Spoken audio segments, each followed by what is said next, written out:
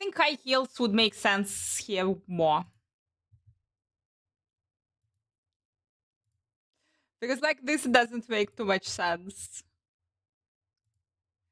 Maybe. Oh.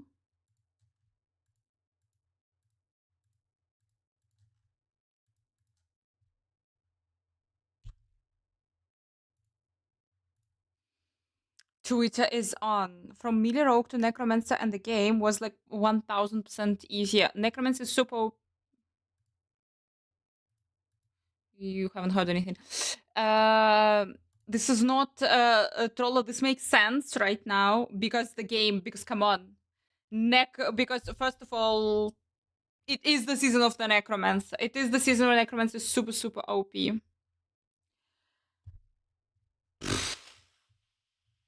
No one will cosplay that.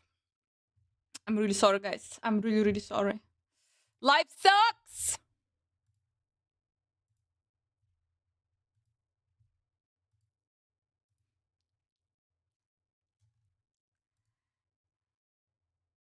I forgot to claim it.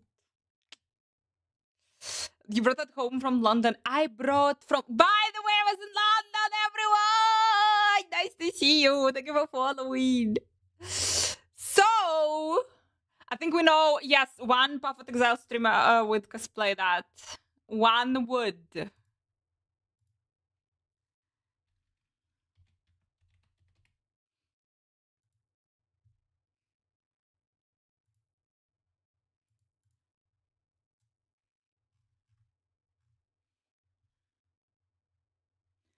This time... I'm just fucking saying. This guy's 90% naked. 90% of the time he's naked. Lilith, welcome. Lilith, you're entering in a wonderful time. We are finally discussing naked Path of Exile boys. Naked streamers. It is the moment. It is the time. I'm nice to see you guys. Sit tight. Here we are. Like that. This is how you're promoting the PC giveaway. Just saying. Just saying. This is how you fucking do it. This is my heel, my theme. Well, I am not pronouncing it. Doesn't matter. This is the naked dude. This is Path of Exile, naked dude.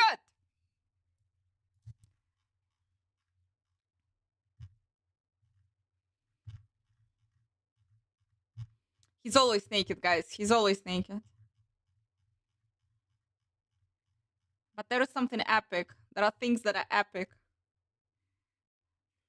So, basically, wait. Let's go again to the shop. Let's see this again.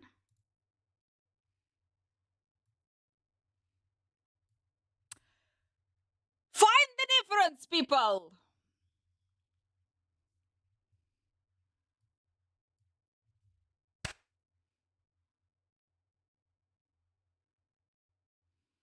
That guy would do it. That guy would cosplay it. To be naked here in Sydney. Fuck Lilith, he is hot. He is hot. Hi everyone, we're back with the naked boys. Nice to see you everyone. Hi.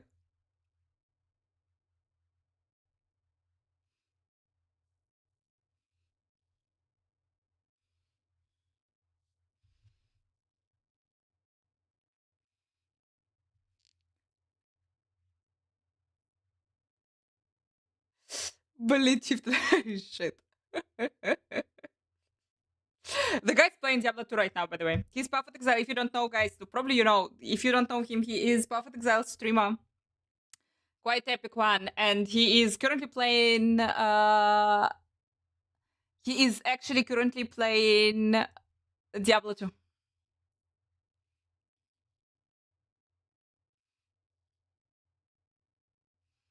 For this much heat, yeah, like...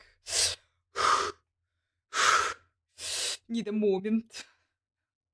So basically, yeah, this is the missed opportunity for him. He should cosplay it.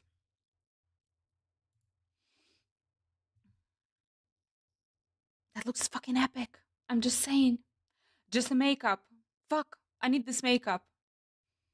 I could do this makeup. Fuck. Oh, Lilith, like you don't need to take a cold shower.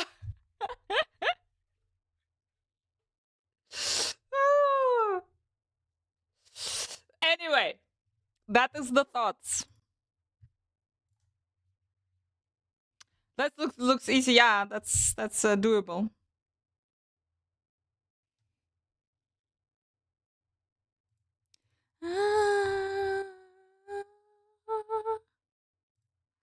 Guys,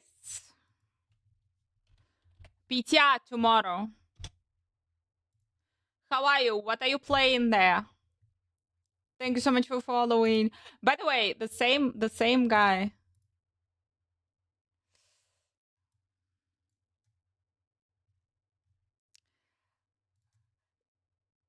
It became like relatively viral, and everyone is. I saw it like a lot. A lot of people retweeted it. Basically, public exile streamers need to up their game. Shit's boring compared to other communities. We need one of you to fuck someone's wife, or like everything.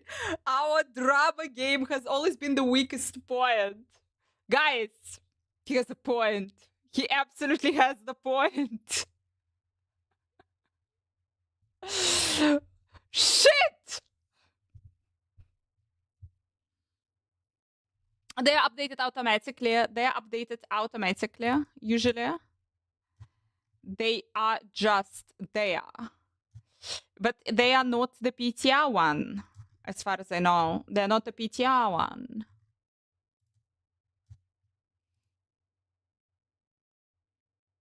Because they're not the PTR ones. They are just the they are the patch notes, but they are not PTR ones. Because PTR ones, it's a separate. It's not the patch for Diablo for blah blah blah blah. It is the point. It is the thing. And anyway, guys, we need some drama in RPG community in general. We live too boring.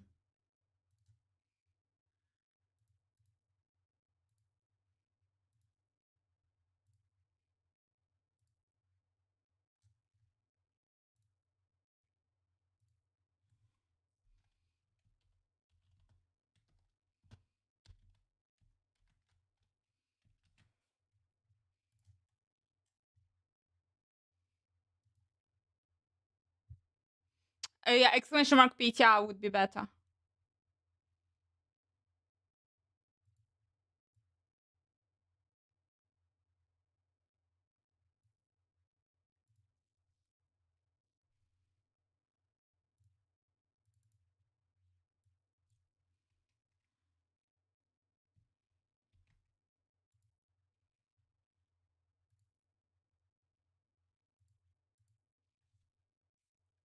Should be. I've seen something about it. I heard I've seen like when I was starting the game, guys, there's a message about the maintenance. 6 a.m. Monday. Not in 3 hours. It's in like 6 hours. In 5 hours 30. I think it's gonna be 5 hours 30. I saw the message when I was starting the game. It's gonna be in the evening. That's not cool.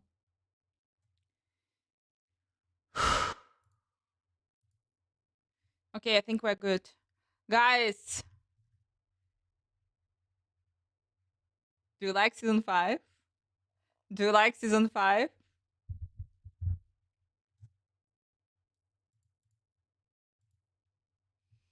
Are you excited for what's coming? Silent hi. Slay the infernal hordes. This is our waves event, waves activity. Yeah, I slow watched a little bit because last Friday I wasn't here. I was watching the campfire, but we were not restreaming it. Hi. Eric, if you played the previous PTR and you haven't deleted it, then you don't need to do shit. It will like update and you will be able to play the PTR. If you deleted it, then you will have to download because it's a separate server. Hey everyone! By slay neither fields and lords. Burning it is earned individually, regardless of playing solo in a group. This lets you decide how to spend at the end of your run. That's a fancy details. Okay. About not sure how true they are. Yeah, we can actually check this because Macro also said that Necromancer was nerfed everywhere, like alone, like shadow builds were completely destroyed, but I don't give a damn. I don't like shadow builds. But overall, Necromancer was just nerfed. Gamescom is always in Germany. Fuck yeah, Team Germany. It's always in Germany. It's always in Köln, aka Cologne, and always in the end of August. And me gonna be there, gonna be showing you absolutely everything. They're doing it big, guys, okay? Like, just telling you that they're fucking doing it big. Blizzard is doing it big this year. They're doing big Diablo, they're doing big World of Warcraft, something in Köln. I don't know exactly what they are doing, guys. I tried to torture people from Blizzard, but they're only saying that it's gonna be big. But doesn't always clash with the new World of Warcraft expansion. Yeah, that's super weird. That's ultimately weird. But I guess it's fine. Do you have the knife? No, I don't have the knife right now. The knife will be shipped and already was shipped. And hopefully it will arrive. They didn't give us the knife just because, worries about how we're gonna bring it back to our countries. And yeah, that's complicated. Why would they release Diablo Immortal 2? The first one was so successful.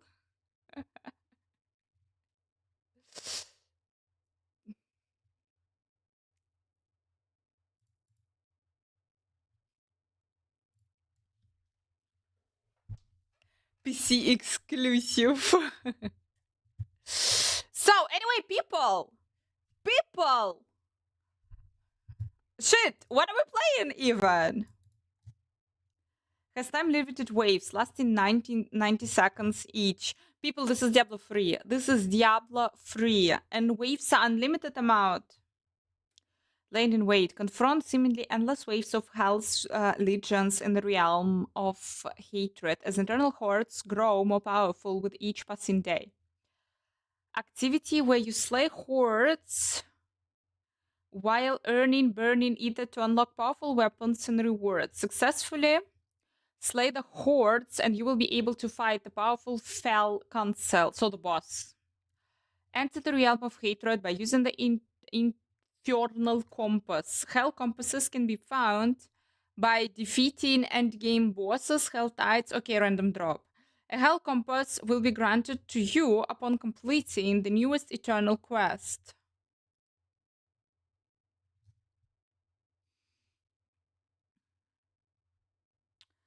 A random drop. Question how oft it's gonna be dropping.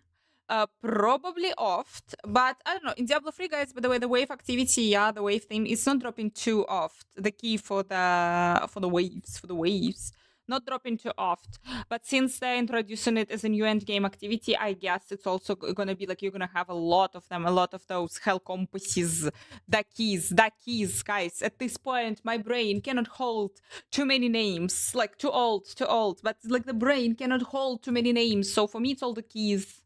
The keys are coming. So, okay. Everywhere in how it's gonna be everywhere in the hell in the game, you will be able to get the keys to open the waves, to open the wave activity, like the portal. Bahamut hi, Dictator Code hi. Time limited waves lasting 90 seconds each, collecting burning blah blah during a wave to spend at the end of a successful infernal run. At the end of the 90 seconds, kill the remaining enemies and decide between 3 infernal offers. Once selected, the next wave will begin. I played it somewhere. Successfully slay all the waves in the tier you are attempting to advance to the well of the hatred. Then battle the successfully slay all the waves. Wait, how many waves there are in total? Dark Vapor, hi. Questions about London, people? Happy to answer. Upon defeating the Fel Council, spend your burning ether on spoils of hell. Shit complicated. Upon defeating each wave, Hell will tempt you with an infernal offer. The infernal offer gives you a choice of 3 different boons and banes that modify your run. Select one. Elite damage increase, elite grants burning ether. Choose wisely. Infernal offers will stack across the duration of your Infernal Horde's run. Many can be active at the same time. I swear to God I played it. Where I played it? Infernal offers are your chance to increase the difficulty in order to earn more burning ether. Or select a more modest infernal offer if this is too great. By slaying... is earned individually, blah blah. Successful run. You will use Burning Ether to unlock spoils of hell. There will be 4 different spoils of hell available completing. Equipment, materials, gold, greater equipment. Actually funny. An item with a greater affix. Actually funny. George, hi on YouTube. Guys! How many waves? How many waves? 8 tiers of... This is the difficulty of the activity. Maximum of 10 waves. Answered. World boss in around 16 minutes. Thank you so much for this wonderful information.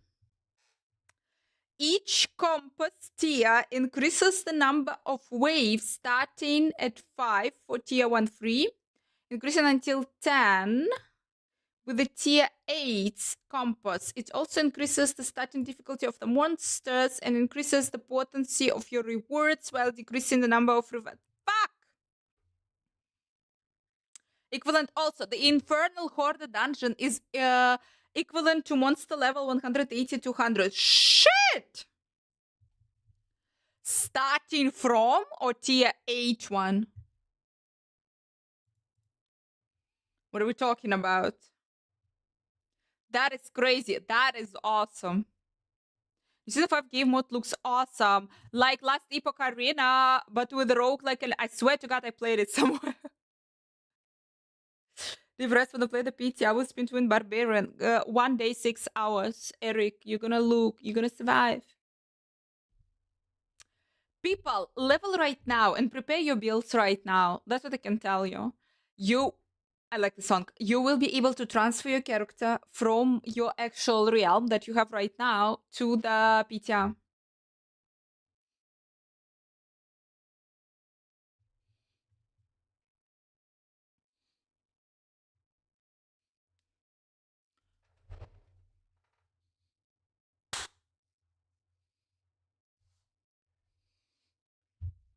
Can play the PTR. Dave Born, you're gonna be watching it here. You're gonna be helping me. You're gonna be helping me. We're gonna be everything what you wanna test. You're gonna be testing and seeing here. It's okay. We are starting non-stop streaming strike! Till I'm dead, apparently. Thanks!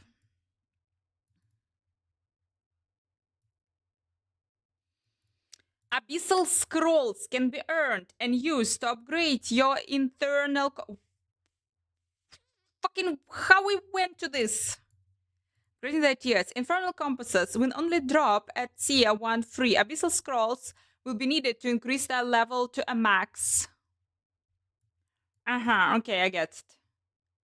Infernal Horde is equivalent tier 8. Tier 8. So we are not exceeding the difficulty of Pete. We are on the same difficulty level as Pete. But guys, it's only 8 tiers of the waves. Nothing will stop them in the future from just freaking making, exceeding the waves, the levels of Infernal Hordes. Is looking like the best yet. I like the changes to uniques being build focused. We are coming. We're going there. Shit.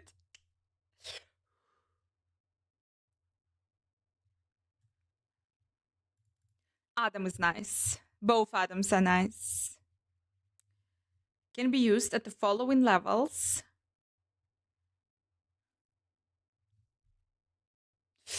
I can't, with the song, I can't adequately see the notes. Ronnie seemed lovely. Ronnie is lovely. Ronnie is awesome. Guys, Ronnie is European community manager, absolutely wonderful guy who gathered us all together. The trip to London, people, I was super, was a nice trip, but I was also super surprised, excited, don't know the exact word. I met their European content creators who they do not make content in English. They all speak English, but they do not make content in English. That's why, like, I never knew. Like, I had no idea who those people are, because I know pretty good German scene. I know pretty good English speaking scene, Americans or British content creators who speak English, who make content in English. But what a surprise was to meet people. Yeah, that's like Diablo world is actually super big, and it exists also in other languages. I get it. I logically understood that it is like this, but it was really nice to meet people who actually do this. That was really funny. I met there Talion, if I'm not massacring the name. It's a French content creator, guys. Maybe you saw him. It was amazing. And I met there Nicro for fun. He's a Spanish content creator. Jesus. The guy speaks Spanish, doing Diablo guides in Spanish. So funny. In German, so cringe to me. You mean the translation? Highly possible. Most likely. Localization is weird. I cannot play this game in Russian. If I will open it in Russian, I will freak out and just close it. And just no fucking way I'll do it again, ever again. Thank you so much for following. So yeah, the whole London trip, the idea was, yeah, that they will bring European content creators and put us all together and make us do the knife Socinderis. People, Socinderis. Who doesn't know her? You all know her. You all saw her. She's a cosplayer. She's like freaking best cosplayer that exists in this world. She made the Lilith. She is the Lilith of this real world. And I never saw her like actually as a human being. Without the all outfits and everything, and I saw her, and she's French. Jesus, she's French also. European. We have a couple of really cool people. We're still there. Infernal compasses can be used at the following levels and world tier. World tier 3, world tier 4. Bonus affixes which increase crafting materials and legendary and unique drop rates. Guys, what is important? Wave activity, infernal wave activity. To open it, you will need the infernal compass. Infernal compass is dropping absolutely everywhere in the game. It's just a random drop. First, the activity has 8 tiers. First 3 tiers, infernal compasses. For those 3 tiers, they will be just dropping. You will be picking them up randomly. Starting from tier 4, to be able to open the infernal wave tier 4, you will need abyssal scroll. They also apparently will be dropping somewhere in the sanctuary, and you need them to upgrade your compass to be able to open the waves with the higher tiers. There are 10 waves total, maximum amount of 10 waves that you will have to fight. The highest tier 8 compass infernal waves, the monsters there will be approximately level 200, plus minus level 200. So they will be tough. What's other important information? In the end of during the activity, you will be earning burning ether. That's how you say it. That's how you say it, or that's not how you say it. Burning ether, and with this material, depending how much you're gonna get during the event, you will be able to choose. There will be 4 different spoils of hell available. Yeah, that's a little bit unclear. Look at this. There will be 4 different spoils of hell available completing your infernal hordes. Does this mean that you will have to choose 1 out of 4, or just 4 will be available after each run? Basically, you're gonna get the spoils. You're gonna get the cash with a bunch of rewards. Yeah, they didn't miss anything.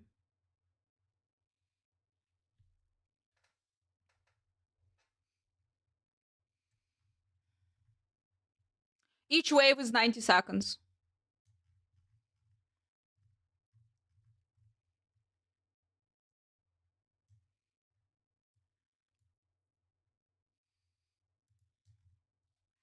This is Diablo 2 dudes.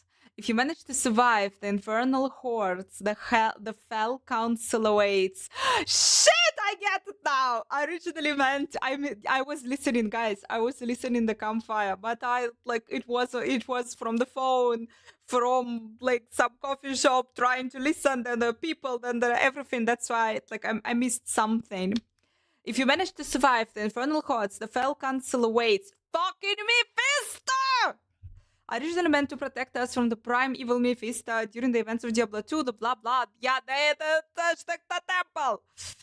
5 Fell Council members in total, each equipped with a different unique ability. Every time you face the Fell Council, there will be 3 different members to fight you. Each 3 will be selected to fight you at random.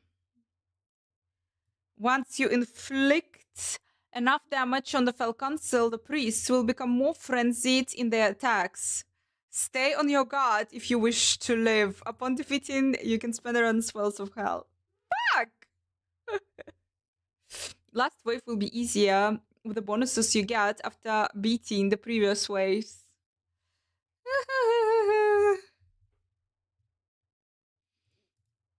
So cute, guys. So cute, cute, cute. So awesome, but so hard. Love.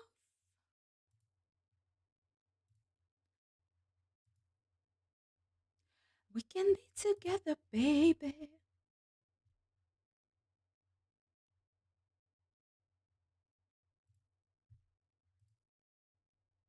Thanks so much for following. What can go wrong in 90 seconds? I want Tristram Westmarch with Uber Diablo, third expansion with Uber Bell and Zoltan Cool.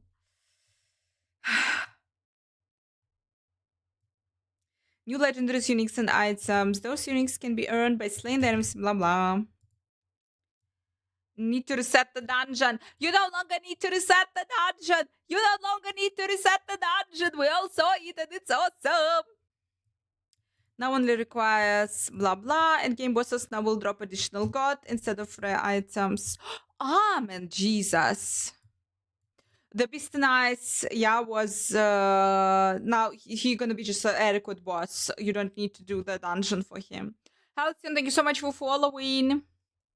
Even though on the early levels, it was T30 Nightmare Dungeon, and you could upgrade a little bit your Nightmare sigils.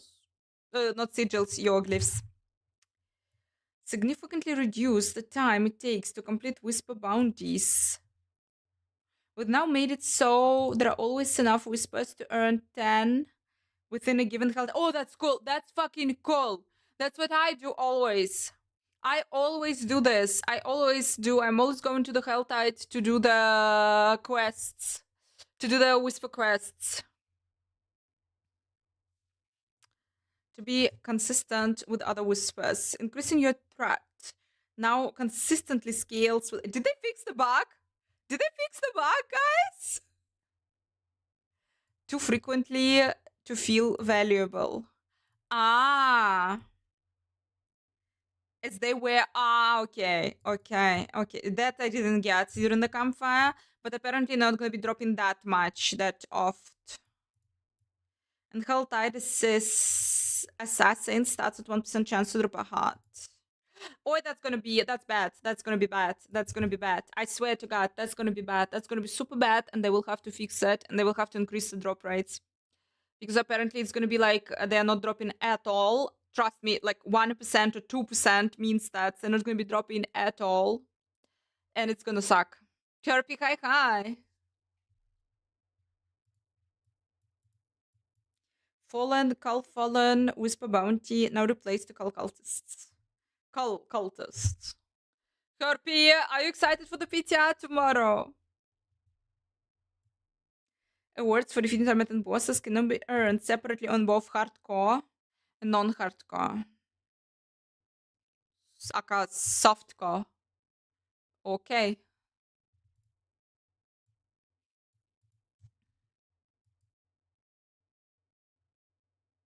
Guys, anyone knew that Ubers are called Mystic Uniques? During the campfire, guys, during the campfire, Adam and Adam, they did it magnificently. They did it so hard. They did it so wonderful that they didn't call Ubers, and they were always calling it Mythic. I was checking this. Lilith, you're gonna be checking here the PTR. It's totally fine. PTR and update sounds promising. Fuck yes. Short season, only 2 months, but 2 awesome months, it looks like it. Stina's boys, thank you, thank you. Thank you so much, thank you. Guys, they're gonna be the video from London, by the way. Adequate, like, cool video from London gonna be this week, hopefully. Yes, my dear, fuck you.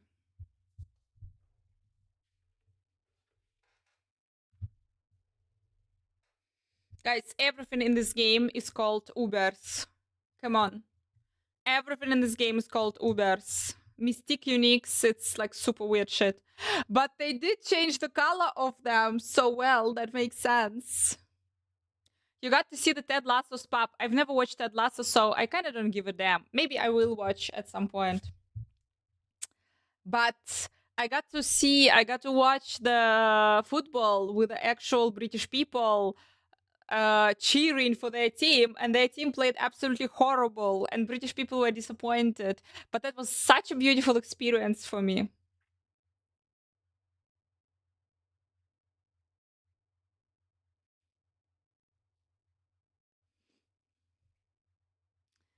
Everyone was so incredibly dressed up. What is there? There was a wedding or something. Ancestral, somehow it's okay. Yeah, no, it's okay. It's just funny. No one knows them as mythic.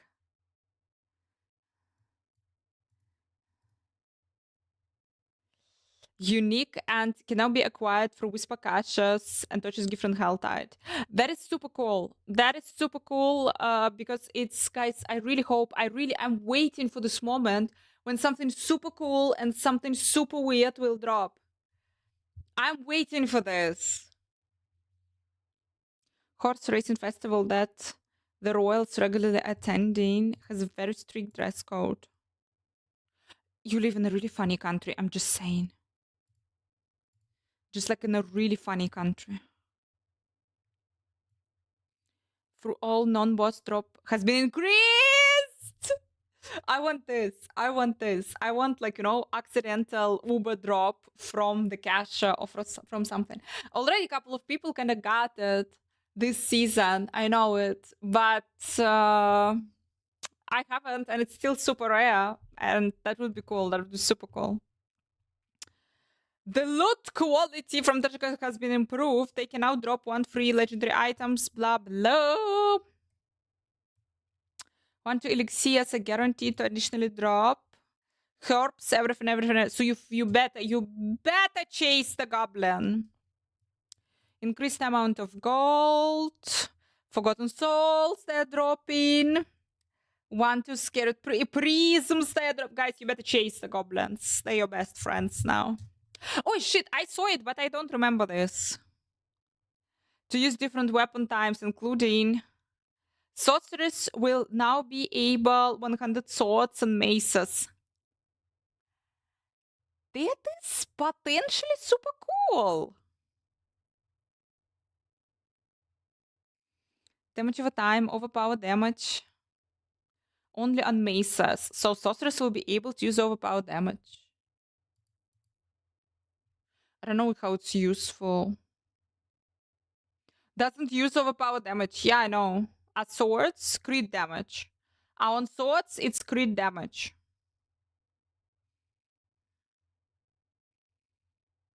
Crit damage. Can you use crit damage? You fucking can use crit damage somewhere on Sorceress. I'm pretty sure.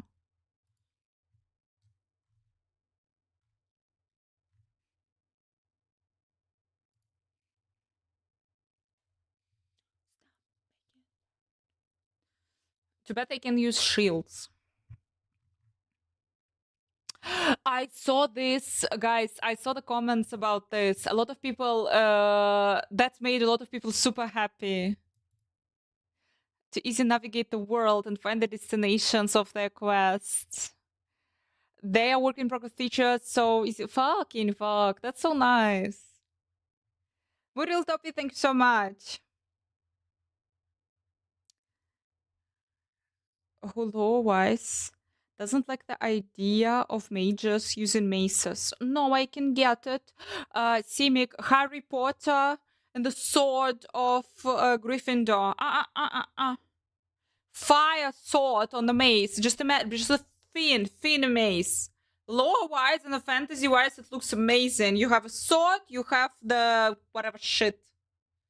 Fire focus or whatever. That makes sense. That makes sense. Mace doesn't make any fucking sense.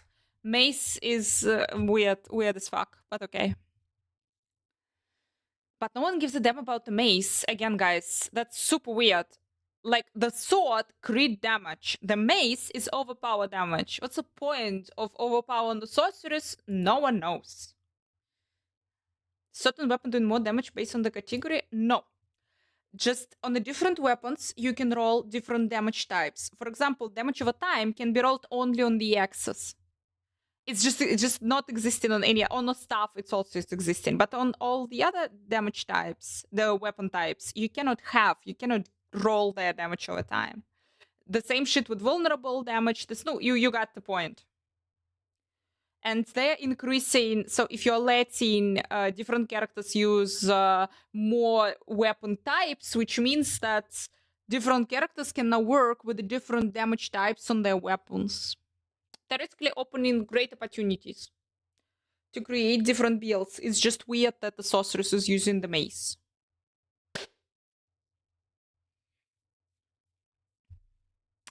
They are letting sorcerers use maces so we don't miss Paladin as much. But I assume you cannot still fucking wear the shield. Audio navigation assistant, auto pin. That's super cool, guys. That's so cool. You can enable all of this. I will, guys, remind me during the PTR to test this, to try this. I just want to see how it's all working. But a lot of people are super happy about this. And that's great. More accessibility, more players, more awesomeness. Mwah! Features or instantly boost your character to 100, and we can copy the characters.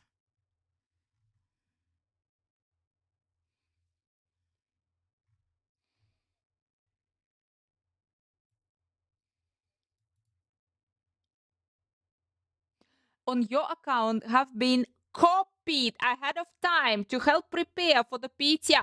Fuck, yay! Builds for sorcerers who don't have any legendaries unique to support. Yeah, that doesn't make any fucking sense in case. That's bullshit. But swords and crit damage. Silvio, but I don't know. They could just say swords are available for the sorcerers, but they specifically said the maces. Can we do something with the maces on the sorcerer? I don't see it happening, but who is smart? Who has the smart panties and who can create the build for the sorceress with a mace? No fuck.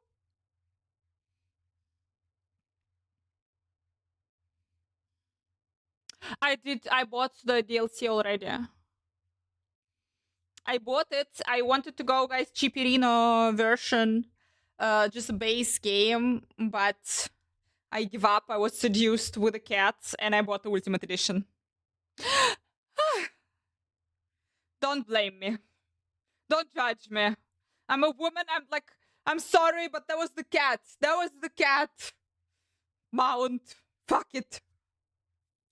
Sword can be quite nice. Crit strike damage can be quite nice on the sorceress.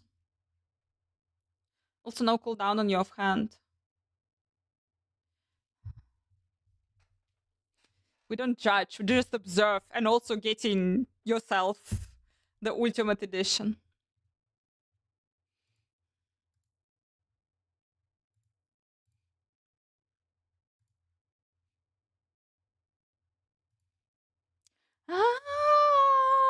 Let it go, let it go. Doomhammer, hi, welcome, welcome, guys. If you have any questions, drop them.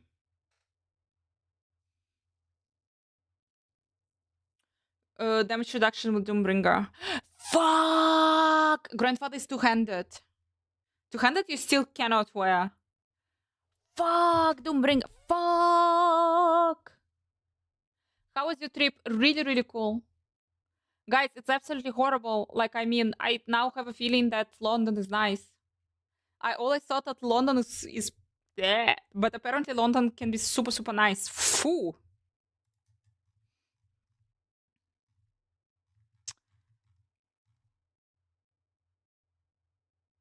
Where is the uniques? Where is the uniques info? What the fuck all of this was?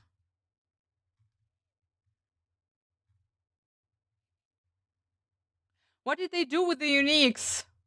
Is there a blog post about the uniques?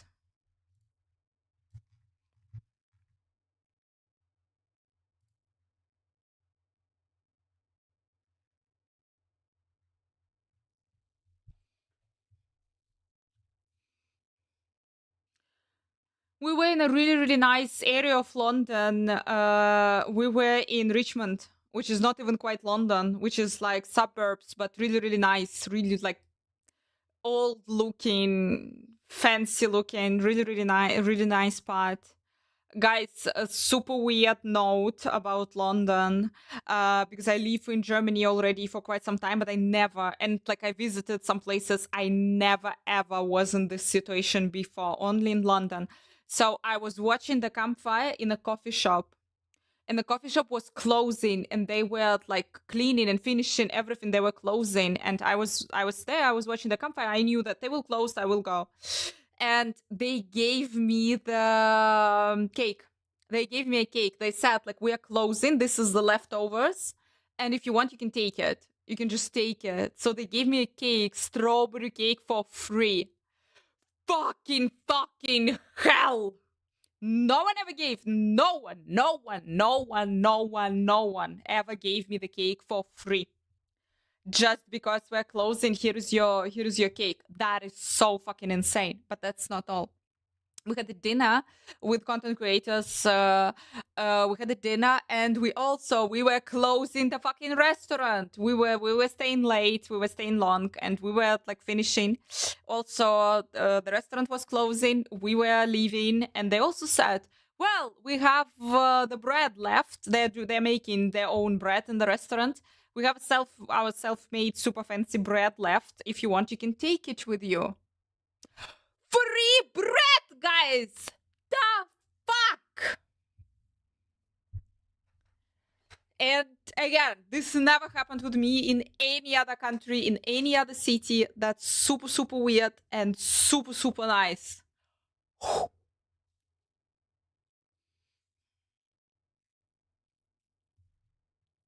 New uniques, and I will try this build. Guys, there is no patch notes about the new uniques. I don't see any patch notes about the new uniques, just saying.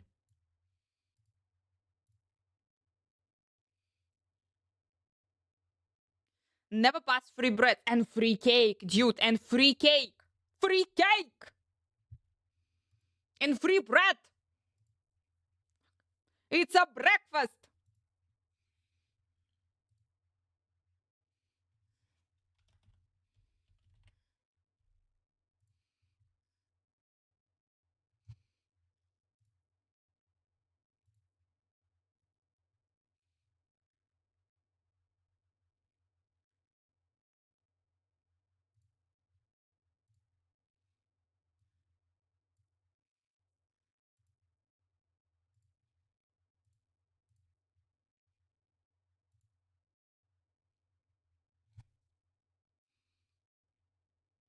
That was a breakfast. The cake was my breakfast, for real. Uniques, guys. I just want to see the uniques because I haven't seen any information about the uniques in the patch notes. So we need. So I want to see again. I want to hear again what the fuck they're doing with the uniques and legendaries. They will make this stuff daily, can sell later. Imaginary position. I get the logic. I absolutely get the logic. I super support it, but I just this so fucking makes sense, but it never happened with me in Germany.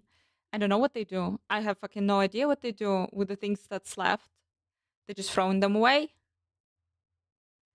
You will hear. It's okay. Hopefully. They're just apparently throwing them away. It's common in America too. Yeah, but no, like yeah, I've never seen it, so I'm super surprised.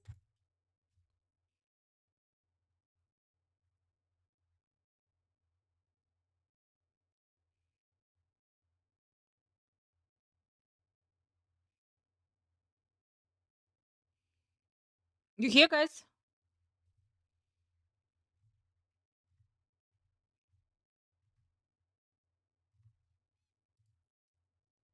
Okay, that is super weird. That is next level weird.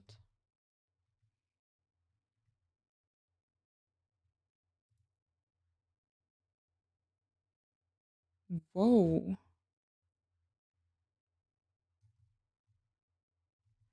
Fuck, this you also don't hear. I hear only Anano music. Guys, music is back. I am so apparently you cannot hear the game and you cannot hear so which means that you also cannot hear the YouTube video. Let me fix it. Let me fix it.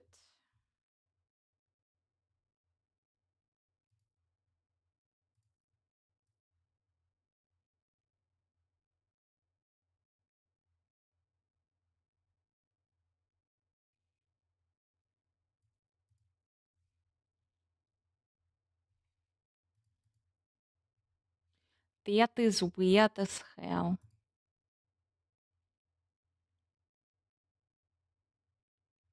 Hmm.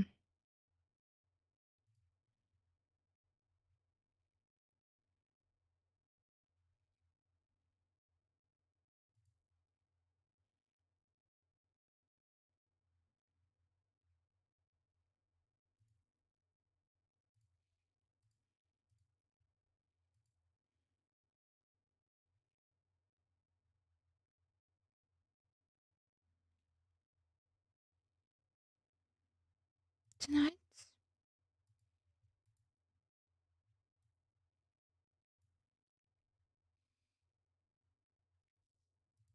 Tonight.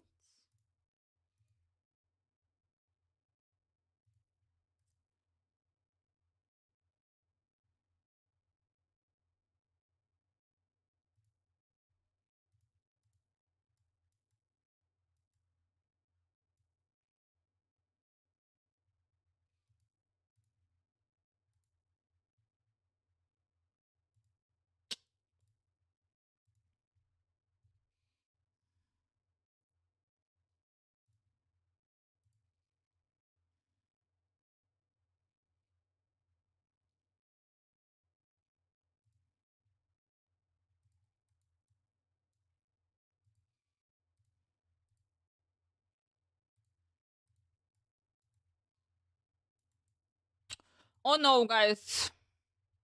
Okay, today it's unfixable. I need to go deeper into the settings. Deep, deep, deep into the settings. I need to go. So, uniques are coming. God knows what they're doing and how they're coming, but they're. Fuck. It's annoying me. It's annoying me. The fact that I didn't fix it, it's annoying me. On Max will come for a wrap up. Yeah, that's good. Fuck, I wanted to watch with you also the video of Macro about the minion, about the Necro that was nerfed. Hmm.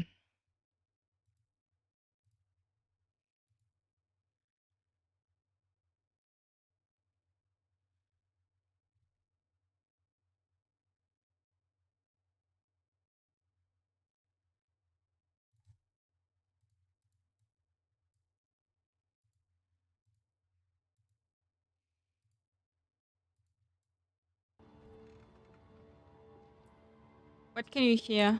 What can you hear, guys? I know that you can hear something. You can hear something, yeah?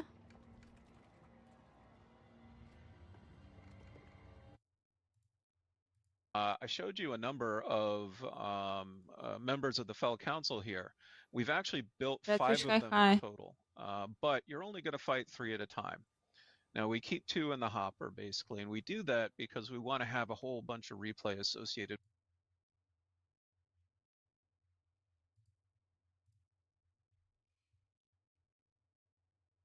This is not full solution, but it's gonna work for now. Good sound!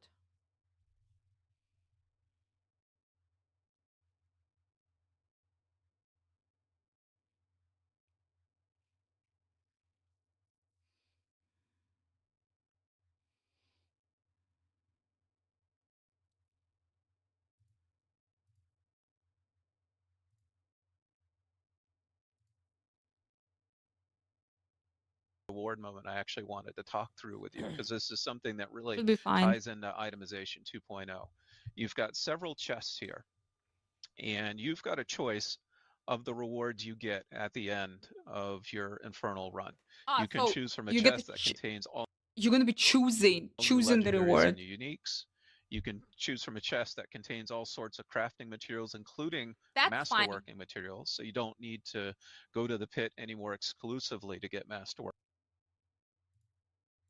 materials. You've got a chest that allows you just to get a whole bunch of gold. I know people out there are really asking for gold, and this is going to be a good source of it. And Constant members finally, were even though it wasn't assholes and you shown were here, farming them. I you have a really like chest it. I that really like guarantees it. a single item Nice with touch, a guys. greater Nice affix touch on it. from Diablo 2. And so we thought we'd want to try this out and see how people respond to it. And we thought it would be pretty exciting. You know, certainly in season 4, I'm really trying to get some more greater affixes. So I'd love to have this in season 5. So yeah, let's That's take gonna a be closer cool. look at some of the uniques you can That's farm gonna be from the cool. I Infernal hope they Horde will keep since we're it like talking we about have the rewards already. choice. So we're going to queue up some footage here. So first up, we've got the Basilisk. And so this is going to be a new unique staff for druids. And so when you first hit an enemy with an earth skill, petrify them for 3 seconds. Petrifying an enemy additionally deals a bunch of physical damage for druid only. Critical strike chance against stunned enemies, earth attack speed, physical damage, damage to ground control. Petrify is like apparently stoning them. Yeah, stoning them. Even though that's petrify and it sounds ridiculous.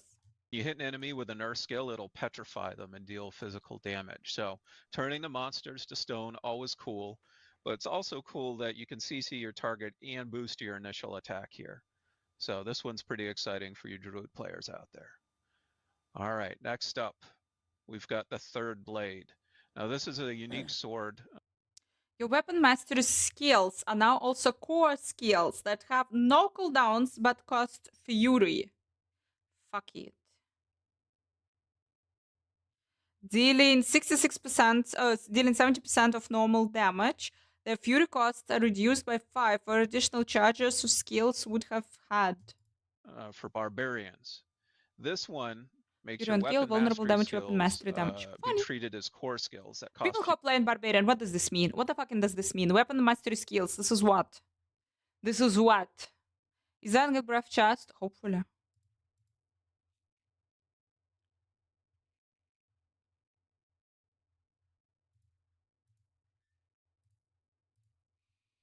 What you gonna be doing on the PTR with a barbarian? Tonight? Toast to toad, we're back and we're forever here. Now you will be opening Twitch and you will always see me. I am bound. Now I'm bound to this place. I will never stand up, apparently. Fuck.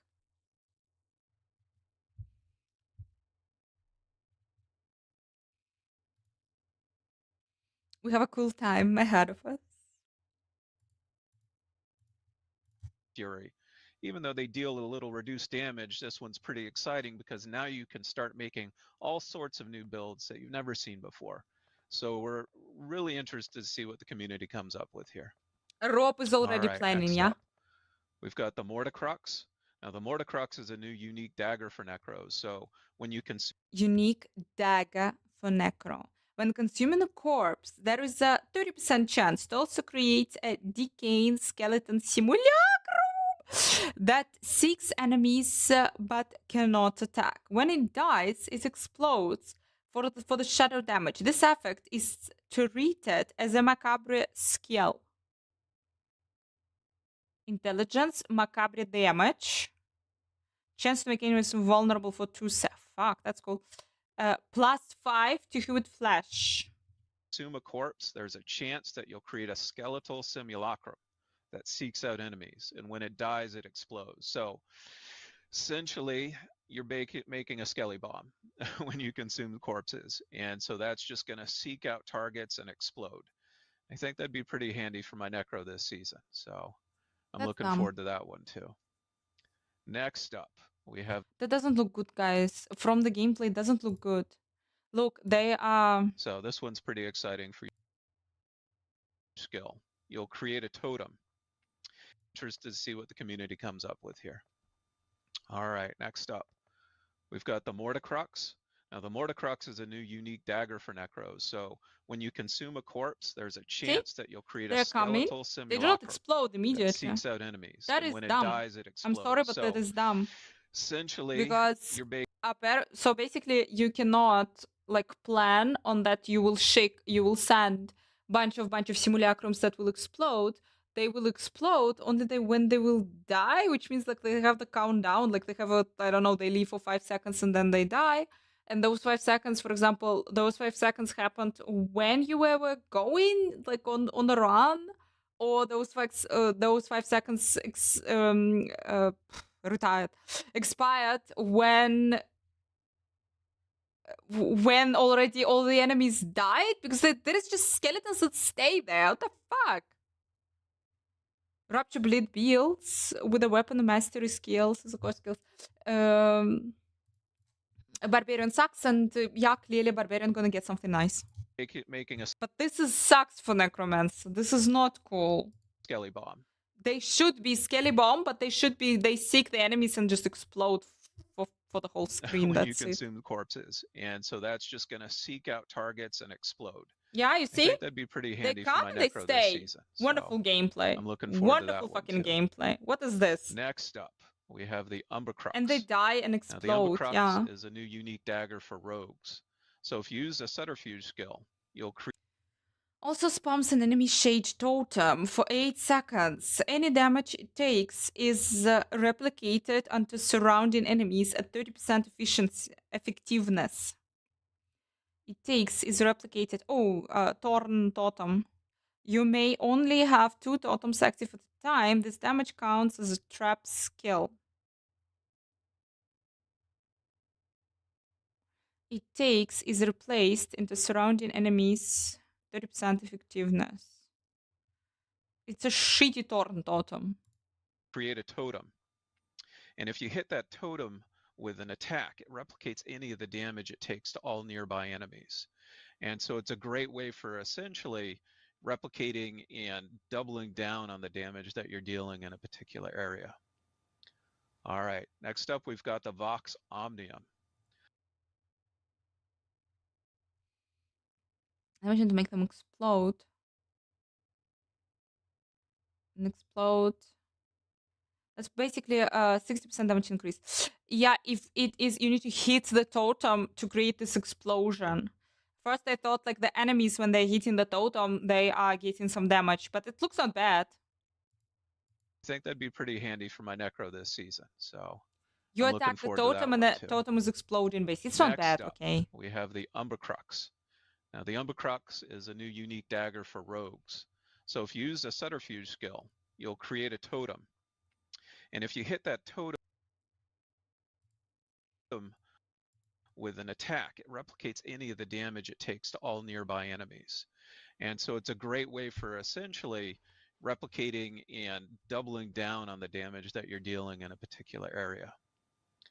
All right, next up we've got the Vox Omnium. But it's all the Now, weapons. the Vox I don't Omnium know, is is a it new worth it? unique staff for Sorks. And so when you cast a core skill, it Additionally, fires 2 instances of fireballs, frost bolts, or spark, matching the element of your last 2 non-core skill casts. This projectile deals 80% increased damage. Of what? Thank you so much for following. Does this proc on Bruce procs? Good question. Intelligence, core attack speed, non-physical damage, +2 to basic skill, +2 to basic skills. Why the fuck there is +2 to basic skills? What did I do to you? The core skill additionally fires 2 additional fireballs, frost bolts, or sparks. Ah.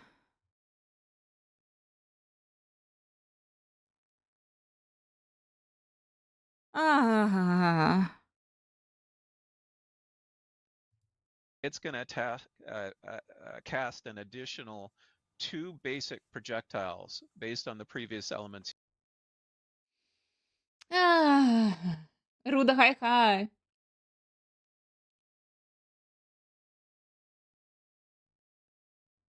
used. And so this allows you to really start comboing your core and basic skills together. And if you decide to have different elements associated with those core and 2 basic skills, non-core skill now you can start casts. casting fire and lightning and cold all at the same time. So we're pretty excited about this one too. And the final one we're going to share out here is actually a new set of boots that's available for all classes. And these When you cast a skill with a cooldown, you explode, dealing notify damage. Okay, you're going fire, boom, boom, boom. And so whenever you use an ability with a cooldown, you'll trigger tongue twister, trigger an explosion dealing fire damage. That's and funny. So really, it's pretty straightforward. You're gonna bait. And this is the boots with up to 75% non-physical fucking damage. Yeah, absolutely everyone. And with the movement speed. And plus 52 to all stats. This is like something that you cannot get at all. At all you cannot get it. And it has cooldown reduction. Welcome. The boots that absolutely every character gonna be wearing. Bathe your enemies in flames whenever you use a cooldown skill. Except Necromancer. So maybe I'm going to dust off my whirlwind barb here and slap them on and see how it does. So yeah, these are some of the uniques and legendaries that are going in to the Infernal Hordes.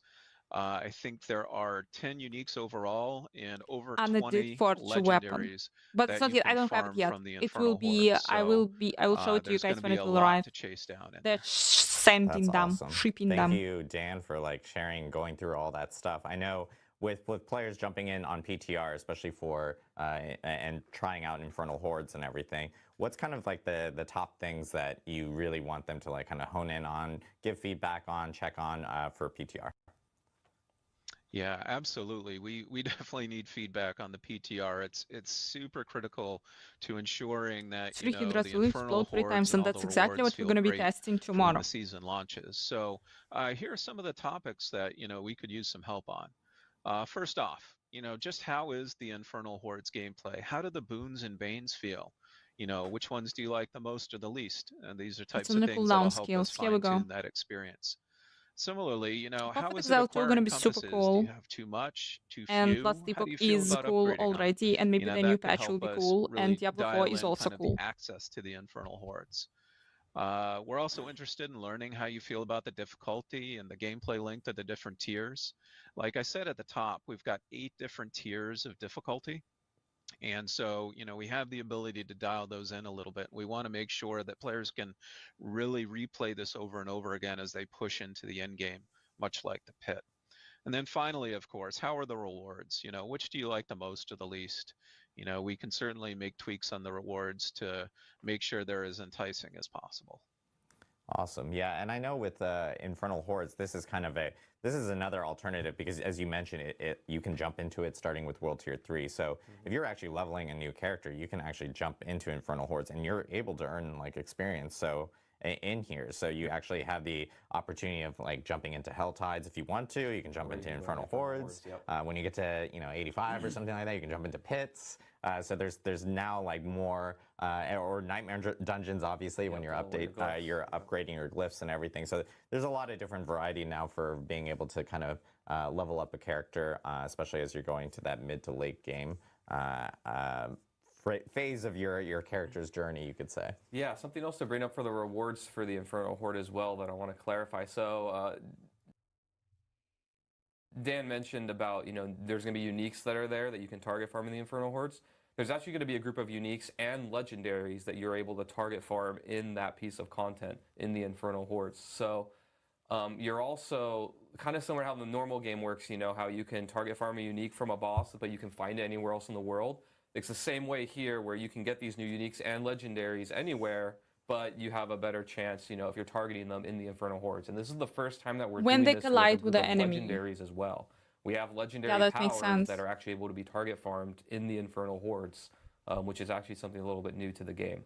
So I just wanted to clarify that. And in addition to that, we're also adding new uniques and legendaries to the rest of the game as well, in addition to this. Yep. So there's actually a very large group of uniques. I think it's over 50 or something. Yeah, wait, there's over there's over 50 new uniques and legendaries coming into season 5. So we have a lot coming. It's pretty extensive. A lot more to talk about there too.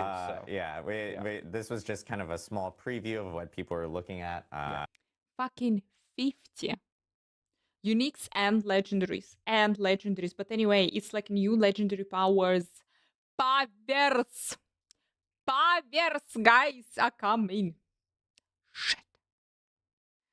Guys, can someone explain to me what they're going to be doing in expansion?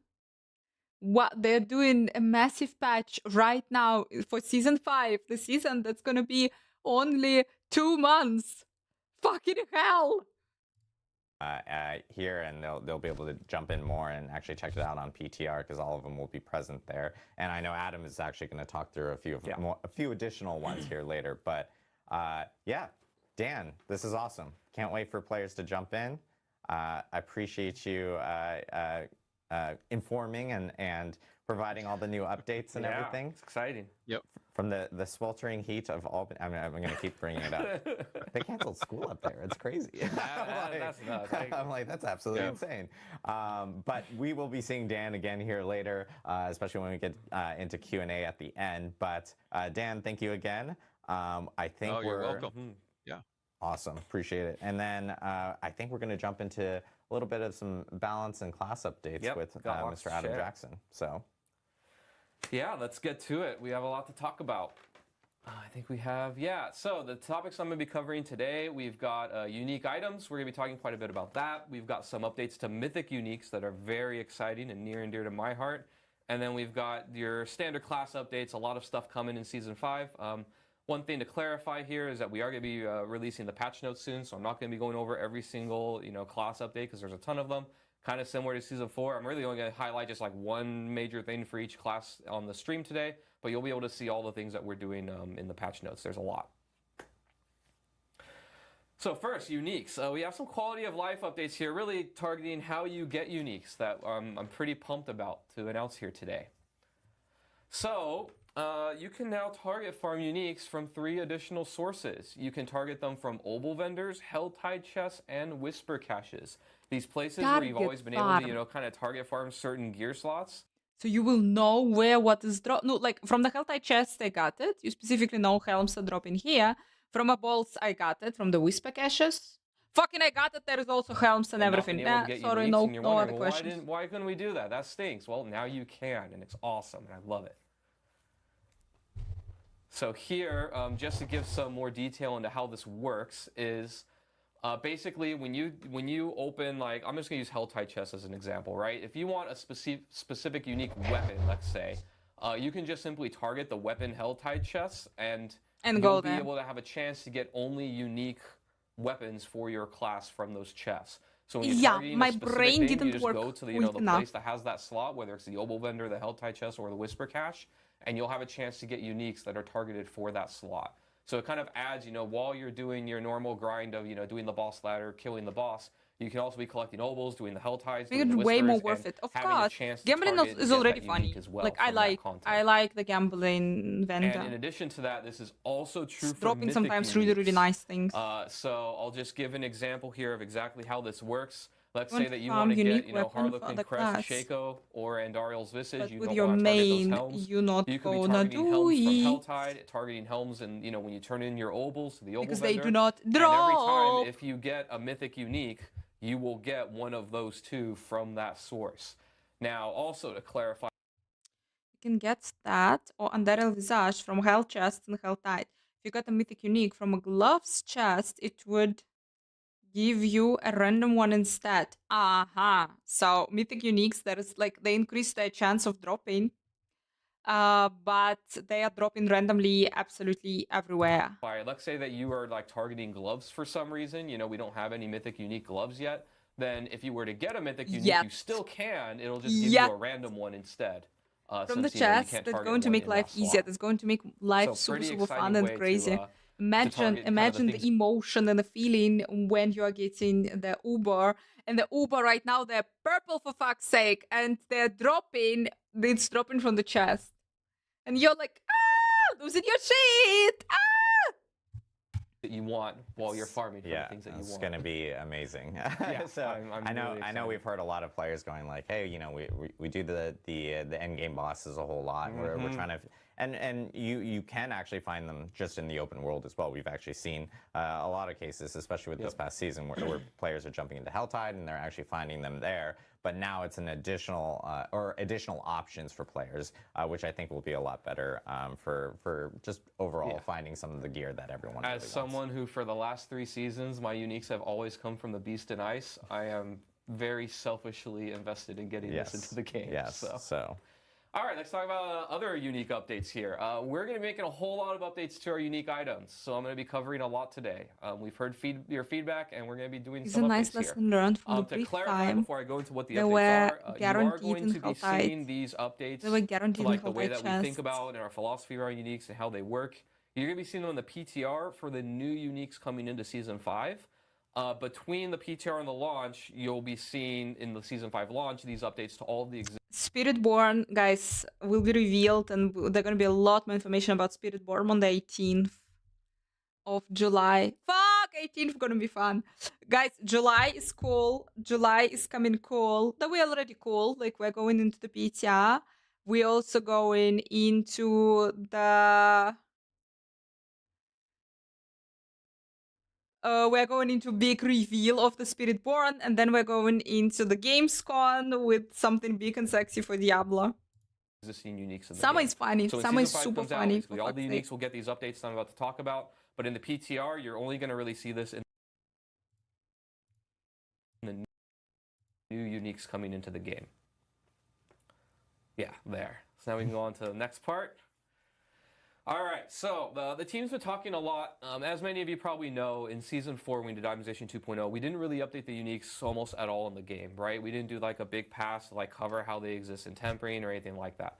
So the team's been talking a lot about, you know, what is the role of uniques in Diablo 4? Like, how are they different from legendary items? Because they're kind of similar in that they both give you, you know, legendary power that's really strong. But how are they different, and what do we want them to be long-term? And we've kind of landed on a few things here that I'm going to talk about. The first one is that, you know, they're powerful and exciting. Have you noticed that both items, they literally sit the same way? They literally sit the same way.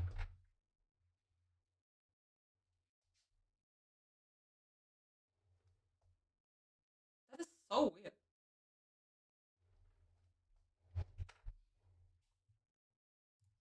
Items that kind of direct players to builds, right? So imagine you're a Fireball Sork, you know, we've got 2 uniques for you. They really target you. You're going to feel a lot better playing with Fireball when you take them. You know, we want you to take these things and kind of level up your build. There are moments of like very large incremental power where you feel like you're, you know, filling in your fantasy as a class. The next one is that they're kind of pick up and play, right? They're easy to evaluate. The moment that you pick up the unique, you know whether it's a good one or a bad one. We want this to be a little bit different from legendary powers where, you know, you pick it up and you kind of go on a journey where, you know, you make it into something that's really good. A unique, you know when you pick it up whether or not it's one that you want to keep or one that you don't. And then the last one, pretty obvious, but was worth saying, you know, they're kind of more rare chase items that players don't see very often. You know, when you're going through the end game, you're seeing legendary powers a lot because, you know, we have a lot of reasons to give you a lot of them. You want to upgrade your codex. they are the way that you can, get greater affixes and temper and masterwork them. So there's a reason why you want to churn and look through a lot of them. Uniques, you do want to get a good one, obviously, but It was always top 3 of the best RPGs. It's definitely top first famous RPG in the world. Guys, by the way, good reviews, bad reviews, sorry, it's like a moment. I am right now amazed. I'm ultimately amazed by the whole situation with Elden Ring and with the expansion. Fucking hell, they are getting bad reviews on Steam. They're getting bad reviews on Steam. People are complaining about the game because it's too difficult. Jesus, it's so amazing. This is next level shit. People are actually complaining that it's too difficult. The Elden Ring that you expect is too difficult. Go read the comments on Steam. This is a pleasure, guys. And stop everything right away. This is a pleasure.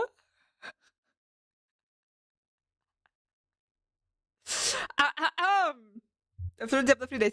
I mean, guys, like, may I warn you that when the expansion Diablo 4 will come out, highly possible that you also won't be able to defeat everything immediately. Just saying. It's actually really fun. You just have to get those stones around there. I know, guys. I know. It was the easiest Souls game. Now the expansion is one of the hardest Souls games. As far as I know, Elden Ring, like when it was released, it was also pain in the ass, and it was super hard. But of course, when you have like fully geared, super upgraded character, after you play it for a couple of months, guess what? You will feel that everything is super easy. So yeah. In case I'm happy. I'm super happy. I really like to see this drama. Learning that it's a learning curve. It's absolutely. But I'm just amazed that I think, like, last thing I saw, Elden Ring got like 63% positive reviews. 63. This is low. This is super low for such a game. It's super low. Elden Ring is good. It's super good. But people are complaining. 60 positives to 65. Also a little bit improved over the past days, though. Yeah, because a lot of streamers made it. Like, I am getting all of this drama via Twitter, and I see it on Twitter. Because streamers started a little bit saying, like, people, are you insane? Are you for fucking hell insane? This is a super good game. What you are saying, too difficult.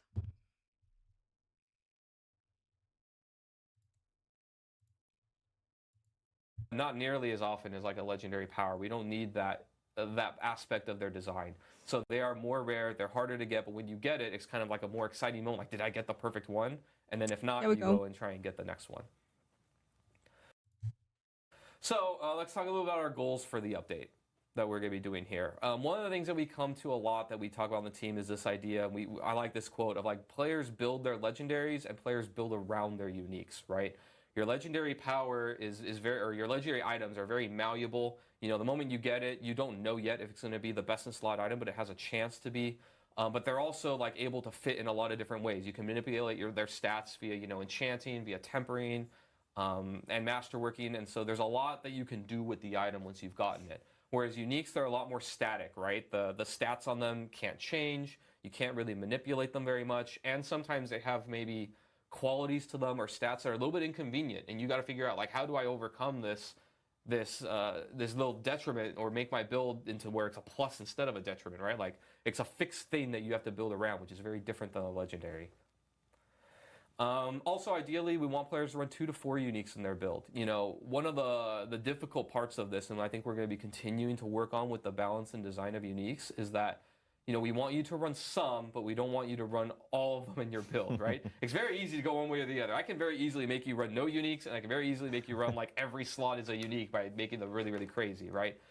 We want these to fit in such a way that you're running some of them, the ones that are applicable to your build, or maybe some spicy ones here or there that you try and, like make in a special way to work with you. But not all of them. I would say right now, like on live in Season 4, players are running more like 0 to 2 in their build, so it's not as much as we want, which means that we want to update them to make them a little bit more attractive.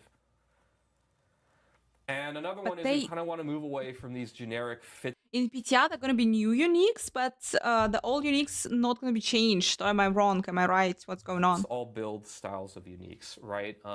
One thing that I know a lot of players are talking. You literally introduce the boots that are gonna have non-physical damage on them and shit tons of non-physical damage on them, which means that absolutely every single human being and every single character and every single build will be using them. About in the past that we've had is that some of our uniques are just so generically good, and this is particularly scary for us when it's like what we call a generic unique, which is one where every class can use it. And so like if every class can use it and every build can use it and it's better than like the build specific or class specific stuff, then it just becomes best in slot for everybody, and we've taken away your agency and your choice. I was thinking about this, guys. What should be our next cosplay? Because you're just going to target this item and ignore everything else, right? The only items in the game that we really want to fit that role are like mythic uniques, where they're across all classes and they're so good, but they're also extremely rare. So you're very excited to see them whenever you see one. But all the other regular uniques, we don't want to fit that design space. So we're going to be trying to move away from these ones and readjust them and redesign them a little bit where they fit into all kinds of builds and kind of target something that they're really good at or that's a little bit more unique about them and make them really good at that and less generically good at everything. It's funny because everyone's in the chat going like, oh, rip Shaco, but we just literally, we just said. Mythics is not what they're a different beast here. I'm talking about all your regular ones. Yeah, Shaco's still going to be just as good, if not better, honestly. Wolfist cosplay. All right, so enough. Shit, I talked with Cinderis. Preamble, right? What are we actually doing? So we're going to be doing 2 big updates to uniques. The first one is we're going to be increasing the upper power of the unique effects and the roll range. We're going to be doing increasing the range from an average of 10 to 20 rolls, which I'll explain in a second. And then we're also going to be increasing. I hope like this means Flame Scar gonna be like OP. Old unique that increased the damage dealt was between 40-80%, now can be 120%. Flame Scar is ridiculous, but increasing the upper power of like how much you can get from the rolls. This is a unique. It's the legendary power of the unique. Really just buffing pretty much thanks so much for Halloween to compete with the new world of legendary powers that we live in, since they got extra power juice to them. Now uniques are catching up. So as an example here, I gave if an older unique like one on live gave you around 40 to 80% multiplicative damage, that's going to go up to like 40, 100, maybe 120, maybe even higher. Really, the mandate is as high as we can get away with without breaking things. And then we're also going to be increasing the roll range. This is like the number of possible rolls it can do from an average of 10 to 20. So it'll be a little bit harder to get basically, what we're targeting here is the discrepancy inside of a unique is a little bit wider, where the difference of like a low roll and a high roll is a little bit bigger, but the high rolls are way better than they were before. So they're more exciting when you get them really good, but it's a little bit harder to get there. And the next one is where we're updating the affixes, the actual stats on the uniques. We're doing a pass on all of them, and this is kind of what we're doing. The first thing is we're changing. Simplify stats when appropriate. Add tempering stats. 200 weapon uniques will more likely have bonus projectiles to compete with the tempered weapons. Changing their stats to fit with the Season 4 updates, really right? good. We're doing the things like we Flame did before, simplifying stats, useful. Getting rid of super conditional. Sorry, people. Flame things, making those more generically understood and good. We're also going to be adding tempering stats. We're open to really adding whatever we want that makes the unique fit the fantasy. The king has arrived. Your Majesty, nice to see you. Two-hand weapon uniques have a problem where they're all basically competing Guys, against bonus projectiles as an affix, because you can just temper that onto your weapons, right? So when it comes, we're in the PTR. Everything that's not going to be working. That's why there is a PTR. That's why it's so cool that there is the fucking PTR, because we're going to be testing the shit out of this, out of all of this, and we will see how it's all going to work. But again, I think adding extra for rogue unique bows could be cool. The some thing with penetration shots. I think that would be funny. Comes to those kind of situations, we'll just slap the bonus projectiles on that unique, and now it's no longer competing in that way, or we have to kind of dance around it. We can just put it. We're also open to the idea, by the way, of breaking slot restrictions, kind of like we did in season 2. So you can have bonus projectiles or other things on other slots. Like uniques are where we get to play a little bit and just really make something thematic and cool and build defining, and so they have less restrictions than everything else. And the other one is we're updating the stat power levels and the effects. So the idea here that we're thinking, and this is particularly nuanced when it comes to generic uniques, but stats that kind of fit the theme or the fantasy of the unique are going to be like way stronger than your normal stats, right? So as an example, if you have a unique that's targeting fire damage, maybe it's like a meteor or firewall on the sorcerer, whatever it may be. Stat that fit the theme of the uniques are better. Fire damage and a fire uniques. Flame Scar! That plus fire damage can be juiced up to be really, really high.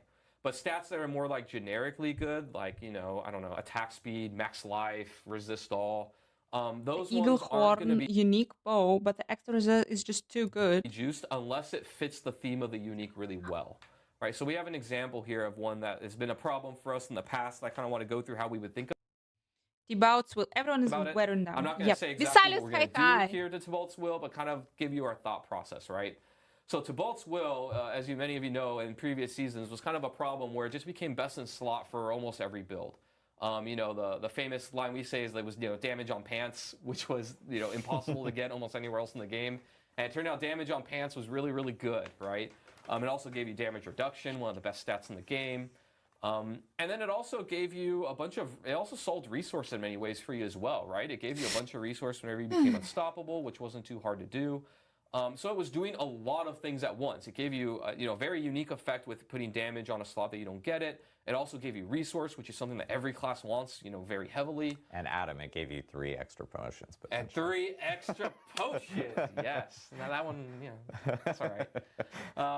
But yeah, so the way that we would tackle this one, to give you an idea, is like we either would kind of pick, do we want to focus this on the damage aspect, that it's damage on a non-damaged slot, or maybe we focus on the resource aspect and like double down on that and make that really powerful and really cool.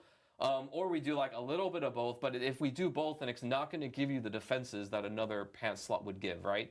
Basically, in our mind, we'd be like, we want to give the minimum amount of defense where it's not just like a trash item because it has nothing. But then after that, not so much, and you're going to have to solve your defenses in other slots or somewhere else to justify getting the damage on this slot. And is how we would think about it, right? And so we're having a lot of conversations now. I don't think we're going to nail no, because they're not saying item perfectly how in it's this gonna first look pass. So we're really looking for feedback when you jump into season 5 and beyond, and we'll be adjusting them. But I kind of want to give you an idea of what we're doing and kind of what we're thinking and targeting with this. 10 trillion gold.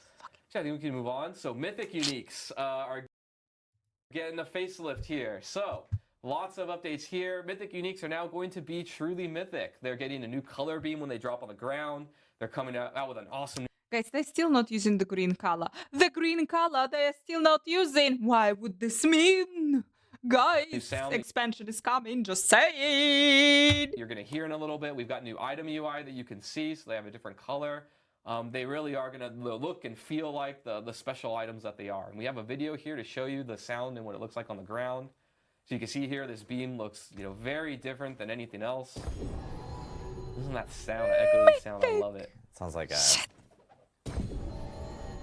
I don't know. It sounds like you're murdering a bunch of like church organs or something like that. It's just like crazy. Yeah.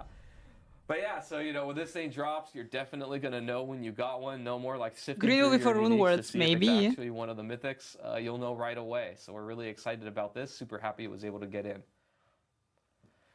All right. I was torturing Blizzard employees this weekend, guys. Across all classes and but that doesn't know anything. Again, this is not going to be nearly close to everything that we're doing. Just a little taste, a teaser for what you can expect to see. Let's start with things across all classes. One systemic update we're doing to the game is invulnerability skills are now going to start their cooldown when the invulnerability ends instead of when the skill begins. This is really to prevent things like infinite invulnerability and really to open up design. Last epoch item dropping, no, like the color, but the sound is quite special.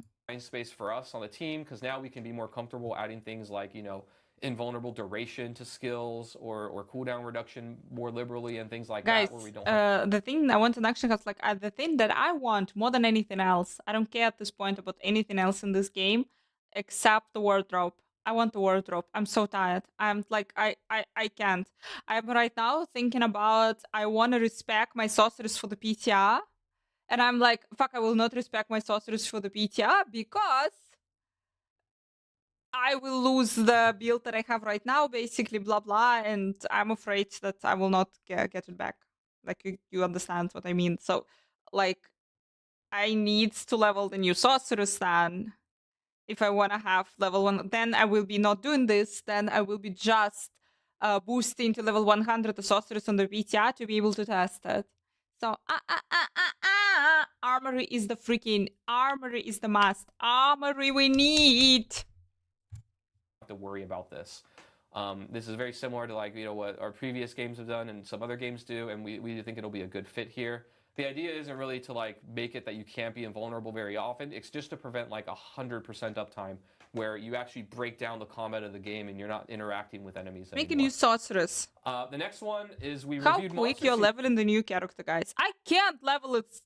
Like, I mean, I can level it relatively fast, but all of this, how the boys are doing it in 2 hours, I have level 100 characters. Like, I'm fucking insane. How?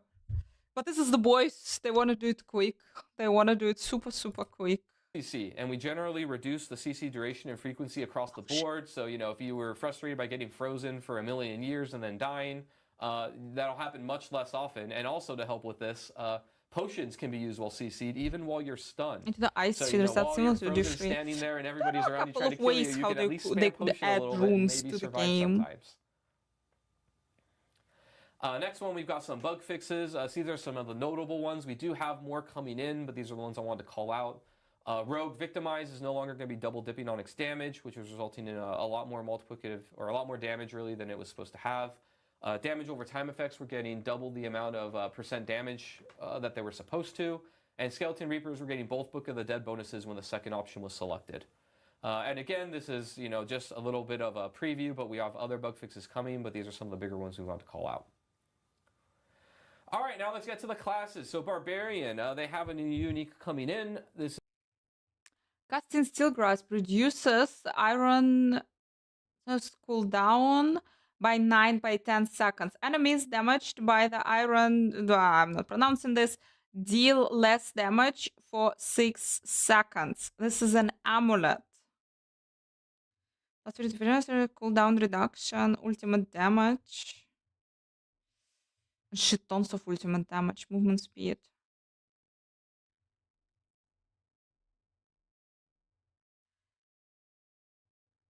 is the Unbroken Chain. This is for you. My big is going about the on the amulet you wanna have kinda damage, or like 30% less damage. The enemies are dealing to you 30% less damage, but I don't know. Kinda anyway, would be cool to have a damage on an amulet because you have the extra effectiveness, but you have a lot of ultimate damage here instead.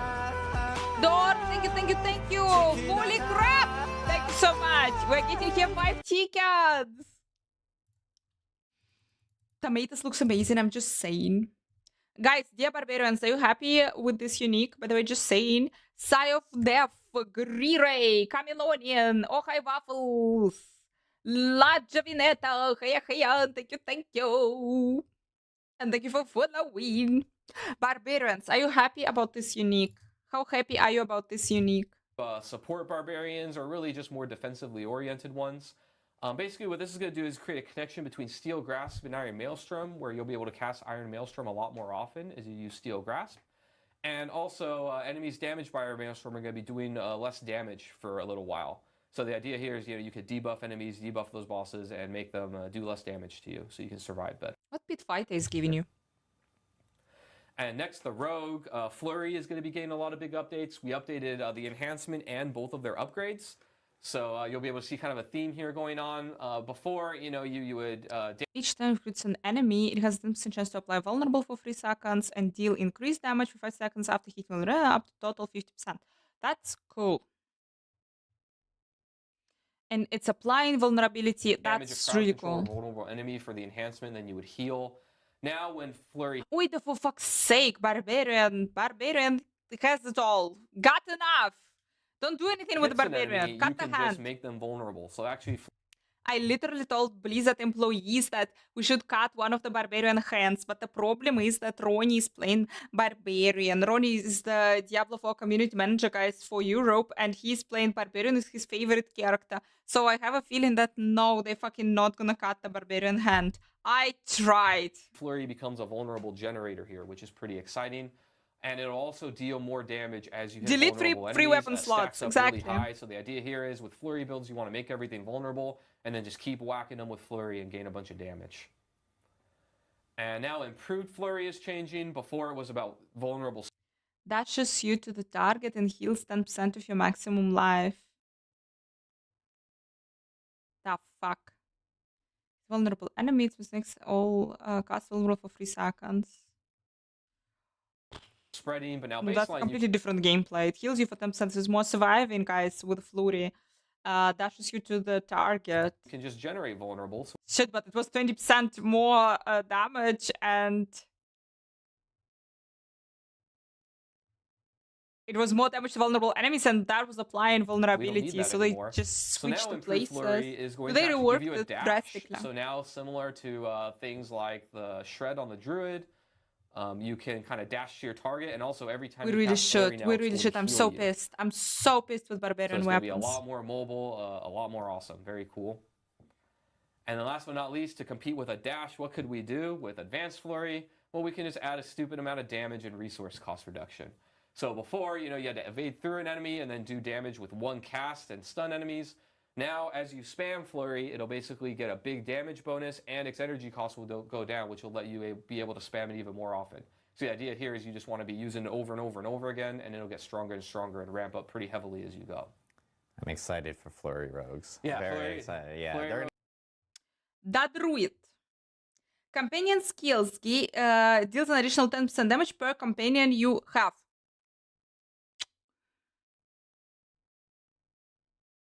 Guys. Zoo Druid? Well, thanks so much for following, guys. Zoo Druid? going to be Rogues are like getting a little lot of love. hummingbirds around, bouncing around, and it's going to be great. Yeah, ironically, I'm playing Flurry this season, so I'm always Instead off of by player, one. lots Like, of I always buffs play to the drill phase skills and to then, like, oh, we're compensate. gonna massively make it better next time, but it's fine. It's fine. Everything's fine. Next, Druid, Shepherd's aspect. We've Zoo gotten Druid, feedback from players apparently. now, for a while now, about how Shepherd's aspect kind of No one ever dominates the meta plays for Flurry. Druids, because you're basically both. It's both not great from a design and a balance perspective. On the design side, we're telling you to put companions on your bar, and then they're actually just buffing you. So, we make this companion build fantasy, but it's actually just making the player better. And then on the power side, you're just putting... Zoo you're Druid, basically guys. Apparently Zoo Druid. just slotting 3 skills on your bar with your companions, and then not really caring about buffing them or using them, because they're just kind of there as proxies to make you better. So we've changed it now where, basically it's going to be about the companions. So your companion skills are all just going to deal damage for every companion that you have. So, the bigger your zoo, the better your zoo is going to perform. And to compensate players, we're doing some I want to post that. Wait. I'm gonna screenshot it. I guess. No, wait. I forgot how to do it.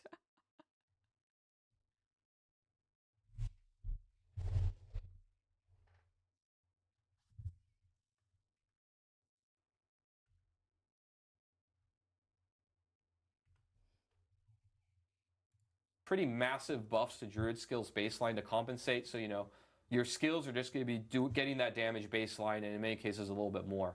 So you can check that out when you see the PTR notes, the PTR patch notes after this. But we basically just buffed everything across the board and What the fuck is the made it so PTR that patch Shepherds note? isn't required anymore. Next, for the Sorceress, this is Axial Conduit. I'm really excited about this unique.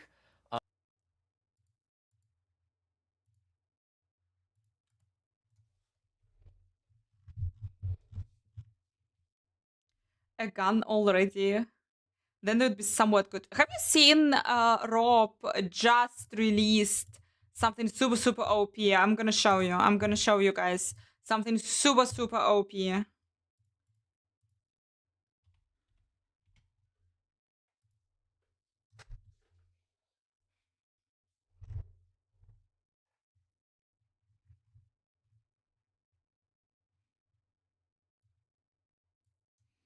Druid, finally viable again in Season 5 of Diablo 4. Here's the AK-45 Landslide Druid Destroy in P133 on live, and this build gets free for damage buff in 2 days on the PTR. Oh, they're gonna nerf it. They're gonna nerf it! Nerf it!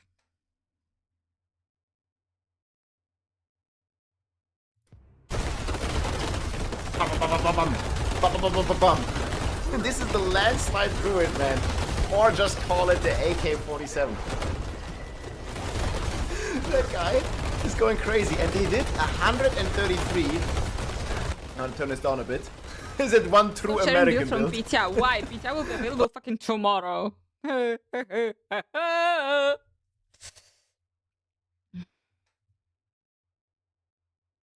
Please, no. Like, it's cool. Please, yes. But the Call of Duty druid, man, we have now guns in Diablo. But no, seriously, guys, I upgraded this druid here to 8 here because he just did 133 here on the druid, and the landslide is getting a massive, massive buff here with the next patch. You guys can see here in the patch note, landslide is getting, I think, almost 4x the damage because they double the amount of pillars, which is 2x, and they basically double the amount of damage. And this guy here, and I'm going to link the video and also the planner in the description, already hit 133 with the landslide AK-47 druid, and he's roughly getting, I think, more than 11, 12 tiers. So this is going to be 145 plus viable on the PTR after all these buffs here. This is getting a nerf, but on PTR we're gonna have fun. We're gonna have fun! Hey everybody, it's Rob here. There is a new Druid King in town, man. And I can't say I'm saying these words, man. But there is a Druid that already did 133 here. And I'm gonna call this the AK-47 build. And it's getting buffed tremendously. Listen to this.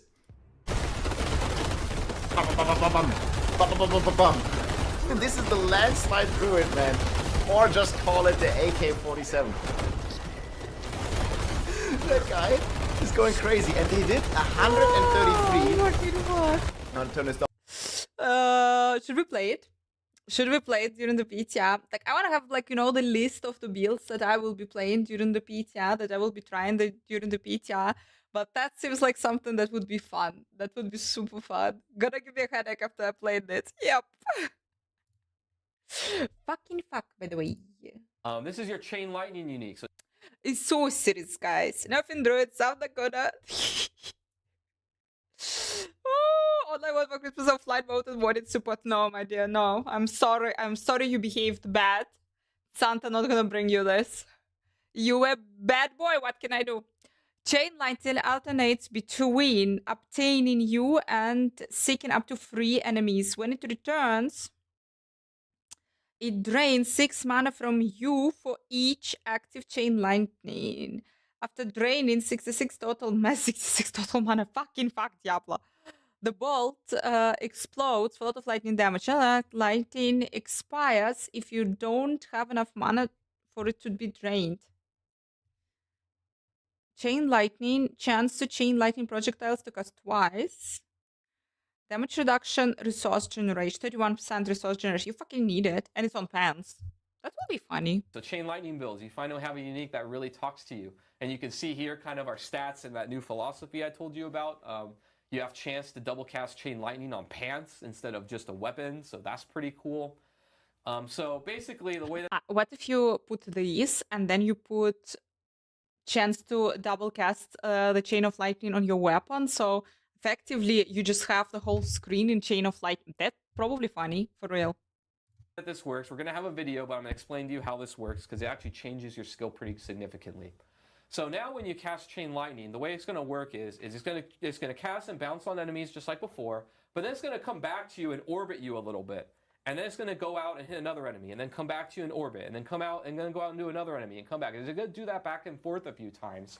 And every time it comes back to you, it's going to drain some of your mana. And after it drains so much mana after coming back 10 times, the bolt is actually going to explode for a ridiculous amount of lightning damage on enemies. So there's a mini game here where basically, oh, and by the way, you can cast multiple chain lightnings when this is out.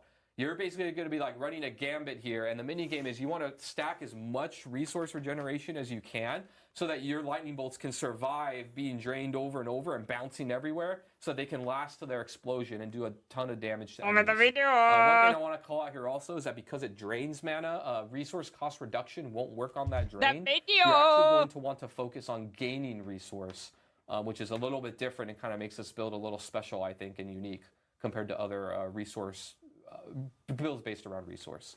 So now let's see it in action here. You'll see what one cast looks like, and then I think we'll see what it looks like when you spam it. So you can see here, it circles you, goes and hits enemies, circles you, goes and hits enemies, and then it does a big explosion at the end that we've tuned the damage to be pretty high. But See shouldn't there? it be? So then it explodes. So, oh wait, oh, do we have one where it casts a bunch of times? Maybe we don't. Oh, There we go. There we go. More, So more, see more here, of them. Yeah, you can because see that, you know, as you go, it's like, oh, keep going, and then explode a bunch of times. explode a bunch of but if there are going to be a couple of basically chain lightnings, and that's supposed to be covering the whole screen with chain lightnings, guys.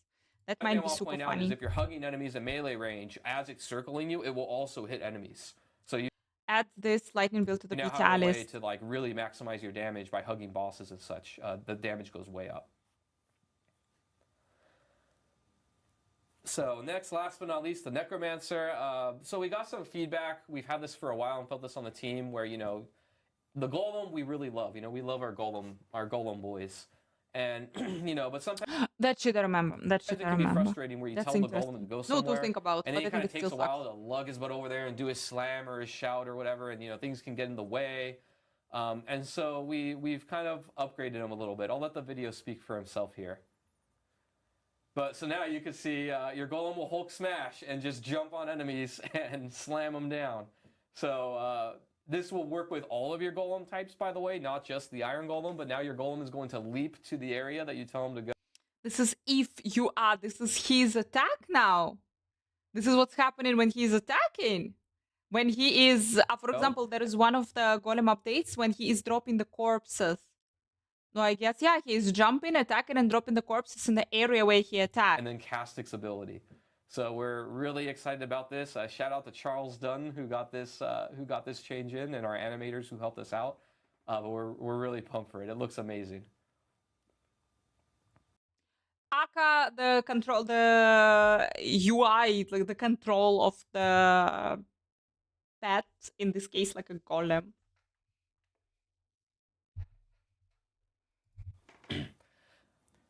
Yeah. So those were the class and balance changes. And I know we jumped a slide there. How dare you, So production? No, but we are, as they wave to me like, I'm sorry. We do want to go into some quality of life updates. We do have a significant amount of quality of life updates sure that we do, want to go through that will be available in Season 5. And you guys will actually be able to check this out in the PTR. So now we can go to the next slide, where we do want to talk about some Helltide and Whisper updates specifically. So I know this has been kind of, at least it's been a pain point for me, and I've heard it's been a pain point for others. We saw it, guys. We saw it in the patch notes. Now there are 10 points. In one Helltide zone should be take 15 minutes to clear. Yeah, that's cool. That's super cool. That's what I do, and I'm happy. I'm happy about it. It's said by the PTR calculated yeah, we're gonna watch this video. I saw that he posted it. We're gonna watch this video as well, guys, because apparently Necromancer was pooped and Necromancer's bunch of Necromancer's builds were nerfed. Because kinda season 4 is the season of the Necromancers, but apparently season 5 not gonna be the season of the Necromancers. Who did this? Who fucking did this? Why every season should be the season of the Barbarian? For the love of gods, the conspiracy, guys? Are there a conspiracy between Rob and Adams? And Ronnie's playing, and the community managers are playing Barbarians. I don't like this. I don't like this. Rob Rod, the CEO of Diablo franchise, his favorite character is Necromancer. We should be Team Rod, guys. Because this is not cool. Not cool. We had one season with Necro. One season. Can we have one more season with Necro? Season 5, season of the Druids. That shit gonna be nerfed. That thing gonna be nerfed, boys and girls. 100%.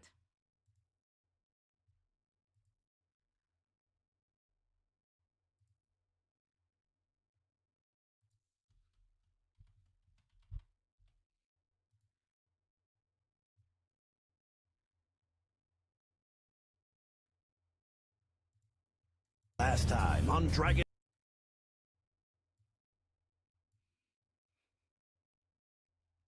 I'm already excited from the thumbnails. Precision was necro. Wonderful! Nerf the fucking barb. Dragon Ball Z. And then summoning skill damage was removed from Dead Speaker's amulet. What? He needed a moment, guys. It is So bad. today marks the day where we got to learn what the PTR for Season 5 was going to roll out as far as class balance changes, new content, what to expect kind of walking into this, and what the developers were hoping that we would test. But what I would like to focus on very specifically is the expected change Necromancer. in the meta for the Necromancer, because obviously Necro Boy. But I gotta be honest with you, I'm not exactly sure what type of energy I want to bring to this video. Me missed it. Because I'm Me mostly missed just it sad, when I saw a it. bit frustrated, pretty upset. But what I want to do is be able to put the changes Barb some more. and what I've calculated at their relative impact across the entirety of the meta as it stands right now into a number that I can hand to the developers and say, hey, if you didn't crunch the numbers, I did. Here's my outcome. And here's why I think you've missed the mark on a lot of these different changes. Now, there are a ton of caveats Daniel, to because put into Necromancer this. was So I'm gonna nerfed. put them up front. Use the timestamps down below. There's going to be 2. It's me saying these caveats and me doing the number crunching. But I need to put these in here right now. We don't know all of the... But moving on, let's talk about the builds that are extant here and the ones that we can mathematically prove have changed either for good or worse. Bone Spear, Bone Spirit, Sever, Blight, Shadow Surfer, Infinimist, the 2 new builds. Then we have Blood Surge, Blood Lance, just minions. This is the idea of using like Kalan's Edict and not dipping into the Shadow Blight tech to be able to further increase their damage. Then you have Shadow Golem, Shadow Mages, Thorn minions, and then Surge minions. Something that will be technically slightly better now, and we probably need to pay attention to it. It's not going to be meta or good, but it is slightly better. Across the top, we have the buffs coming to the various builds, and I also included the name of the change that actually indicates where the Minion buff can is coming overpower. from. So very specifically, we have like the Imprisoned Spirit aspect, a new aspect that effectively gives you a 1.7 multiplier for your Bone Spirit damage, because it will cast twice now, and its relative damage increase on Bone Spirit of a 13% increase. Now, I already hear you, Mac. How is it a 1.7 multiplier, but you didn't write 1.7 here? You have to include the fact that this aspect will now take up a slot that was previously taken up by a different option. In this case, on Bone Spirit, it was very specifically taken up by Cadaverous. So as opposed to getting a 50% multiplier after consuming 5 corpses, you'll now gain a 70% multiplier for casting a second, weaker Bone The Spirit. buffs, the In that nerfs. regard, as long as it works in the way that we What expect it to, changed? it's the difference between having a 1.7 multiplier and having a 1.5 multiplier. So you have to think about these changes in ways that aren't just how much damage does it add, but dynamically and incorporating the changes you would have to make to the build to be able to incorporate them. Okay, cool. OP Blood That's where all Wave. these I numbers see come here from. OP Blood Wave. Most notably up here, we have the addition of both the mace I'm carefully and the listening. A little axe bit bad class for the items minions. to the Necromancer. These will have implicit stats for overpower and damage over time.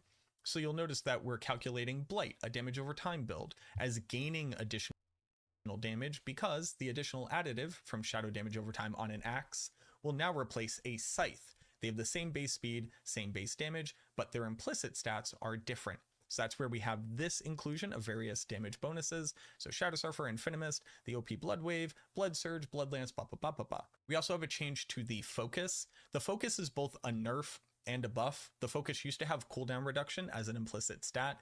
It will now have lucky hit chance.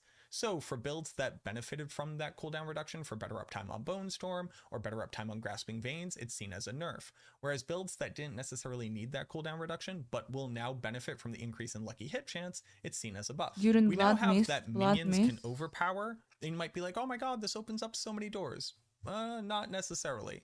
As long as all they've gained is a 3% chance to randomly overpower that we cannot control and we cannot manipulate, that means that we expect to have a 3% increase of the expected damage bonus from overpowering. So on builds that use minions, which none of them are necessarily overpower builds, except for Surge minions, you are gaining a 3% uptime of a 50% damage multiplier and a small amount of the additive overpower damage that you gain. So I'm calculating that as just a 2% 100% he increase has. in damage kind of No across the rolling, board, he has. with Surge minions definitely benefiting more from it, but the minions on a Surge minion I'm build don't carefully actually do any listening. damage at all, so this is more so just like a consolation prize. Sever, the skill, was just straight up buffed, and Blight, the skill, was just straight up buffed. But if you look at Blight, as far as I'm concerned, you'll notice that I'm calculating it as a 2% I could use increase blood, in damage. blood wave. I could How use did we possibly get to Could this use number? it. Blight's damage over time is going from 105% damage to Is it gonna make any sense? I don't know. 135% damage. That will continue to scale with additional skill ranks. The irony here being that the Blight Necromancer doesn't care about Blight's damage. The Blight Necromancer only cares about Ebon Piercer's damage. If you've seen my build guides on this, I'm actually one of the few people still recommending Blight ranks on the build, and it's mostly just to stop confusion and questions from coming in. You would actually just get more damage out of having a damage over time additive stat here than the Blight skill ranks, because Blight represents roughly a 1/15th of this build's overall damage output. That's how much stronger Ebon Piercer is than the Blight skill is.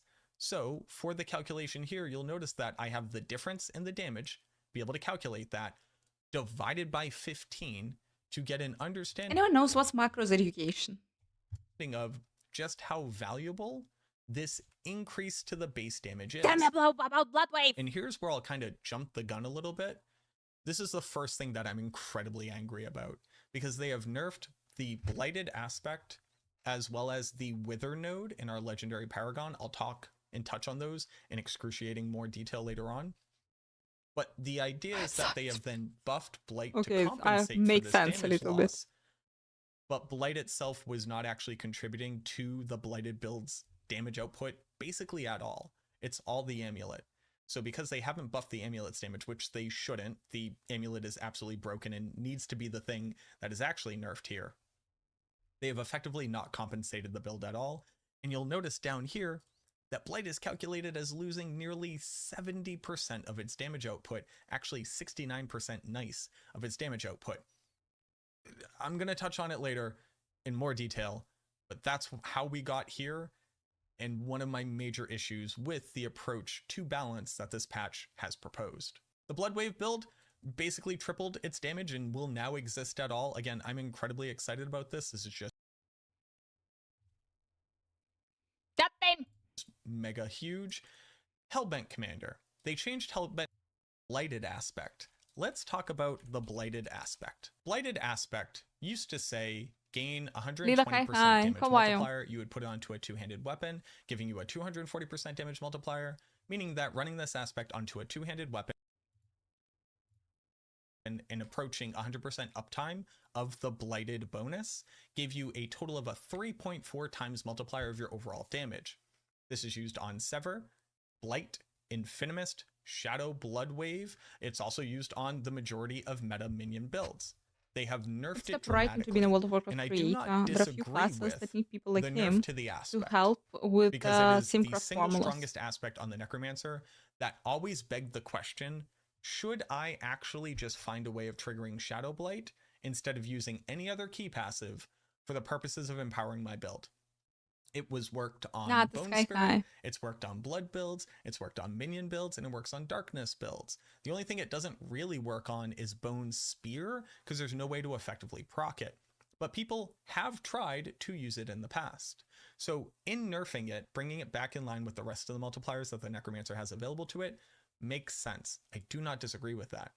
The major problem being that the builds that are currently using it, that aren't overperforming were not compensated in a meaningful way. Because now on a two-handed weapon, as opposed to a Me is not that 3.4 excited about the times Blight damage because multiplier, me is it excited represents about a 2 Blood times Wave. damage multiplier, which is pretty par for the course for just about any damage multiplier you can put on it. But when you start looking at things like Grasping Veins before they nerfed it, that was Wolf, I already a can. 2 No, times he's talking multiplier, about the but it necromancer. He's a also gave you necromancer boy. 50% increase in your critical strike He chance. is and all the it needed to do was necromancer just click god. corpse tendrils, whereas Blighted aspect Druid required you just to gonna do be 100 fun. instances of shadow damage, which now that more people have been playing the necromancer in general, people have come to understand just how difficult it can be to actually trigger this thing. So now it's a hyper difficult to trigger aspect, even though they have buffed how Shadow Blight works, and we'll touch on that as well. But it is a hyper difficult to trigger aspect regardless of the change, and it got nerfed down to be on par with other things that just offer more bonuses for less restriction. The Blighted change, the change just to this aspect, represents a 41% damage reduction on Sever, a 41% damage reduction on Blight. It represents a 37% reduction on Shadow Surfer and Infinimist. It also represents a 30%. Bone Spear just does 25% less damage. Bone Spirit, the strongest build currently in the season, does 21% more damage, just strictly better. That probably shouldn't be how balance works, but here we are. Okay, cool. Sever, minus 36% damage. Blight, minus 69% damage. Shadow Surfer, minus 68% damage. Infinimist, which was already Fucking dead in the everything water based nerfed off the pretty change much. to how Blood Mist will now not start ticking down its cooldown until after the skill is used. So I think Infinimist has basically just become your Blighted Corpse Explosion build, which is strictly worse than Blight. 67% less damage.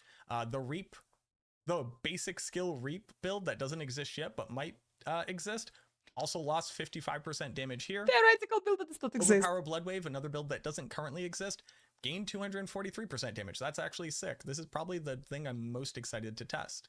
Blood Surge, and here's the irony, Blood builds, which are the least powerful builds currently in the meta, were nerfed the least.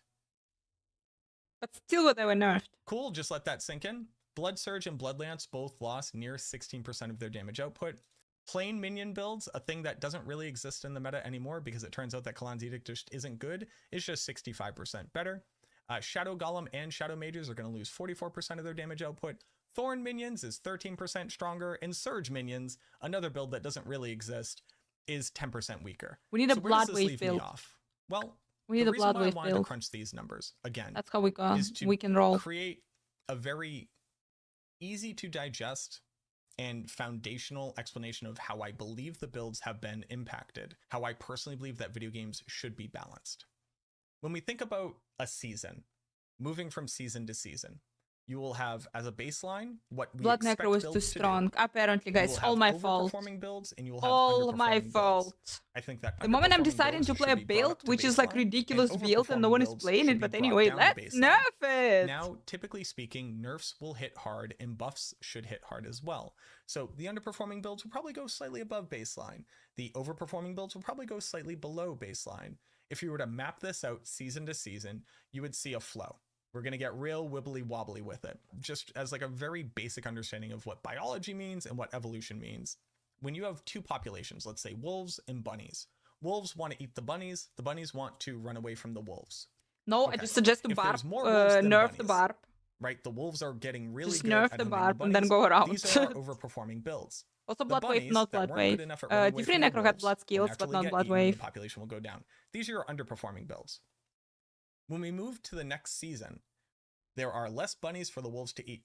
So the wolves that are better at finding the bunnies will stay around. You can't just but get 3 to 4 The weapons. majority of the wolves It's will fall perfect. down. The population will go down.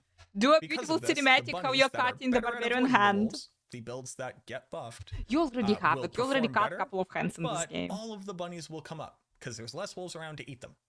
We get the same idea of this wave as we do in like the natural regulation of nature and how populations move. And that's what I think a healthy equilibrium for class balance can be equated to. The things that are better or are on the horizon or are being looked at will perform better. They're going to go above the norm. It's and tomorrow. then they It will be eventually have on to get tomorrow. Today we are rebalanced preparing, they're doing brought the back list into of the equilibrium. builds that we want to play. What I'm seeing here is the overperforming builds of minions are being nerfed. And thinking I think what that to that do is with our very life. valid. I think that's incredibly valid. Tomorrow, Now, that being PTR is said, tomorrow, Bone Spirit, guys. which is also now 1 day, overperforming, 4 hours. which we have slightly less 4.5 data on this hours. because it's only becoming popularized now, also got buffed, and maybe that's okay. Bone Spirit gets to enjoy 2 seasons of being a good build. But then we start talking about Blood Surge and Blood Lance, things that have not been part of the competitive meta, are the worst performing builds, got nerfed in this patch for seemingly no reason, and we continue to ignore overpowered builds and the issues that they run into, the fact that they're just bad at doing their primary damage output. Similarly, the Darkness builds are all getting hit. Why? Because the Blighted aspect and the Wither Paragon node are overperforming, when in reality it's just that minions are now using the Blighted aspect, and Blight got a unique item that is vastly overperforming the build's base output. When I made my video talking about the fact that core skills don't do damage, I wasn't lying. They just don't. They underperform in every measurable way. But Ebon Piercer exists, meaning Blight is overperforming. So it's getting hit so hard that's going to be outputting 30% of its damage. And because of this, Sever, an underperforming build, Shadow Surfer, an underperforming build, and Infinimist, effectively a dead build, are all getting significantly nerfed. And they're not getting buffed to compensate that. Poor Bone Spear. Bone Spear used to be our golden child. Yes, it ran at like top S tier for a very long time. I think it's perfectly fine for it to get brought into balance. But right now, it's like the 5th best build. It was doing 120 maybe before the changes, and probably will get up to about 125, but that's on max gear with perfect GAs and perfect crits. It's also just getting nerfed. I don't think it needs to, but this is one of those things where it's like, okay, sure, you're gonna catch I a thought few, it's a few later. stray bullets here and there. Because Are we not gonna hit the everything can be maintenance, perfectly aligned, guys, in half an but hour? there's a big problem. Exactly with when what I these numbers played represent planned to about start the playing. overall health of the Necromancer build and how these changes are going to impact them. Like I said, I'm going to send this off to the developers. I think that these Yeah, we numbers can don't go a know. long way to be able to better illustrate what I hoped to communicate in this video. And I would like to hear from you all as well. I don't just like spilling doom and gloom. I am incredibly excited about Season 5 because they added a roguelike Hades / Vampire Survivors just like returnal gameplay mode, and I think that's the dopest. I'm so excited to be playing this in Diablo 4. I think that Season 5 is offering a lot, but it's hard to be excited when I 30 think minutes that till this is shut the down reality in of the Season 5. builds as we'll see them. So hopefully, 1, the developers pay attention to this. 2, we test these things out in the PTR. I'm What either about incredibly now? It should wrong, be which would tomorrow. be the best case scenario, or I'm right, and we already have this great framework to be able to lobby for these changes to be impacted in some way. Guys, really quick, we have like 25 minutes, a little bit farming hell tight in World Tier 4. Someone wanna join leveling the stroke? And actually, truth to be told, I'm just farming the Angel Draft on the season, and like let's a little bit play, and then we're gonna theory craft when everything will go down. When the shit go down. Tish, I wanted to hot seek I wanted. I don't have it, but I wanted it.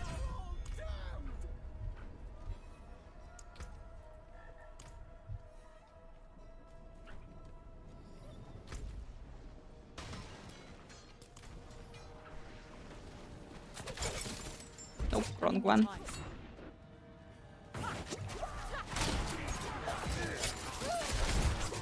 Can I even deal damage in World Tier 4 because I'm level 57? I'm out of energy. So yeah, I kinda can. But not too I'm much. not ready yet.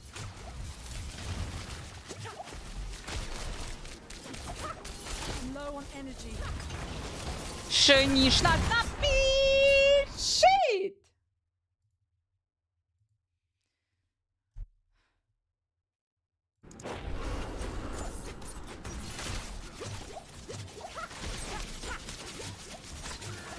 I'm low on energy.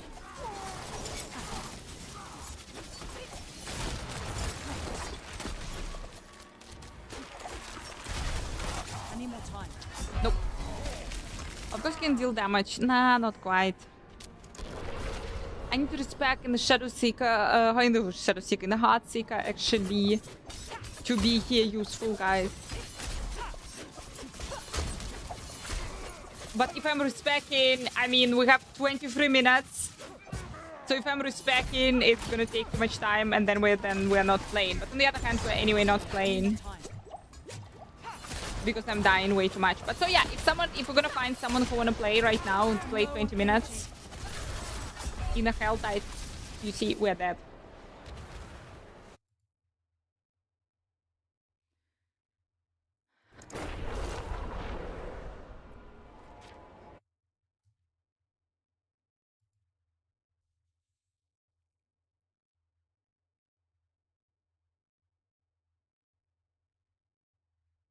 Should not be inheritably bad. Look at the barbs at the start of Diablo 4. All characters were able, in the beginning of Diablo 4, what was important? All characters were able to complete the story in the beginning of Diablo 4. Even though some of them sucked a little bit more than the others. Visalius, nice to see you. Yeah, I saw the messages, but I haven't answered. I'm okay, I'm weird, I'm okay. Guys, got the letter from the German tax office. Had a heart attack, had a fucking heart attack. Like, you know, this moment when you're getting the letter from the government and you're like, fuck! And you're freaking out the hell out of it. You're like, they found me! They found me! That's it, that's done!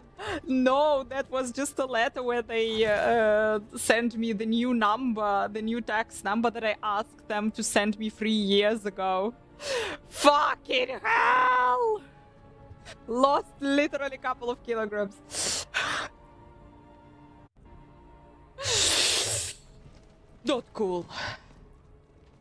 Look at me, look at me. That's why I'm dying, guys. I'm not crazy. I am just, I don't have the build.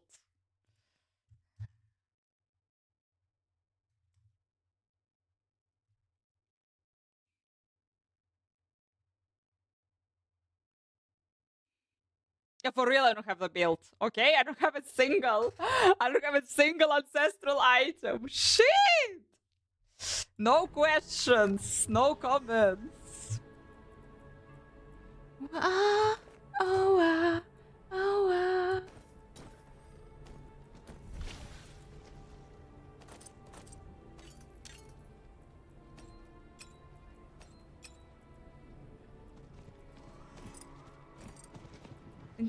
Ancestral weapons.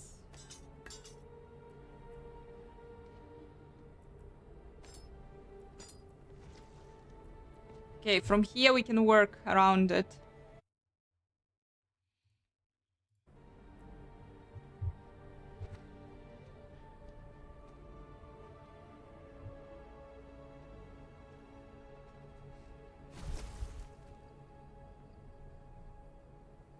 I know you hate them. No, I'm okay with other people are playing it. I mean, I don't understand the other people, but I'm okay. It's okay. Guys, if we're playing Rogue during the PTR, then what we're playing? What we're playing then? Which build we would be playing on Rogue? On Druid, landslide, lens everything 100% because it will be nerfed and it will be funny. On Sorceress, Chain of Lightning as an option. Chain of Lightning for spamming Chain of Lightning absolutely everywhere. And also what would be cool to try is... No, like, I always have my Fire Sorceress ready to be able to see how things change and what will change and when it will be like the strongest build in the universe.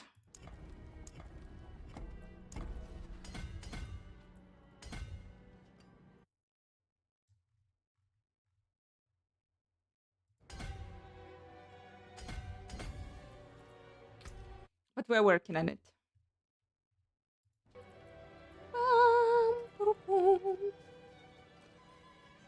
Send me my Battle.net. You can send me my Battle.net and what will happen?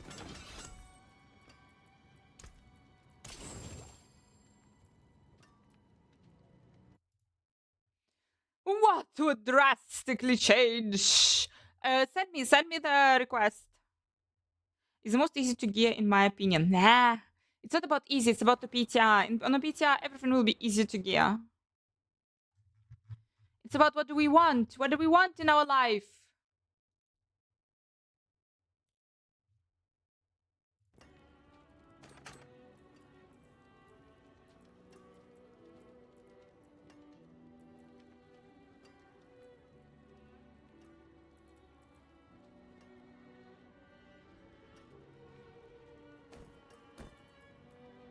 Baby, don't hurt me. Don't hurt me no more. What is love? I don't know this playlist. I have no idea what we're playing in case, but I like it. Flurry is the build in the PTR with the most changes. Uh-huh. A Chihuahua. Flurry that is not existing right now. No one is playing it. Now will be playable, apparently. Chihuahua, maybe.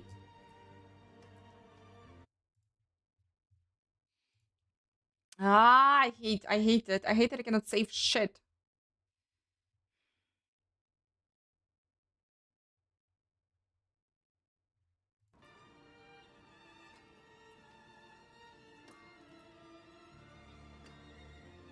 Baby, don't hurt me.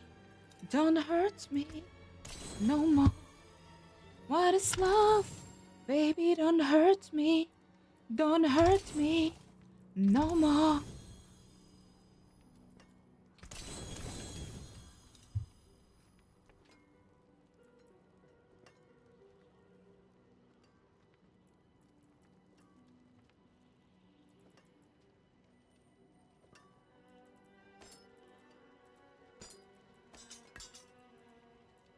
No more.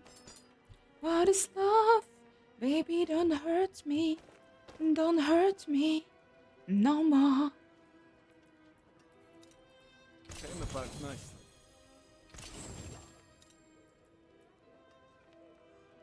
This is what you came for, lady.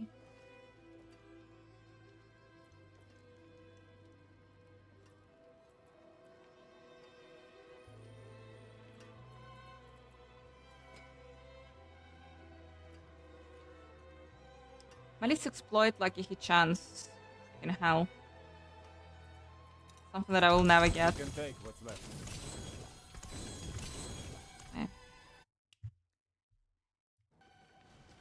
I could give it to me. So far, by the way, it's not a heart seeker. So far, it's penetration shot, but it will be a heart seeker maybe one day. Fuck, it all sucks. Ah!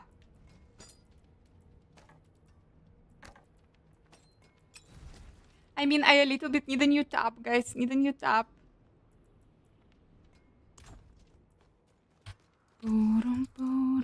Let's go salvage.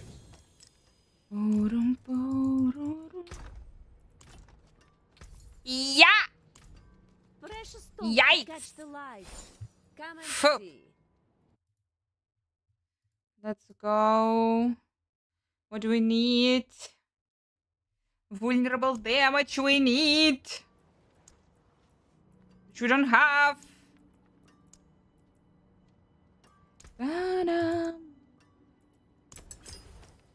Fucking hell. And anyway, even Rogue has 3 weapons. And anyway, even Rogue has way too much shit. Way too much buffs, guys. Sad.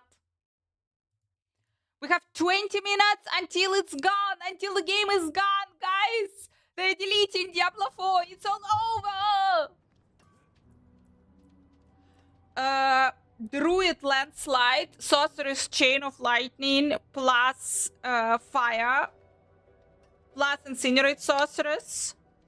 So we're doing both. To a better version, is it worth to come back? Rykard, they deleted Diablo 4!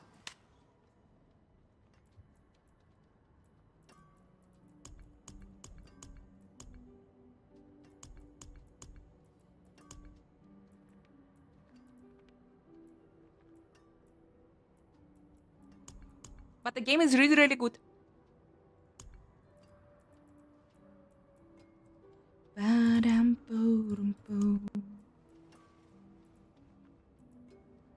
No.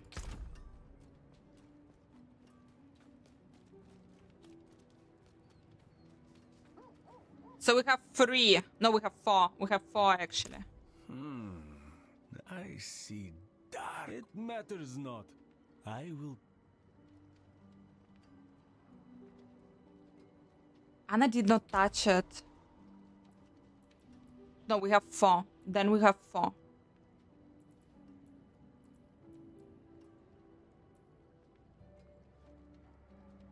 The main story then it was by Raikar. They from this season changed a lot, like really a lot of things. It is definitely worth a try. It's worth to check it out.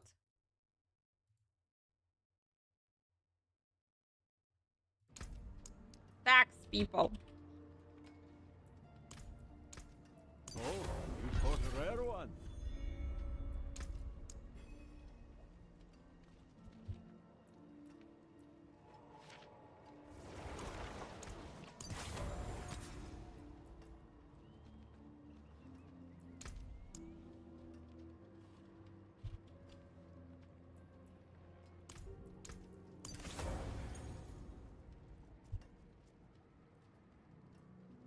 Runic mail, crowded sage.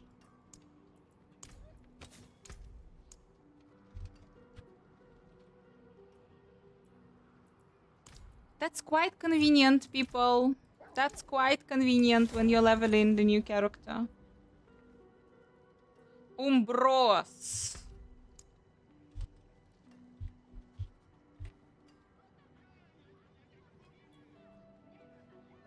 Okay, apparently this one I don't have.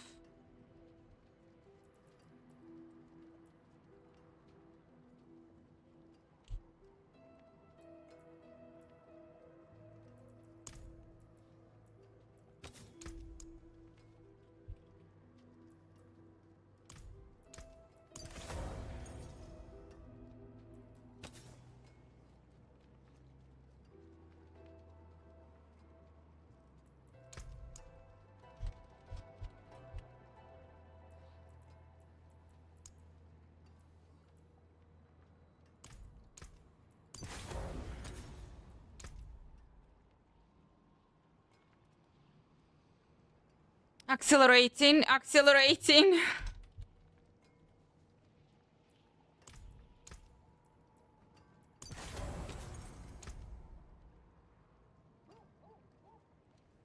Retribution.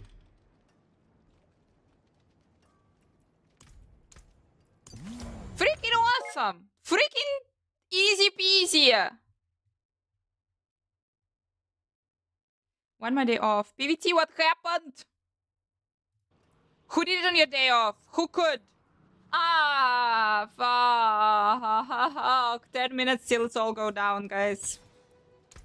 10 minutes till it's all go down. The shit going down.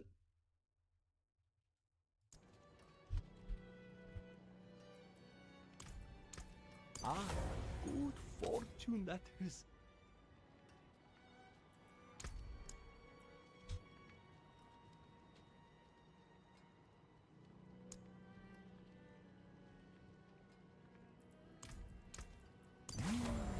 That's a good omen. Fare thee well.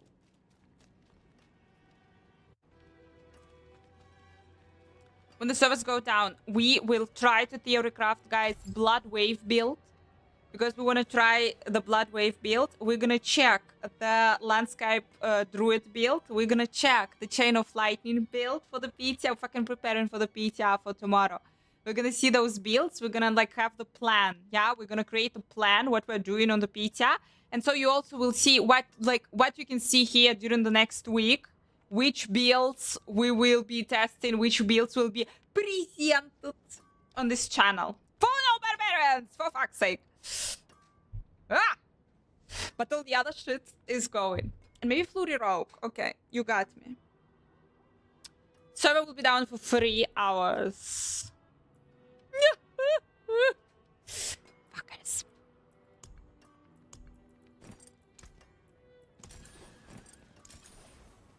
Realities, thank you. Are you playing?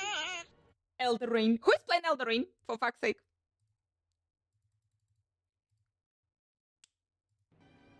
I have no idea about this. I don't know. Guys, we accidentally got the sounds. Hello! Do you enjoy the drama? I do.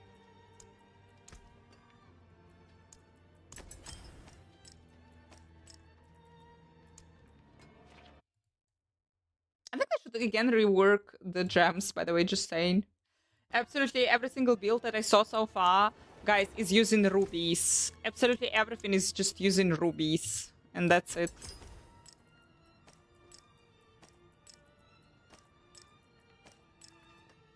Just saying. 15 hours into DLC, it's been amazing. Until 8 p.m. in Europe.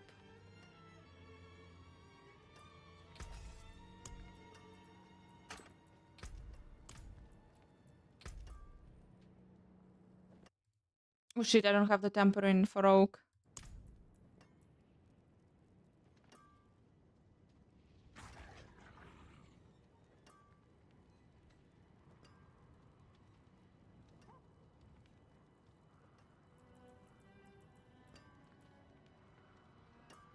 Anything breaks, the forge is hot.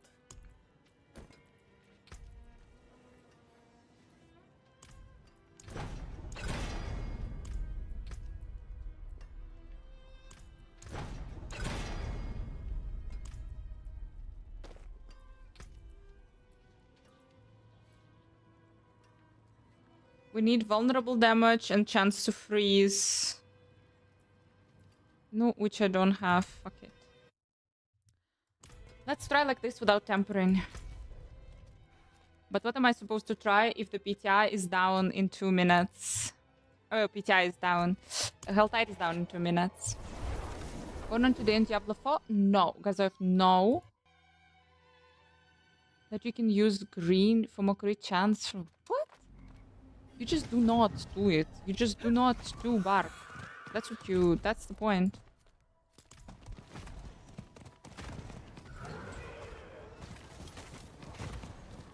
I need time to do that.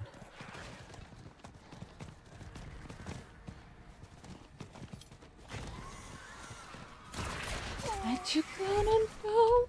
I need more time. I'm better, guys. Look at this. Low on energy. Who knew that if you will equip the ancestral items instead of regular items, you're gonna deal damage? Unbelievable. Unbelievable. Yeah, I don't like that. I mean, nothing. Developer will do what most popular streamers like beta, not meta. Absolutely, you are wrong, my dear. What popular streamers are saying doesn't necessarily correlate with the Blizzard data that they're gathering after the beta. That's why what the popular streamers are saying is plus minus disease. Don't have enough energy. It's like the part. It's the part of the shit. And the PTR they actually really need. I'm not ready yet. To be able to see what people like and what people don't like, which problems they're gonna get.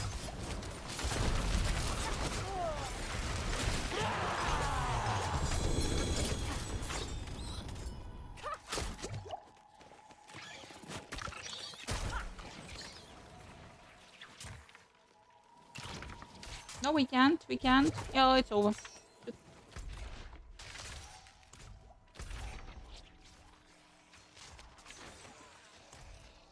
Achieve rank 5. Motherfuckers. Motherfuckers. Got the pair with patch notes. Exactly.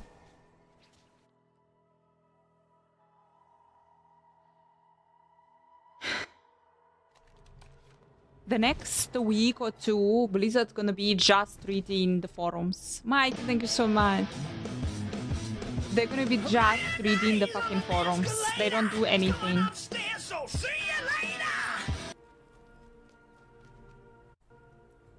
Guys, I played Barbarian, by the way, pre-season. I played Barbarian on the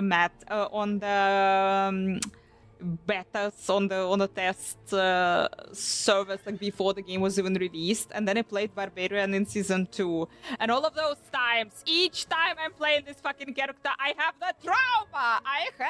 I have the trauma after this. Nyah! So I do not do this shit anymore. Void, thank you so much. The real fancy, thank you. Drop the sub, Void.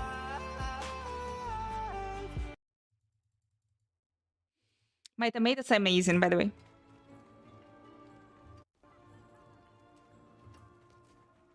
Trauma. Fucking hell, people. I'm just saying, okay? Yeah, like, maybe you missed, if you haven't missed. So I was this weekend, those last couple of days, so I wasn't streaming because I was in London. There was a special Diablo blacksmithing event, and I was there with a couple of other content creators, European content creators for Diablo, but they were not they do not produce content in English. They do it in French, in Spanish, in all kinds of languages, and it was really, really weird experience for me, and it was really, really cool experience for me. But what a surprise, again, for me, was to be surrounded by people who, they have accent. They speak English, but they all have accent. Fucking hell. I'm so used to be the one with an accent, but not like, wow. Shit. That was super, super cool, and that was super, super fun. And interesting. And nice. British, it's okay. British accent, I get it, I used to it. But French accent, Talion speaks English with French accent. He's saying not village, he's saying village. Oh, shit, it's so awesome. It's so nice. You can't imagine. Balo, hi, and thank you for following.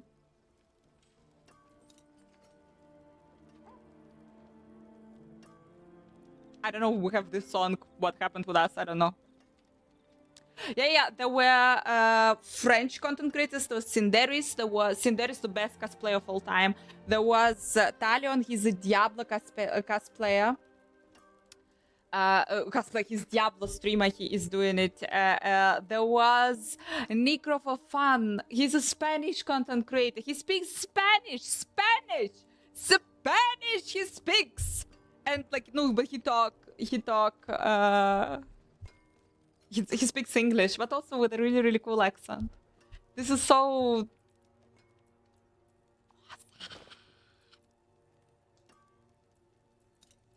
You can still use these. Guys, in 1 minute, we're supposed to be kicked out. Let's experience this wonderful moment. Who is watching Casey Nat? Can I ask you people a little bit about drama? The shit. So I want to ask. Hardcore Necro is more alive than you and me. He's level 100. Has Necromancer. Has this minion build. In you before you learn English, so that comes through. English, I think. Casey Nat is too loud.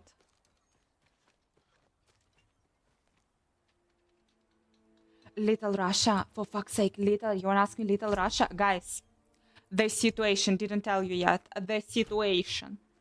So I'm arriving, all good. I'm going to my hotel, to the hotel where all of us, all the content creators were staying in the same hotel, so I'm going there. I am entering, I'm going to reception, I'm just entering, going to reception, and what I hear Russian speech. I hear literally the receptionist, the cleaning, there was some other women staying, they all speak Russian. They all fucking speak Russian. And I'm like, I guess I arrived. Welcome. And it turns out they're not Russian, they're from Ukraine, but they spoke Russian. And we're like, I checked in, and this very moment, Ronnie is arriving. Ronnie is a Blizzard European manager. He is a British guy, and he's arriving, and he's entering, and he's witnessing. We're in a hotel, but we all speak literally, like the whole for him, it looked like the whole hotel right now speaks Russian. And I'm like, I'm greeting him and I'm saying, haha, like, nice to meet you, blah, blah, blah. And I'm saying, well, if you want to check in, I can help you. If you need some help for checking in, well, I speak Russian. They speak Russian. You are. I don't know what you're doing here in London. And the girl at the reception, guys, the hotel is in London, okay? The girl, she just jumped in this very moment, and the girl was like, please, we speak English here, please. Like, we will check you in. I'm like, I know, don't worry. He knows, we know, like, everyone knows. But till the very end of this event, like, for the people who worked in the hotel, they spoke English, guys. They spoke English. But I haven't met a single person who wouldn't be able to speak Russian. They all spoke Russian. They were not from Russia. They were from Ukraine. They were from Moldova. They were from different countries, but they all spoke Russian. That was their native language. And I'm like, I guess London is not that bad. I guess we can survive here. Pretty much.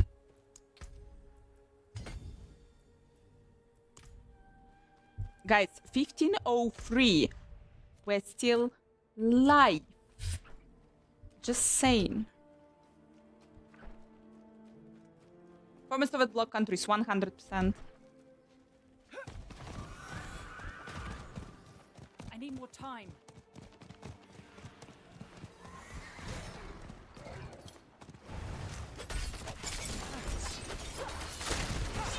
I'm not ready yet. You would have to be a creator. Astro, absolutely everyone can participate in the PTR, but it's PC Battle.net only. If you are on PC and you bought the game on the Battle.net and not on Steam, you're very welcome. Right feedback! Lady Maggie, nice to see you, my dear. I saw. I'm really sorry. I'm not ready yet. I need more. No. Don't. You can't. You need some time to. I can't even imagine your for it, like how you're dealing with it. So I'm just really hugging you, and I'm sending you all the support. And I hope that we can a little bit make you smile, maybe in those times.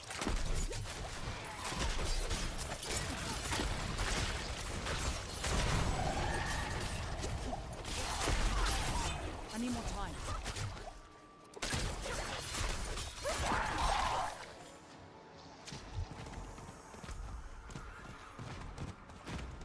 I need more time.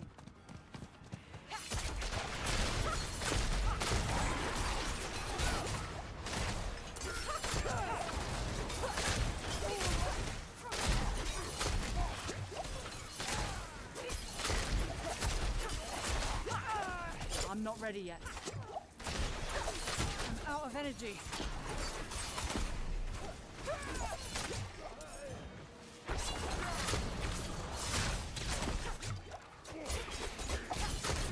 I need more time. Sorry, my dear.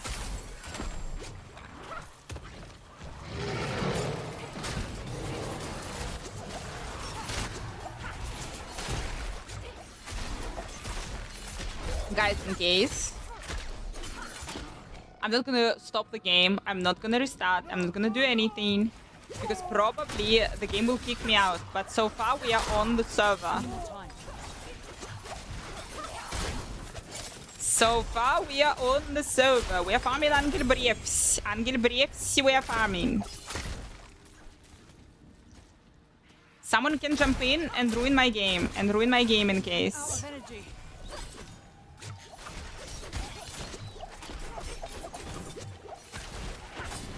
I'm not ready yet.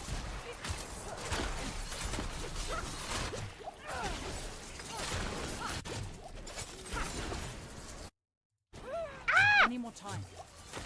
Have to do happy before sleeping. I swear to God, I think, guys, the timing was wrong that you see. I think it will be like at 6. At 6 it will go down. Not now, but at 6.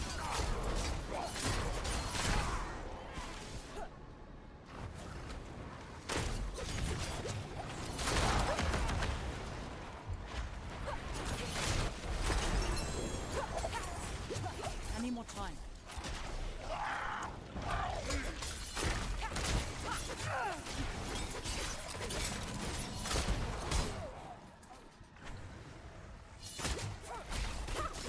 I'm not ready. Going down soon. Supposedly now it's down. Weirdo!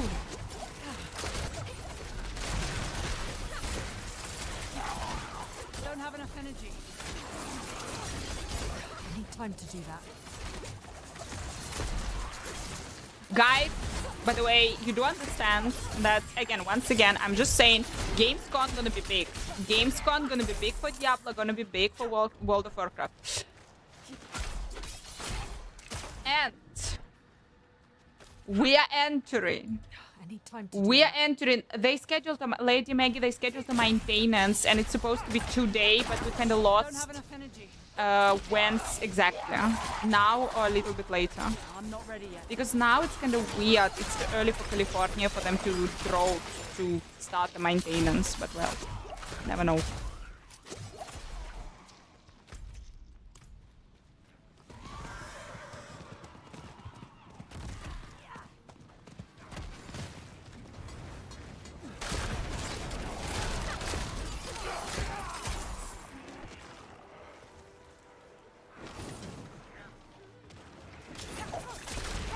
I'm not ready yet.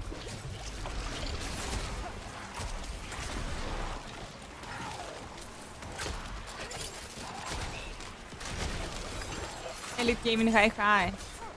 So people, yeah, just again wanted to tell you, Gamescom gonna be big. Gamescom this year gonna be super big for Diablo. I'm going.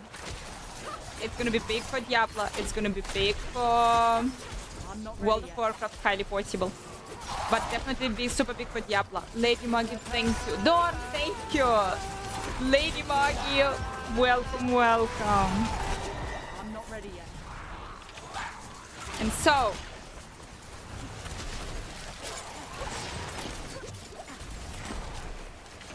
I need more time.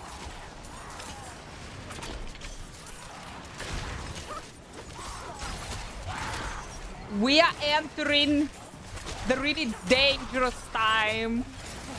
And server crash, unknown. Yes, I'm not going anywhere. I'm not going fucking anywhere. I know this. We have right now the time. Yeah, probably our maintenance is actually starting. So we're entering a really dangerous times. Really dangerous times, guys, we're entering. Those dangerous times, they have a name. We're entering the dangerous time. Super dangerous ones and crazy ones. Don't have enough energy. And those times are called... I need a dress for Gamescom. Fuck! I need more time. It's all over again.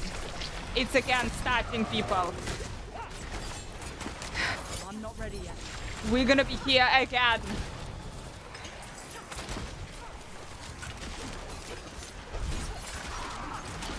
GP, hi. I'm not ready yet.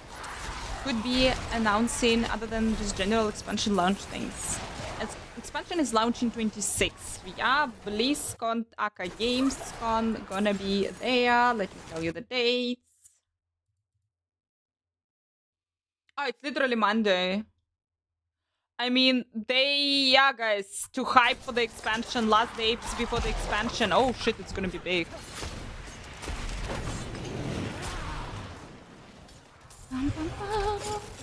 I'm not gonna top my tomato. Topping, you mean like putting, like what? Putting the top? Putting the something on top of them? No, guys, I was doing this yesterday. I was doing yesterday half a day. I was freaking fixing my tomatoes because they... Not good happened while I was gone. I was putting the sticks on top of the tomatoes. Then I was putting the tomatoes to the stick. My English is not that good. Fuck! Fixing the tomatoes, bringing them to the sticks on top, and fixating them on the sticks. It looks like super good. It looks right now super fucking good. I'm not ready yet.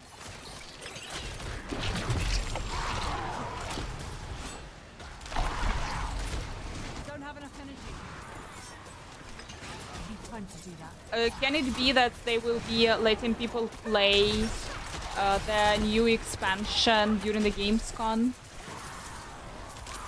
For, by the way, for Diablo 4 and for World of Warcraft? Maybe Annie will go to the Gamescom. Fun to do Fucking her, it's gonna be awesome. Pick up a demo for a new system, exactly. that. Be fun to do It's that. got real fancy. Annie's going for sure. Here we go. I haven't seen her last year. I don't think that she was there last year. But I'm not sure. I need more time. Basically, real fancy. I just hold the server. I'm coldest. Colded I am. I need more time.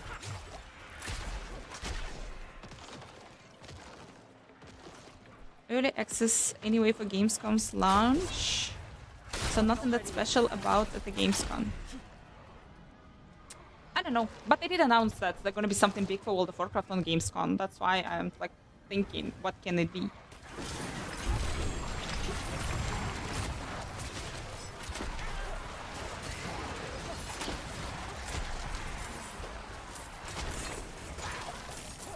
Like in you can't. It's always like this, but you can stay for some time.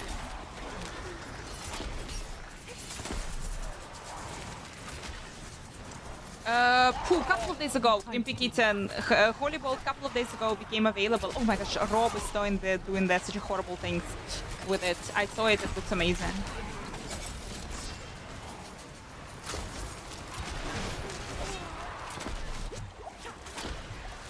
I need more energy. Everything that will be available at Gamescom for Diablo guys will be also available for you because I will be there and I will be streaming, I will be showing everything that's possible and impossible.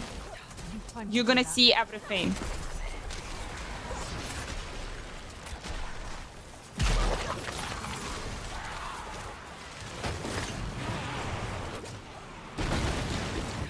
fun to do that. Risk of damage, like them falling over and breaking. I got it. I don't know. They right now look like my forest, like my tomato forest, but they don't have too many leaves on the lower levels because I get rid of them. I'm not ready yet. So far, they're growing according to the pack. No, okay. Guys, it's time for theory crafting. Millisecond.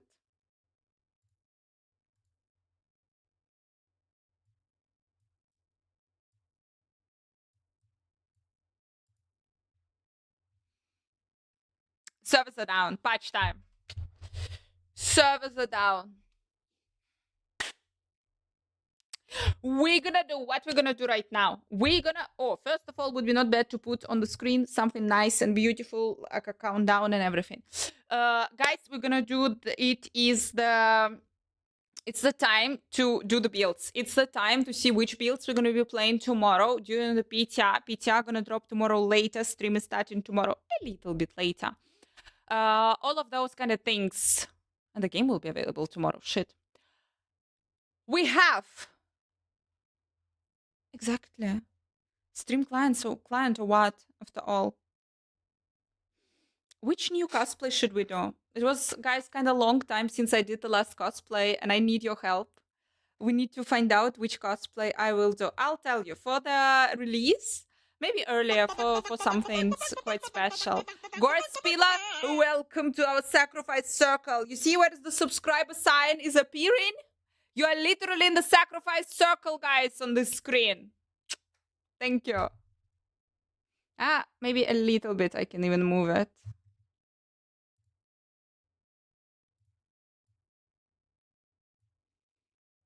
Here we go. Yes, exactly. We can copy our live characters to the PTR and we will be able, so basically you can pre-do, right now you cannot do shit, but you actually can pre-make the characters and you can copy them into the PTR. The problem is that you cannot like save anything in the wardrobe and it sucks. So I decided that it's kind of better to just boost the characters to 100 in the PTR and it will be kind of easier than messing around my characters that are on live right now, because the things that are on PTR will be on PTR. They're not going to work in the live server, which is, basically I will have to, after the end of the PTR, remake again the characters on the live server, for fuck's sake.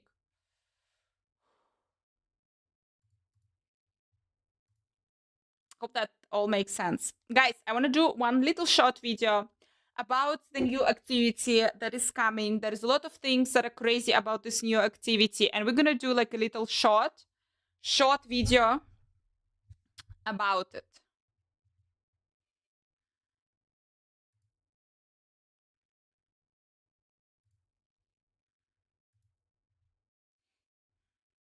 Three hours, I think. 3 hours now.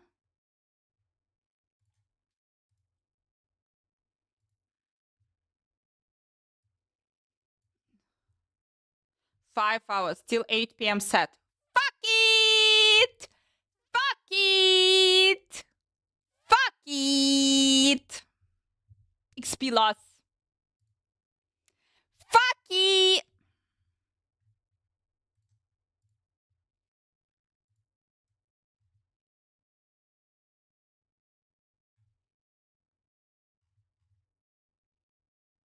This will happen once. You will never ever hear it again.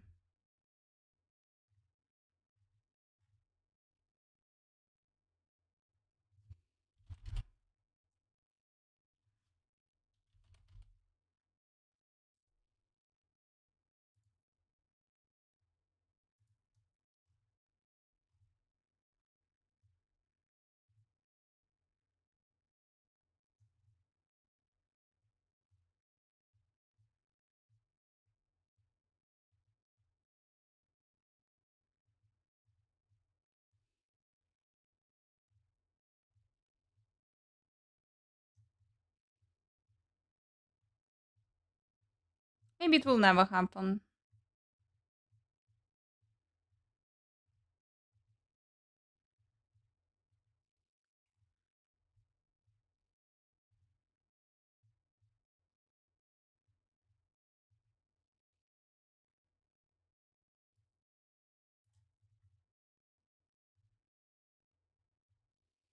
We'll be down for 2 days now. No, it will be down for 5 hours and then it will be up again.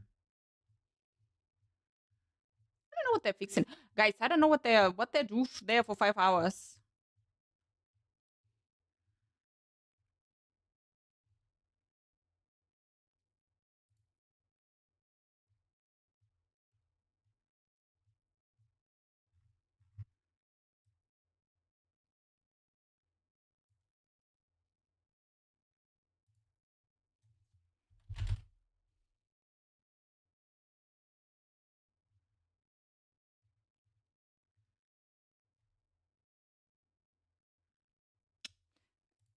No, I cannot find it.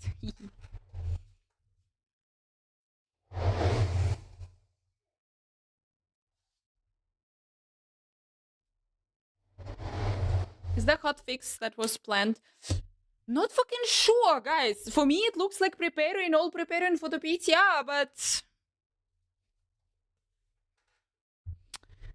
truth to be told, suspicious. Did you see the tempering meme I put in the bad jokes? I think I did. At least I saw something in my dreams.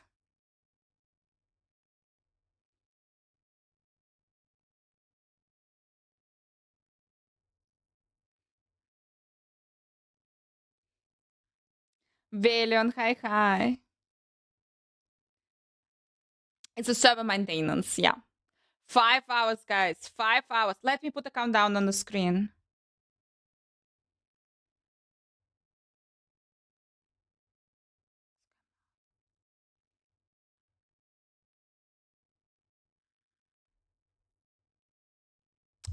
Fuck. Let me show you something, guys. Stuck. So.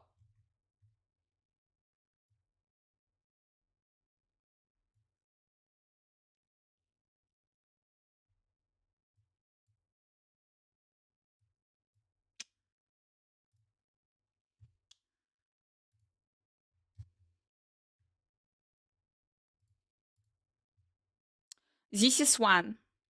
I want to show you something, guys, and you're going to have a heart attack.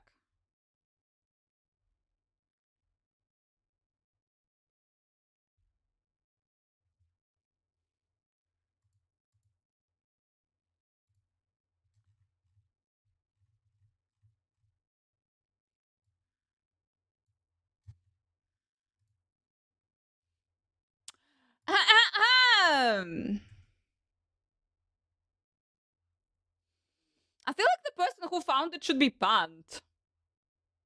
Congratulations! You fucking won! Now you will be banned from this game! Holy Grail update. You should be banned!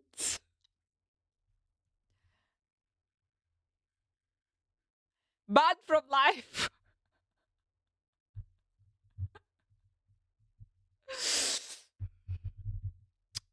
I am against it. I'm just saying. They shouldn't be. No one should be able to get this item except Anna. Yeah. No way that's real. It is real. The guy got it and Adam Jackson even retweeted it. Adam Fletcher. Ugly hat that should be salvaged. Can you fucking even imagine how much is gonna be on trade, on Diablo trade? How, like, plausible price we're talking about.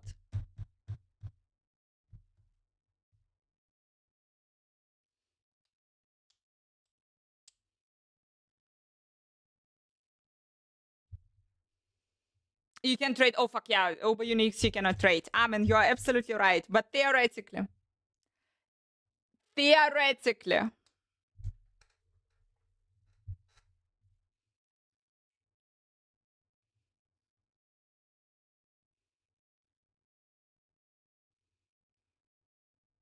If Elon wants it. Yeah, I would exchange this for one little Tesla. Please, red one.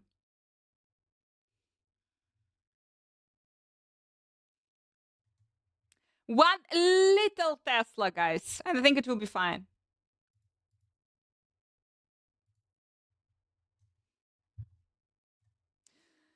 Think about it. So, I want to do a little video, guys, about this, about Infernal Hordes, because we have the new activities. It doesn't matter. A woman should have a Tesla, for fuck's sake. I will wait a little bit. There will be the driving available. Self-driving will be available in Europe. And guess what? I already have the Tesla for this shit.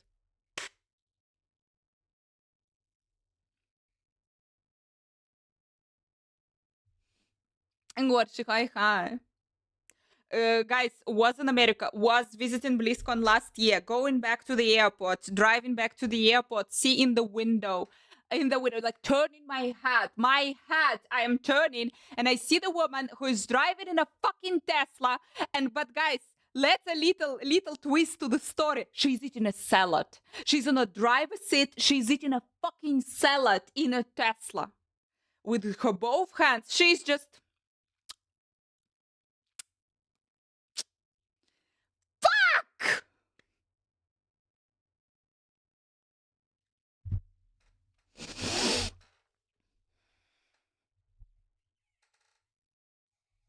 Whether what, where it guarantees a great affix item, it can have more than one great affix, right? It can have more than one great affix. That's technically not legal. Guys, correct me, but I think in California it is legal. You don't have to have both your hands on the wheel. You don't even have to have it. You don't even have to put it there. That's the point.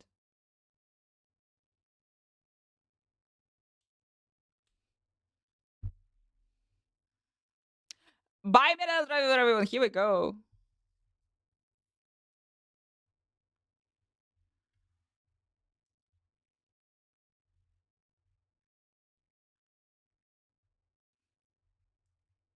Is it like, guys, the woman should has how it's called? I don't even know how it's called in English. But basically, back in the days when a woman was getting married, basically, like the woman was sold into a marriage, and you needed to bring with you some goods. You needed to have the goodies. Dowry, I guess. I don't know how it's in English. So basically, I think a little red Tesla would increase my chances. Little red Tesla doesn't matter that I cannot drive it, but it would be a nice dowry.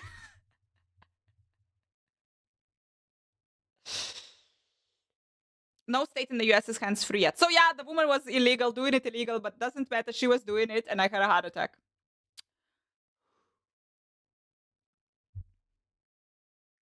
It's not working. Packdoll, it's not working. Yeah, the servers are down.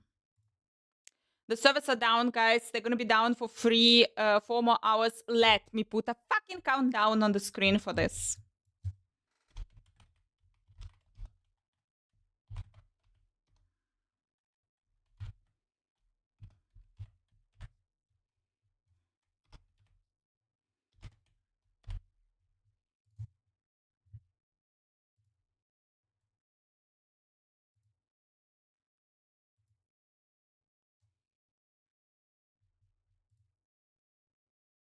I'm still standing.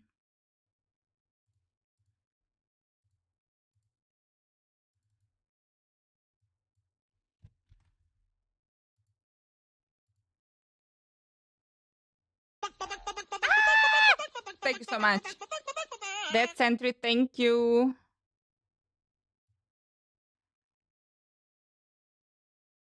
Here we go, guys.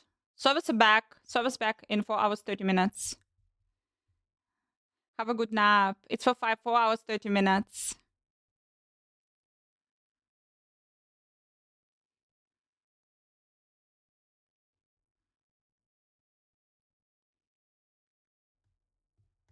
I'm still standing. So, Infernal Hordes, the new activity in Diablo 4.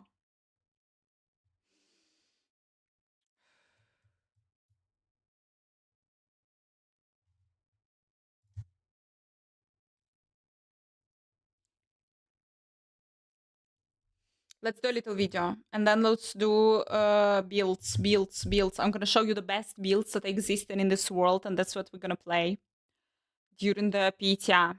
And then I'm gonna show you, no, before that, I'm gonna show you the trailer. Some good shit should be happening.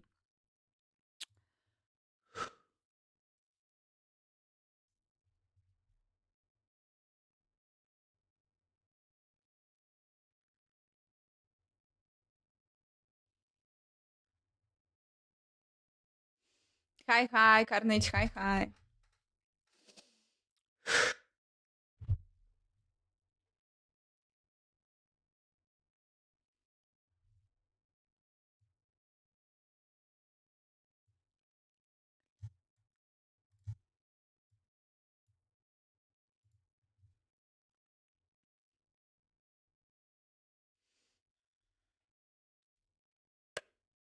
New activity is coming into Diablo 4 in Season 5, and you will be able to test this activity in Infernal Hordes already in the PTR that's starting tomorrow, 25th of July. Fuck! One more try. I'm gonna take a while. New activity, Infernal Hordes, is coming into Diablo 4 in Season 5, and you will be able to test this activity already tomorrow in the PTR. The Infernal Hordes, it's a wave activity. Maximum amount, 10 waves. The monsters will be arriving. One more try. We have 4 hours, 30 minutes for this. It's gonna take a while. Fuck.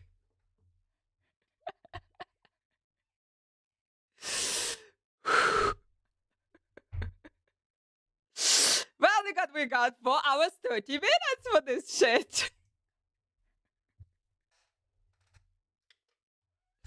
Ooh, it's hot.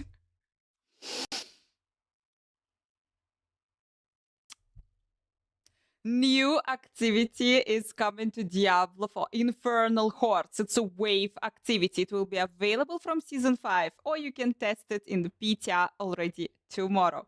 Maximum amount, 10 waves, and the maximum amount of tiers is... I don't like it! No! Thank you so much for following. Fuck, how to do the YouTube videos, guys. Where I'm from, my original language is Russian, and I'm originally from Moldova, currently living in Germany. And guys, if you're following, like, you know, subscribing, your name will appear right in the circle of the sacrifice. Just saying.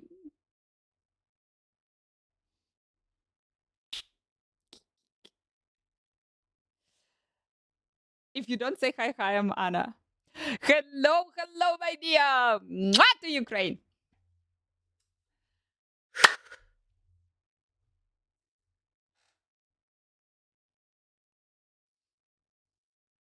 Hi, I'm Anna is eating. There's only 1 minute video. You cannot go over than 1 minute. So you need to stay in 1 minute.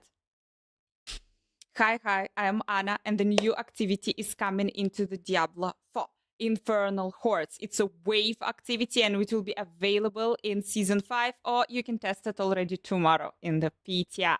8 tiers up to 10 waves each.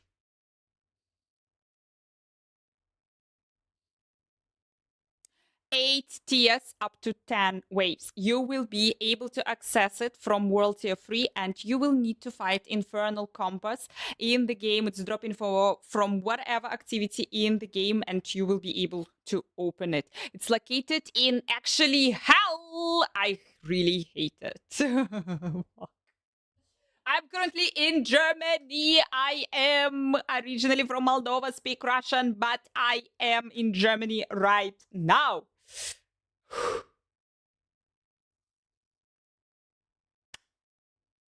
Guys, I also got a note about, we will never finish it, don't worry.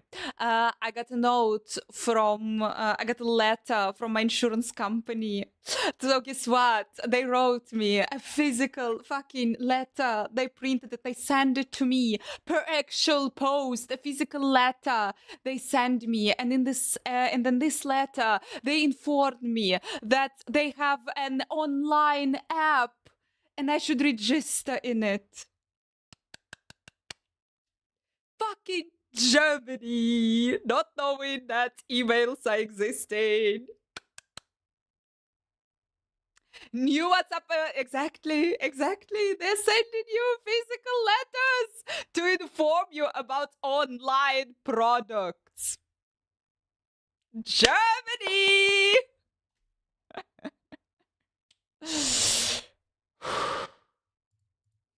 How to learn the language. Start streaming. Advert, hi everyone. Guys, so I'm trying to record, the servers are down, we're trying to record a fucking video about the new activity in the game, Infernal Hordes. Infernal Hordes are coming, but I'm forgetting how to speak English, and we are losing it. Let's try.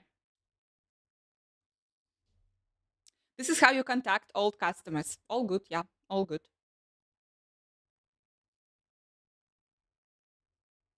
Thank you so much for following. We're sacrificing people in our sacrificing circle.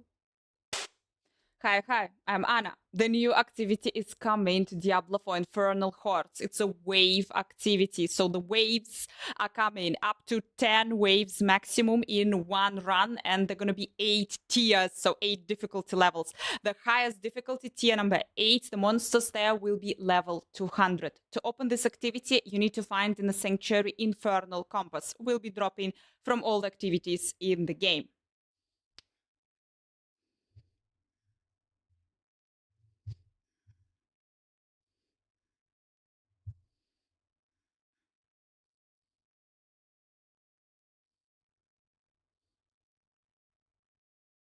Every wave will last 90 seconds, and you will be able in the end. Every wave will last 90 seconds, and in the end, you will spam the fail console. Guys, you played Diablo 2. You remember the console in Act 3? Those guys are coming back. So they're going to be 3 of them, and they're going to have special abilities. And when you're killing one, the rest 2 will be more powerful. Going to be super, super fun there. In the end, if you defeated everyone, you're going to have 4 chests and you will be able to choose one. One of the chests will be giving you items. The second one will be giving you materials. The third one will be giving you gold. And the fourth one going to be giving you the items with the greater affixes. That's waiting for us really, really soon in hell. Guys, jumping into the PTR and test this already tomorrow. Good? Maybe? Kinda?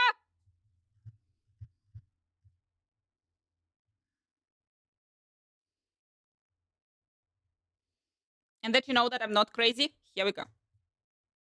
Free for everyone. PTR is absolutely free for everyone. Thank you so much, my dear dog. Mwah! I am back. London was funny, for fuck's sake. PTR is absolutely free for everyone, but you need to have PC Battle.net client. If you have PC Steam client, you're unfortunately out. But you can jump in here and watch. I will be testing absolutely everything for you. And, yeah, all the questions, guys, you have it. Chicken attack. Thank you so much. At Wellington, thank you. My Diablo 1 is working. People need to do things. Currently. So,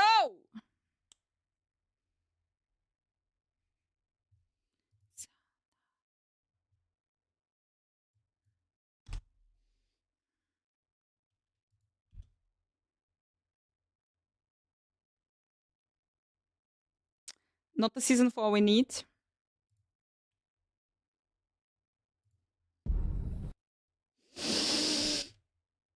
Doc. I was weaponsmithing. The weapon will arrive. Guys, this week they're gonna publish the video. We did it for the, they're gonna be the video how we did it. For fuck's sake, that's super scary. And the weapon gonna arrive really, really soon, and we're gonna be testing it.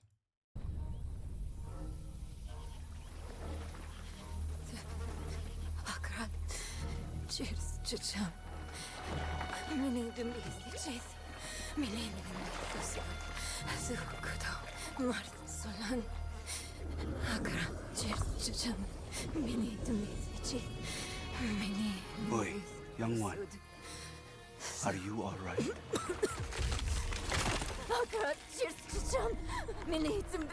I'll save it also. Nerel? Oh, you're not It was well. a cool trick. Please, please, please, my child, let me help you. Stay away from me! Nerel! Is that how I raised you? No, Mother. But I must carry this burden alone.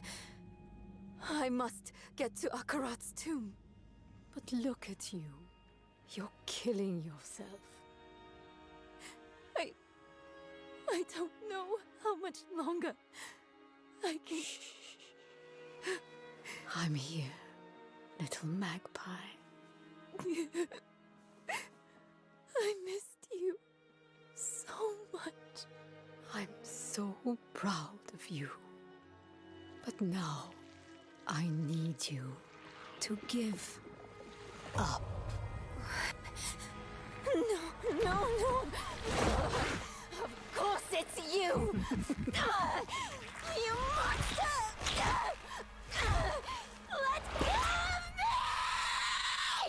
Let go. No. You made a choice. And I warned you, little magpie. There would be consequences.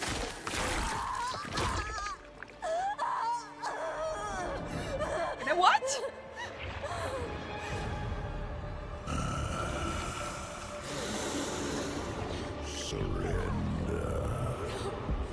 No! I control the stone! Slow. You control Nothing.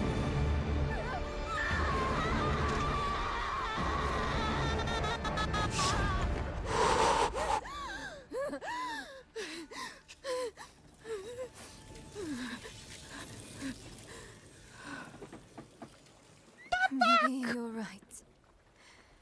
Maybe I could use some help.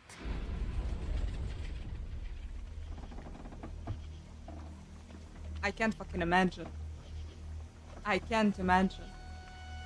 What's that? The uncut version.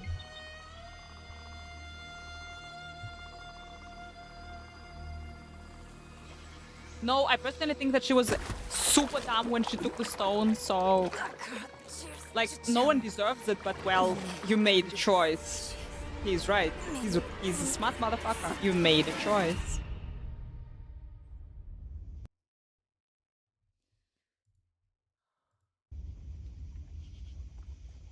Who already got the game? Just asking.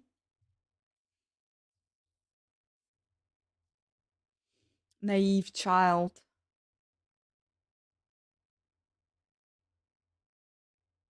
Tuned out version. Yeah, I know, guys. And I talked this weekend with the Blizzard devs, and they said it is tuned down version, and that's in the game. They're gonna bring the original one.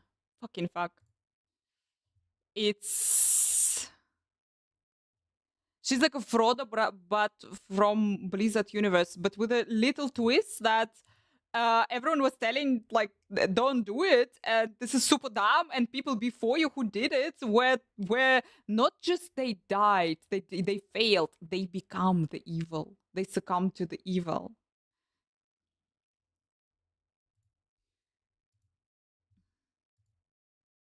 So it's a little bit was super naive of her to think that she can do different. To Ultimate, I wanted a tiger pet in the wings. Mikey, welcome to my team. Welcome. Like Leah in Diablo 3 and will die. Actually, she reminds me more how the name of the dude was. Aiden.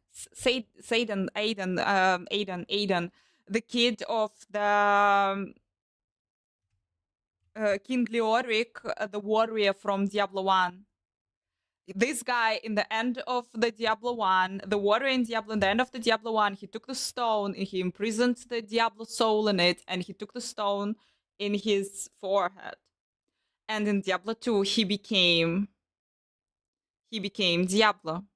And it wasn't like, it's just a couple of years. It literally was just a couple of years, and Diablo fully corrupted him.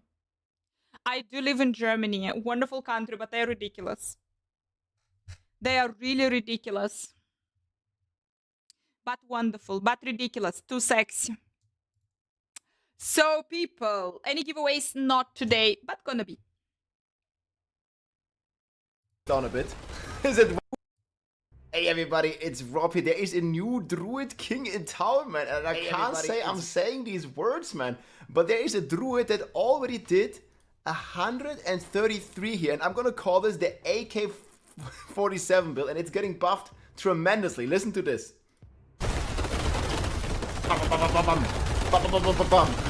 And this is the landslide Druid, man. Or just call it the AK-47. That guy is going crazy, and he did 133. I'll turn this down a bit. Sounds like a AK-47, exactly. And we're gonna do it. Apparently, this thing, again, they did 133. It will be tomorrow, guys. Did they open their server download? I think it will be tomorrow. 130. If you participated in the first PTR, you should have the PTR client already installed. Then the patch that you will be installing tomorrow gonna be not that big. But if you were not playing the PTR, if you deleted it, you will have to reinstall it all completely. But it all will be available tomorrow. I personally think at 7 p.m. my time. 3 here, and I'm gonna call this the AK-47 build, and it's getting buffed tremendously. Listen to this. Too many numbers. This is the landslide Druid, man. Or just call it the AK-47. That guy is going crazy. And he did 133. I'll turn this down a bit.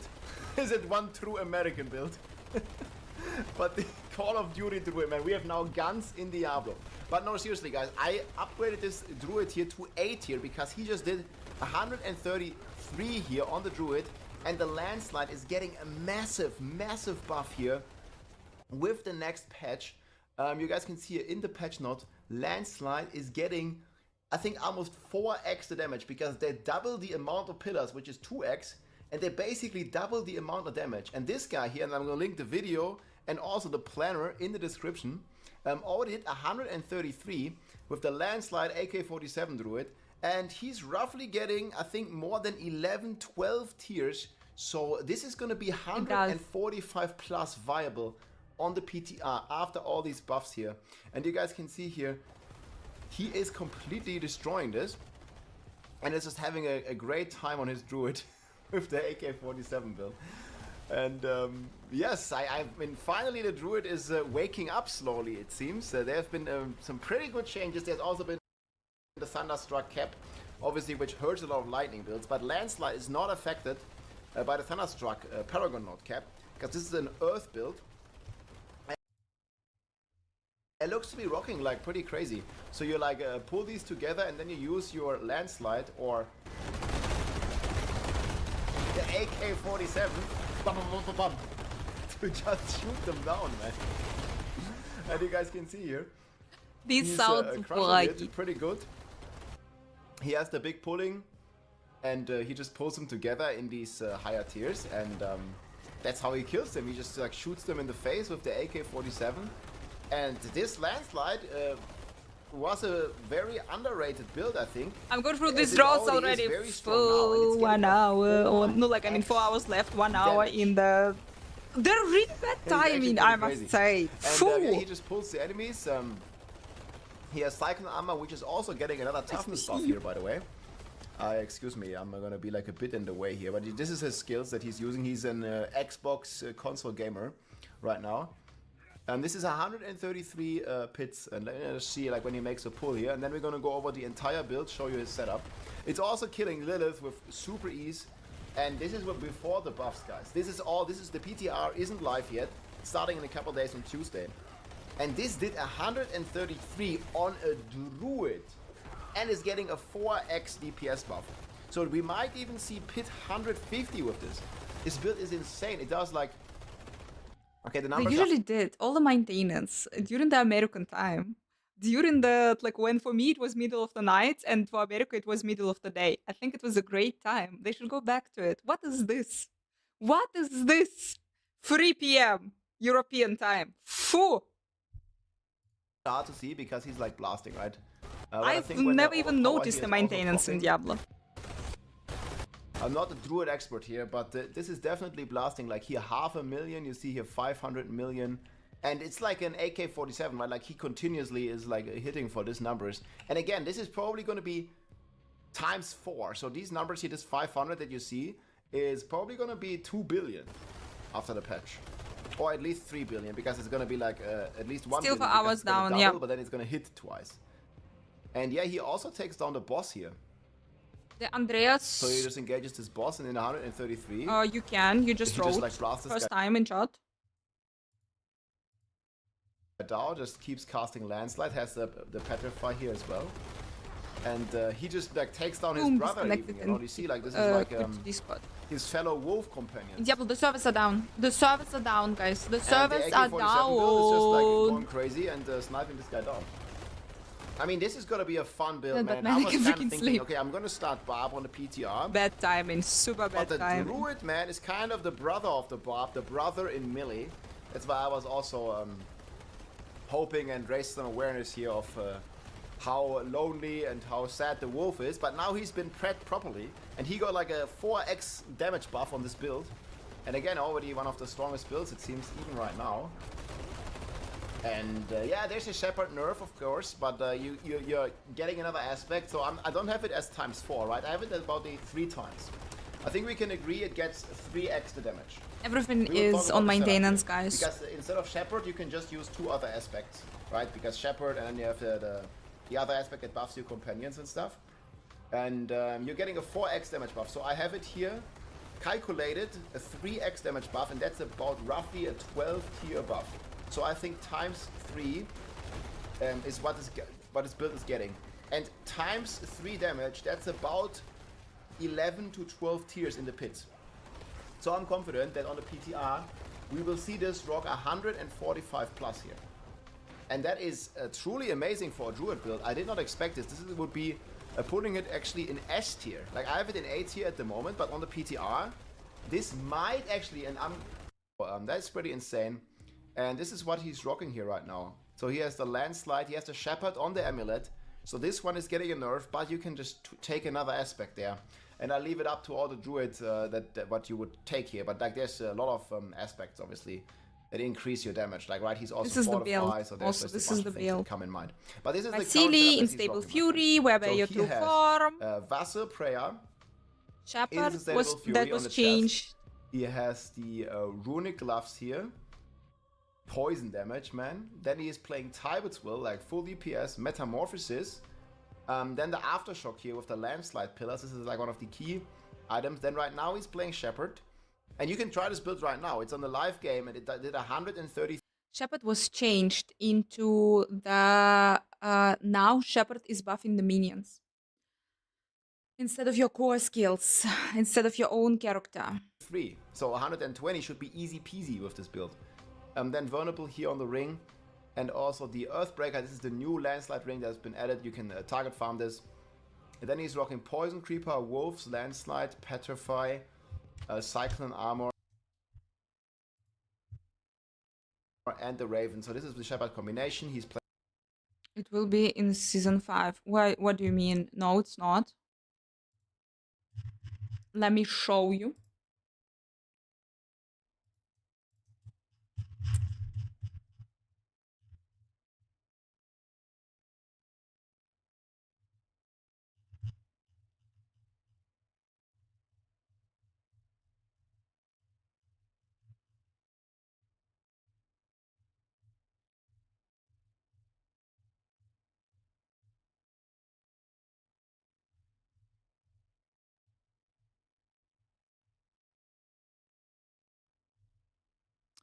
It was, which is for Season 5. They were saying it, guys. They were saying it. It's coming after PTR, but not Season 5. Guys, it is coming. It is coming. Like maybe it's not on the PTR, but it will be in the season. Then it will be in the Season 5. Others is that as you guys are going through. Is Axial Conduit. Basically, it's going to be about the. Moving power of Shepherd's aspect to buff companions instead of the player. Companion skills deal an additional 10% damage per companion you have.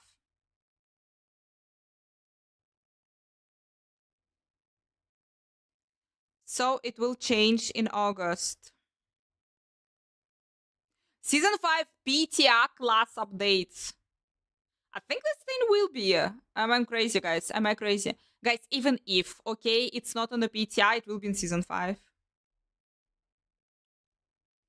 They are buffing Druid Companions big time. PTR is for Season 5. The changes that are on PTR, guys, not going to be immediately after the PTR in the game. They will be in Season 5. That's why I'm kind of weird if they are not adding it. Let's talk about class updates. I'm going to cover some generic things across all classes and then go through a little bit of each one. Again, this is not going to be nearly close to everything that we're doing, just a little taste, a teaser for what you can expect to see. Let's start with things across all classes. One systemic update we're doing to the game is invulnerability skills are now going to start. As far as I understand, these things are coming. This thing's going to be in the PTR. When the skill begins. This is really to prevent things like infinite invulnerability and really to open up design space for us. Season 5 is starting. The PTR is starting tomorrow. Season 5 is starting in August, the beginning of August. More liberally and things like that, where we don't have to worry about this. Yeah, the PTR is 1 week. Tomorrow it's starting. Dun, dun, dun, dun, dun, dun.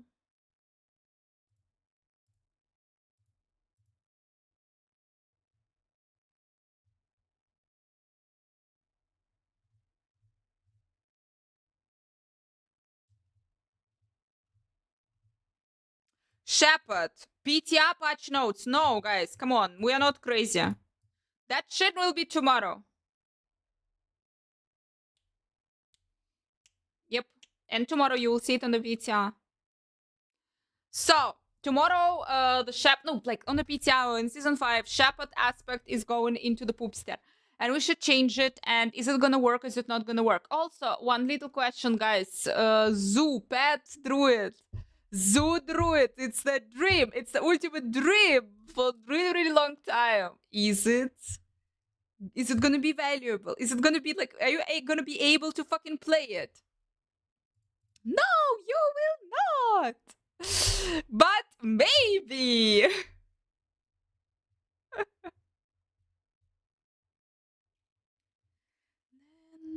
Let's go. Because this is the build currently. They did 133. That was buffed because landslide was buffed.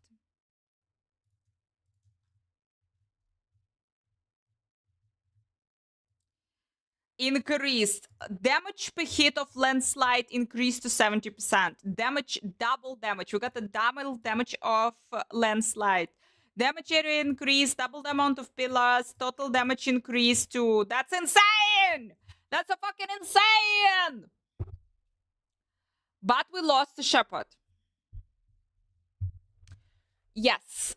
Season 5 is the last short season. It's going to be only 2 months, and it's going to be the last season before season 5, before expansion.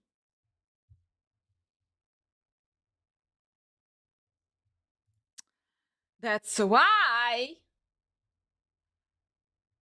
Yeah, guys, you can watch Anna play on the PTR and suffer. That's why. What can I use probably instead of Shepherd? What should be there?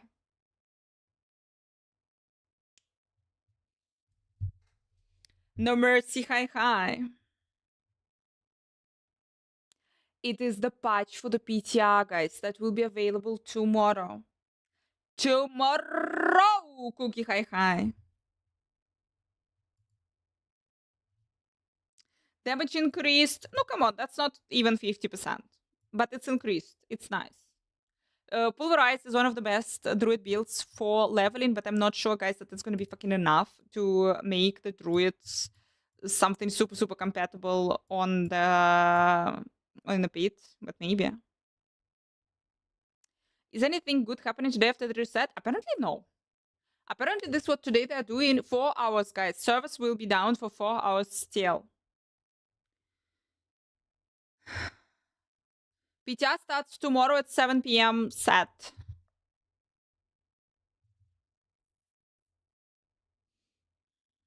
The passenger competence is increased dramatically. It's still be pretty weird. I'm gonna try to sleep. Happy trying to sleep. Hopefully we'll be successful.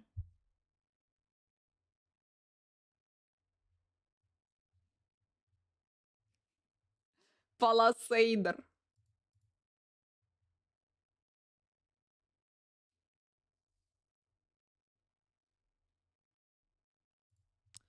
Pulverize buffed, hurricane blah blah buffed. Oh, hurricane buffed. The fact that the hurricane fucking double buffed? Do we give a damn? I have a hurricane druid right now.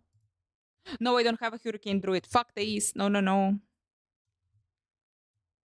Tornado buffed. I have tornado druid and the shit is also buffed. Oh, this thing I will just copy and I will just try my tornado druid how it's gonna run around tomorrow.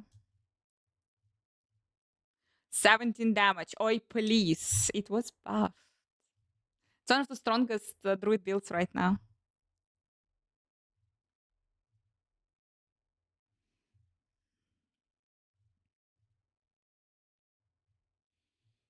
Looking something for the pets. Don't get anything for the pets.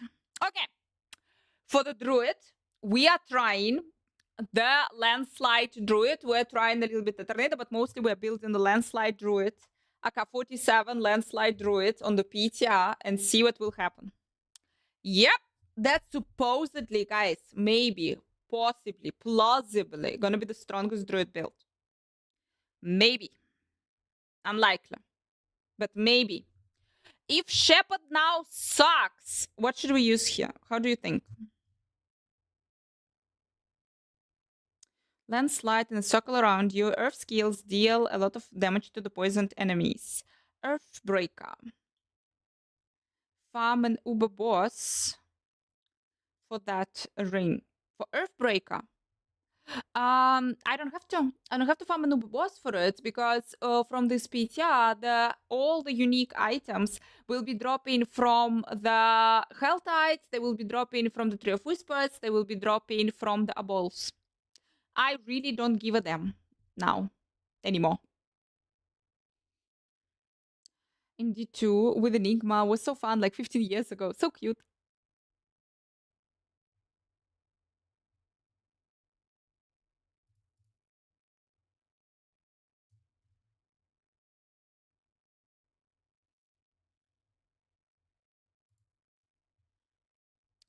That Uber ring, you mean Starless Sky? That guy doesn't have a Starless Sky.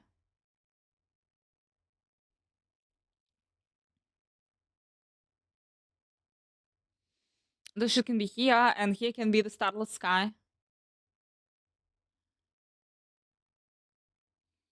And deal additional 13% damage per hit. No, exactly, dude. That's why I don't need a Nuba Uniques. Metamorphosis, Tibaut's Will. They said that they're gonna do something with Tibaut's Will. What did they do with Tibaut's Will? What did they do with Tibaut's Will? Thank you for following.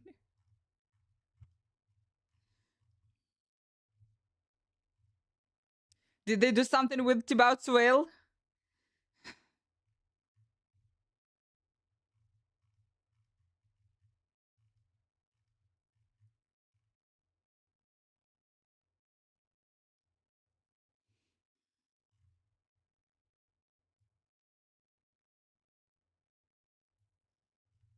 Thank you for following. I'm scared. I'm scared.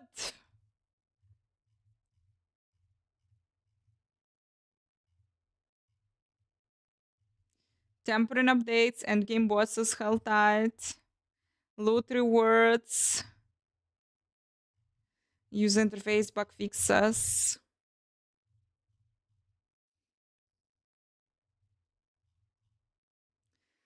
That doesn't look like it. What did they do with Tibaut's Will? Cisco, hi. Servers are down for 4 hours, guys.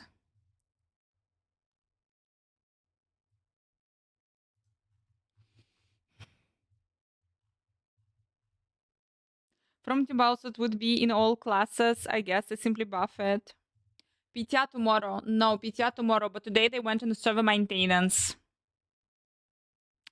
Today they're just, oh, we are out from here.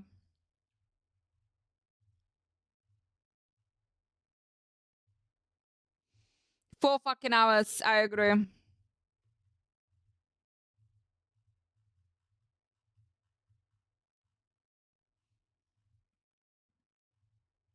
What are they fixing there, guys? Are they adding the cow level? Momo. I think it's for tomorrow's PTR. I don't see, like, for what would you do 5 hours maintenance? Normally tomorrow, they're downtime every week. World has a maintenance too. Normally tomorrow for their downtime every week.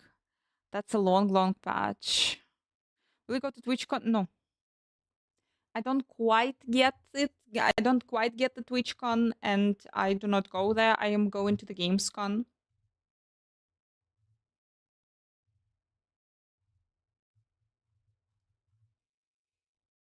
Able to play on Steam? No. PC Battle.net client.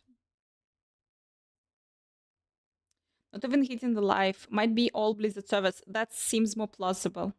Well, keep grinding. Elder Ring DLC. Are you complaining that it's too difficult? Who are those people that's complaining that Elder Ring is too difficult? Look at my face, please. Who are those people? It's fun, of course. It's fucking fun.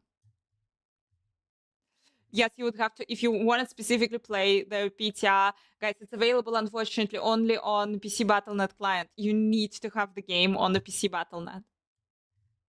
But PTR is only a week. Is it worth for you? I don't know, like, if you want.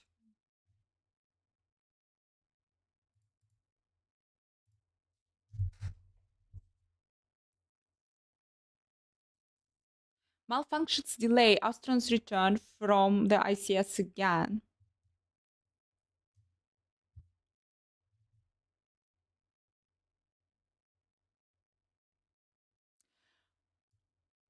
Guys, one in a lifetime explosive event in space expected soon.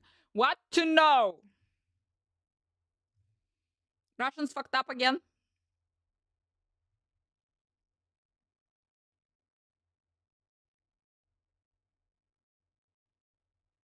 Do you have to make a new character in the PTR? No, you don't. You can just copy the character from the existing service.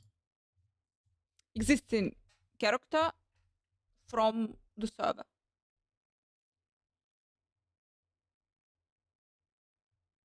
Something wrong with the Boeing Starliner. Can we already fucking close this company? They fucked up. Oh no, we had to build.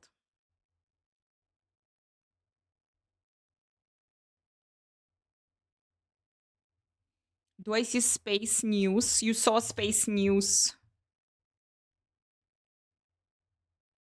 Space expert told the situation may not seem as perilous as some believe. You can lose a few thrusters and still be okay because there are so many of them. It's an pollution system and they can everything that.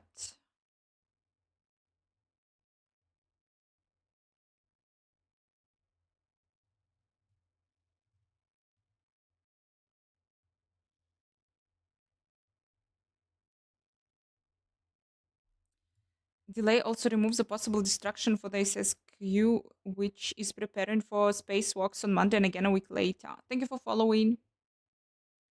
Supposed to come back on the 13th, but we're delayed.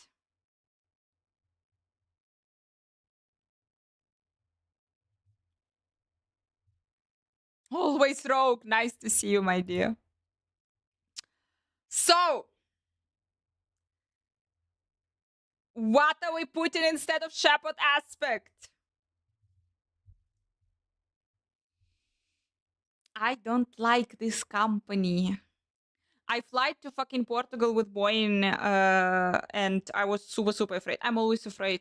I'm always fucking afraid. Guys was flying to London, and who saw on Instagram, I was flying to London, and I was on my way back. There were the team of Scottish fans in kilts all around me, really nice boys all around me.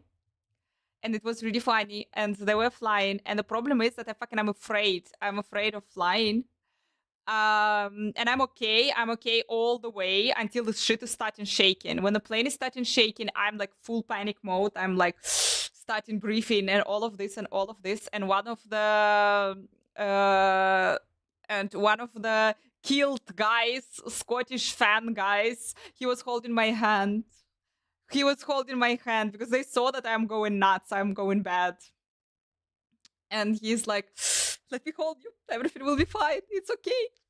Maximum, we're just gonna die and explode in the air.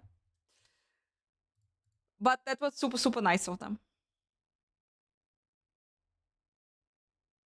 The airplane crash is extremely low. This is not helping me at all. This is literally just like, I'm thinking about this absolutely different. I'm thinking about this. There were no airplane crash in quite some time. So kinda the odds are high that it will be now. Because there were like no airplane crashes for a long time. And like, it doesn't matter for the people who ever died in an airplane crash. It doesn't matter for them that the chances of them to die this way were extremely low. They died anyway. Boeing is trying to change that, exactly. So basically, I am I'm afraid. I always fly. And always when I fly, I am like, when I'm already on a plane, I'm already like Fucking fuck. Next time I swim. Next time I swim. And then I fly again. And then again I think that next time I swim. And this is all super, super ungodly. And you really shouldn't be in the air. But I fly then again.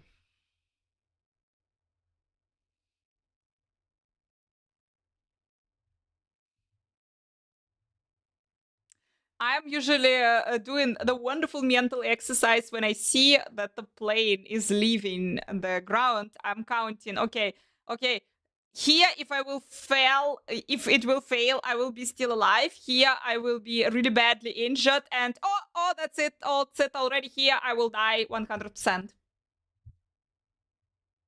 And like this, the whole flight, guys. Like this, the whole flight. So, increase damage while hitting a poisoned enemy as a werebear on a ground control. Enemy is a werewolf. Or ground control. Poisoned enemies, werebear. Here we go. We need the poisoned enemies. We have the poison creeper. For why do we have the ravens? And this makes sense, and this makes sense. By the way, 4 uniques build. Ideal Blizzard build, apparently. Poison creeper, I get it.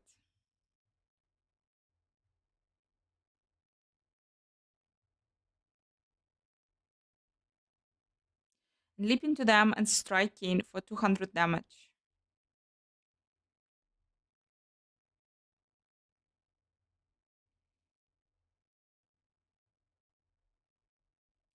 Critical strike chance against enemies for 6 seconds after they were hit by ravens. 2 additional ravens periodically attack enemies.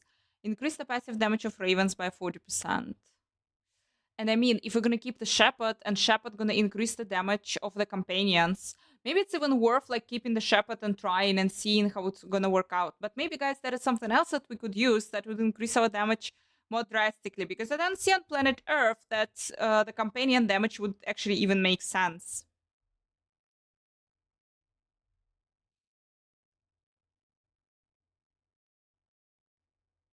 So just don't take a Boeing. The problem is Ryanair is the cheaperino air company of Germany, and we all are flying with Ryanair, guys. If you go on like wherever in Europe, either you go with Ryanair, which is cheap and cool, or you go with Lufthansa, which is triple or quadruple the price.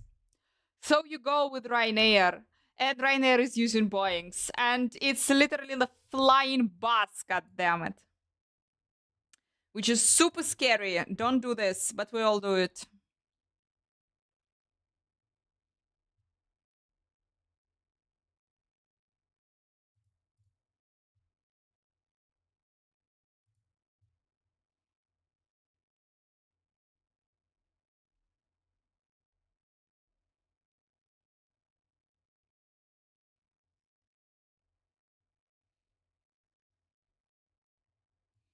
Earth and sky makes sense. Spirit, crit strike damage. Crit strike damage. I know you're Phantom Claws. Roof of Web form. Close enemies take the percentage increase from you. And magic notes. Tectonic. Your Earth skills gain critical strike damage. Your Earth skills. What did we do there? Ah, landslide is an Earth skill. Fucking fuck.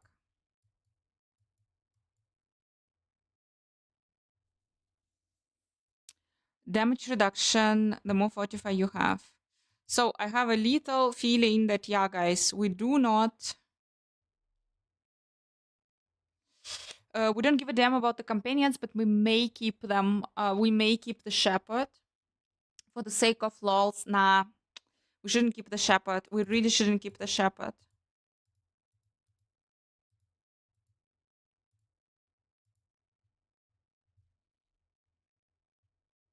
Choose the more expensive flights with the fewest layovers.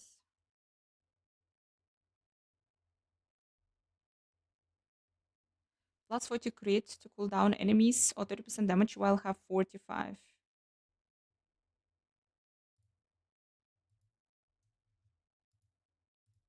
Playing Wariness Iron Feather, Aryan Wrath, Pack Leader, and Calm before the storm. Skill trees Like the ground control on Paragon. I need something for the Shepherd instead of Shepherd. looking like this. Just gonna show this to you real quick here. So just 2 points to unlock the section. Then you have Wild Impulses, and then the Landslide. Enhanced 3 hours, landslide, 42 and minutes. also The server's primal gonna be down. landslide for big DPS. Cyclone Armor 1 point. This one is also getting a buff from 10 to 15%. So you're also gonna have more toughness in the next patch here. You guys can see here, this is all the landslide buffs it's getting. And then I think we have the Cyclone Armor here, again, non-physical from 10 to 15.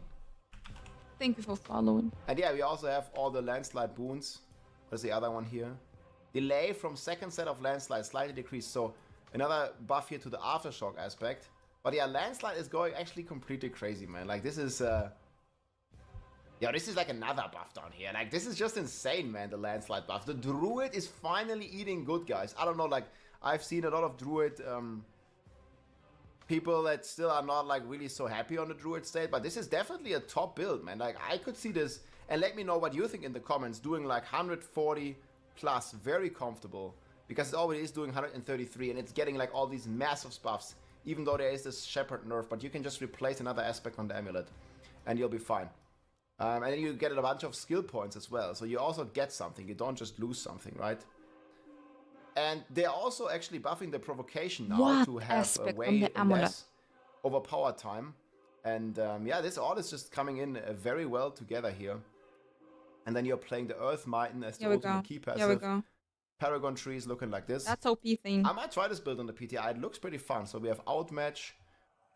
We have Earth and Aspect Sky would be here. good. Crash Stone, Aspect of Retaliation. With Spirit. I'm going to leave the planner in the description. We have Undaunted here and Inner Beast. Earthen Devastation.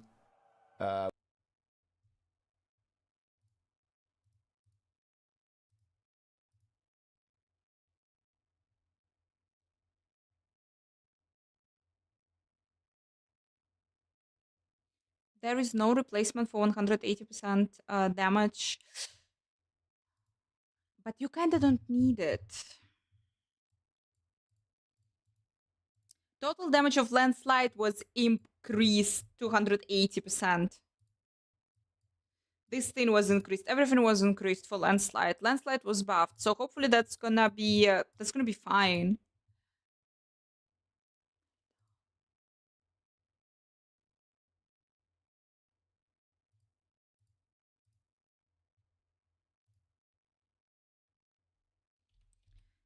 I saw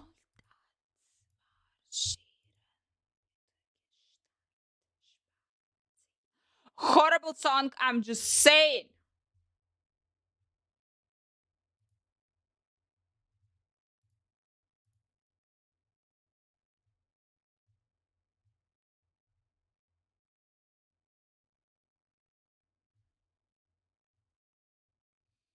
Retaliation.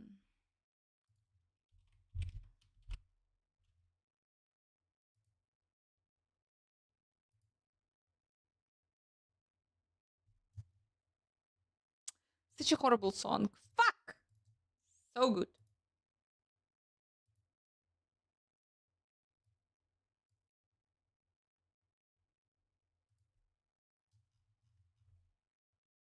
Explain the lyric, please. I wanna walk as a soldier. I wanna have a good posture. Someone should kill, someone should die.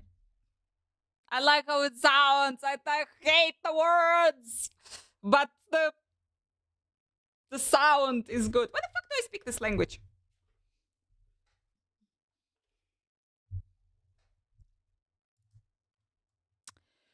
What can we put here on our beautiful amulet food? This is barbarian. This is the druid. What can we put here on our beautiful druid?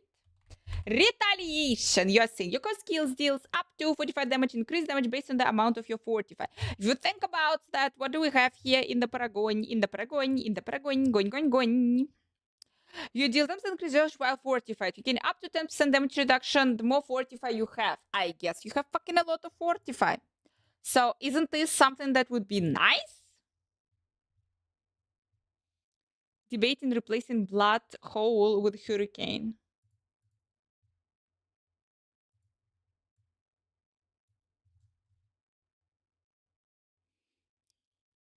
So cute.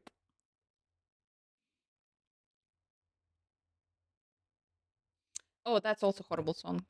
Fuck!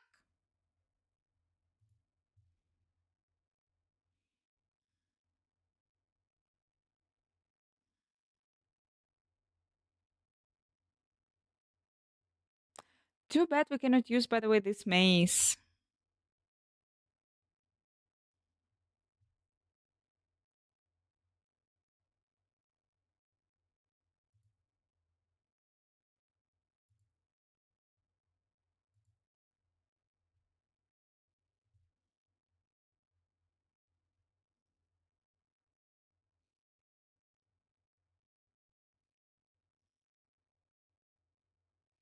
That makes sense.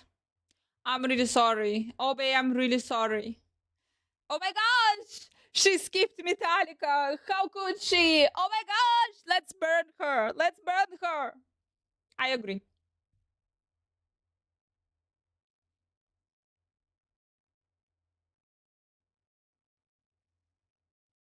That depends. With a hurricane, this will depend on can you stay alive, Damons. This will just super easier. Go with hurricane. Go the fuck with hurricane. I don't know why you go with hurricane. But anyway, go with whatever. But if you start dying, you know that you will have to switch to the blood hole. That makes sense. That makes... Oh, guys, so good luck. Good luck finding all of this shit.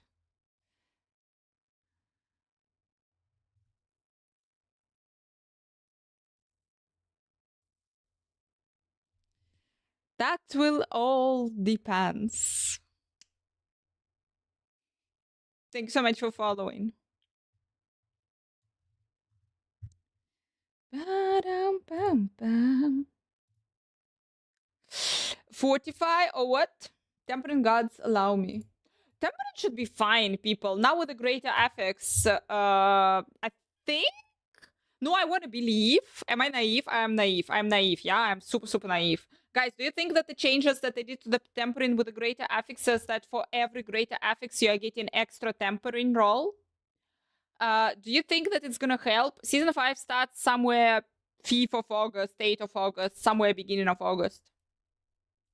I know the important dates, guys. 18th of July, they're revealing Spiritborn. They're revealing the class. They're going to be showing the skills, the something, the God knows what.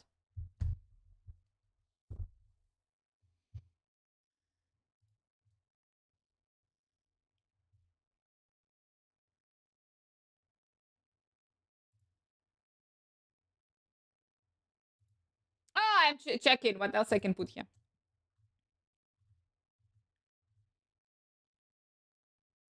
Crash Stone. Crash Stone, you're saying.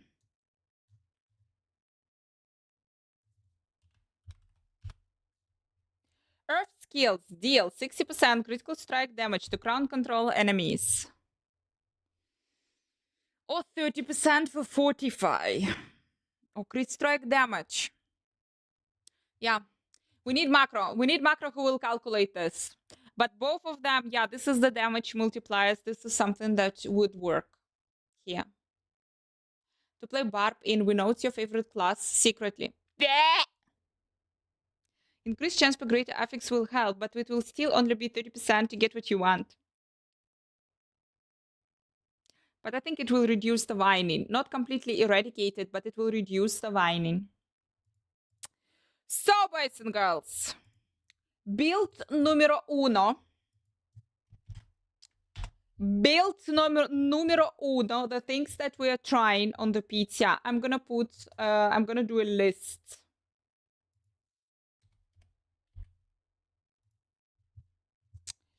Builds to try on the PTR.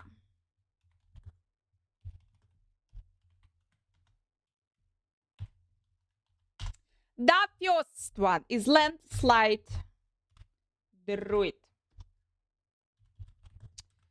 Druid link we got, and we are adding there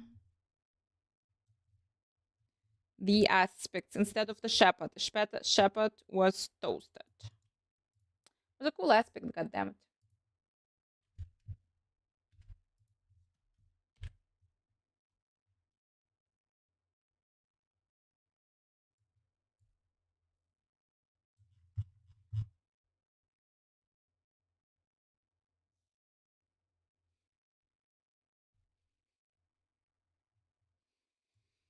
The second shit, and actually that's gonna be the first shit. We are always trying. I'm wondering, did they change anything with the flame scar? Because they said that they changed a lot of. They didn't change the flame scar. Fucking, they didn't. They didn't. They were not in the confetti. Fuck. I want to see the violet one, guys. I want to see the violet. Boom. So good.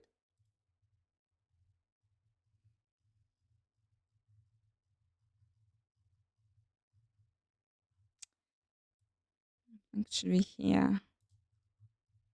But a bunch of things they're not showing on the PTR.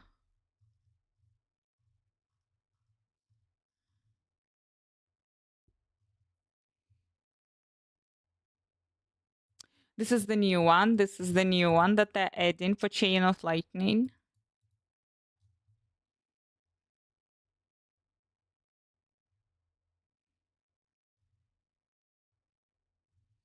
Dampening recipes. Bunch of shit for the sorcerers, but I don't think that's some. Can I use something? Flame Shield enchantment for free. When Flame Shield is activates, meteors fall around and dealing 70 fire damage. Going to be on the PTR? I don't think so. I don't think so.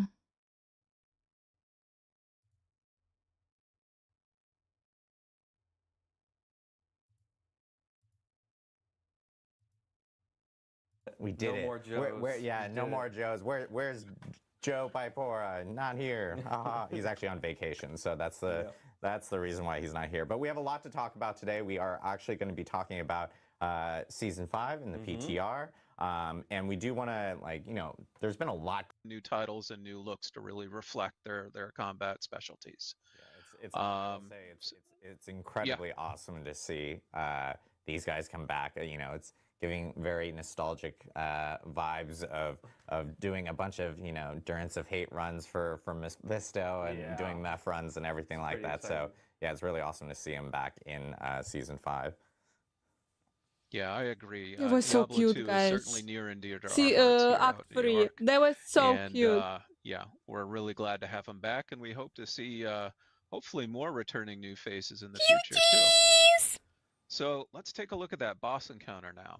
So I showed you a number of members of the Fell Council here. We've actually built 5 of them in total, but you're only going to fight 3 at a time. Now we keep 2 in the hopper basically, and we do that because we want to have a whole bunch of replay associated with this boss fight. And because we're only using 3 of the 5, there's actually 10 variations of this boss fight you can fight randomly as you do your Infernal run. And so we're gonna basically kill them off, and they're really nasty enemies that you were fighting in Act 3. The fight will actually escalate. Actually, it probably escalates even if you just take down a certain amount of health. Turn them up? Correctly. What do you mean? And it escalates. Basically, their attacks become more powerful, and then they start really getting even more powerful kind of room clearing attacks towards the end. But we've defeated them here, and this is the reward moment I actually wanted to talk through with you, because this is something that really ties into itemization 2.0. You've got several chests here, and you've got a choice of the rewards you get at the end of your Infernal run. You can choose from a chest that contains all new legendaries and uniques. You can choose from a chest that contains all sorts of crafting materials, including masterworking materials, so you don't need to go to the pit anymore exclusively to get masterworking materials. You've got a chest that allows you just to get a whole bunch of gold. I know people out there are really asking for gold, and this is going to be a good source of it. And finally, even though it wasn't shown here, you have a chest that guarantees a single item with a greater affix on it. And so we thought we'd want to try this out and see how people respond to it. And we thought it would be pretty exciting. You know, certainly in season 4, I'm really trying to get some more greater affixes. So I'd love to have this in season 5. So yeah, let's take a closer look at some of the uniques you can farm from the Infernal Horde, since we're talking about rewards already. So we're going to queue up some footage here. So first up, we've got the Basilisk. And so this is going to be a new unique staff for druids. And so when you hit an enemy with a nerf skill, it'll petrify Are they going to them be and all deal physical available in damage. So PTR or not? turning the monsters to stone, always cool. But it's also cool that, and so whenever you use an ability with a cooldown, you'll trigger, tongue twister, trigger an explosion dealing fire damage. And so really, it's pretty straightforward. You're going to bathe your enemies in flames whenever you use a cooldown skill. So maybe I'm going to dust off my whirlwind barb here and slap them on and see how it does.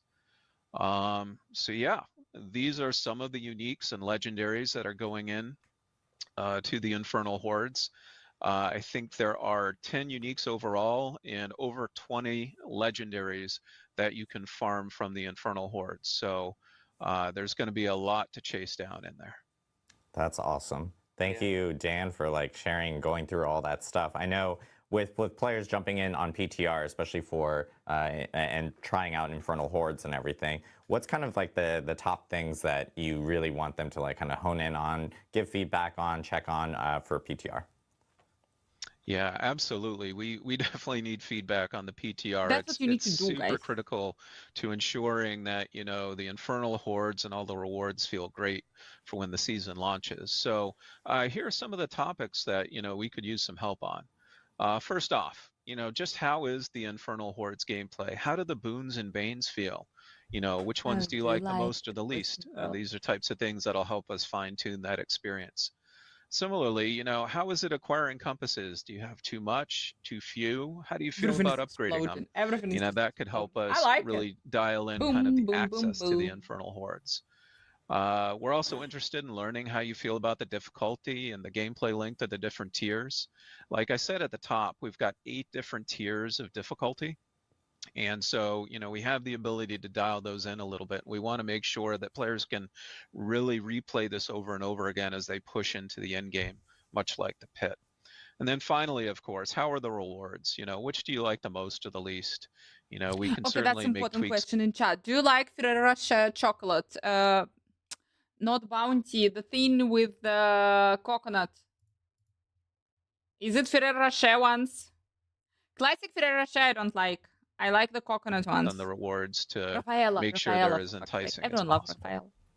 Awesome. Yeah, and I know with Infernal Hordes, this is kind of Except this is weird. another alternative because, as you mentioned, you can jump into it starting with World Tier 3. So if you're actually leveling a new character, you can actually jump into Infernal Hordes, and you're able to earn like experience. So There, so you in can here, level so them. you actually have the opportunity of like jumping into Hell Tides if you want to. You can jump into Infernal Hordes. When you get to 85 or something like that, you can jump into pits. So there's now like more or Nightmare Dungeons, obviously, when you're you're upgrading your glyphs and everything. So there's a lot of different variety now for being able to kind of level up a character, especially as you're going to that mid to late game phase of your character's journey, you could say. Yeah, something else to bring up for the rewards for the Infernal Horde as well that I want to clarify. So Dan mentioned about, you know, there's going to be uniques that are there that you can target farm in the Infernal Hordes. There's actually going to be a group of uniques and legendaries that you're able to target farm in that piece of content in the Infernal Hordes. So you're also kind of similar to how the normal game works, you know, how you can target farm a unique from a boss, but you can find it anywhere else in the world. It's the same way here where you can get these new uniques and legendaries anywhere, but you have a better chance, you know, if you're targeting them in the Infernal Hordes. And this is the first time that we're doing this with a group of legendaries as well. We have legendary powers that are actually able to be target farmed in the Infernal Hordes, which is actually something a little bit new to the game.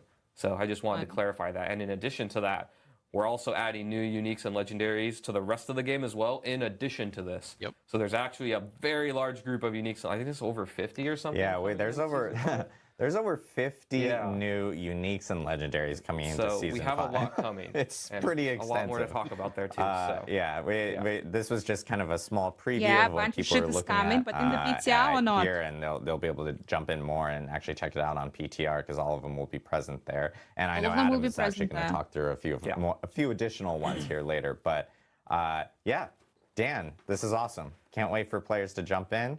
I appreciate you informing and providing all the new updates and everything. It's exciting. Yep. From the Coming in season 5. One thing to coming in season. new updates and everything. It's exciting. Wait, Anna, From wait. the sweltering heat of all. Something is not I'm gonna coming keep in the bringing it up. PTR, but I don't know They what. canceled school up All there. the It's uniques, crazy. apparently, all the new uniques, all the new I'm like, legendary that's powers absolutely still coming. insane. But we will be seeing Dan again here later, especially when we get into Q&A at the end. But Vad, hi. Dan, thank you again. I think Oh, you're we're Chocolate, what do you want? What do you Awesome. want more?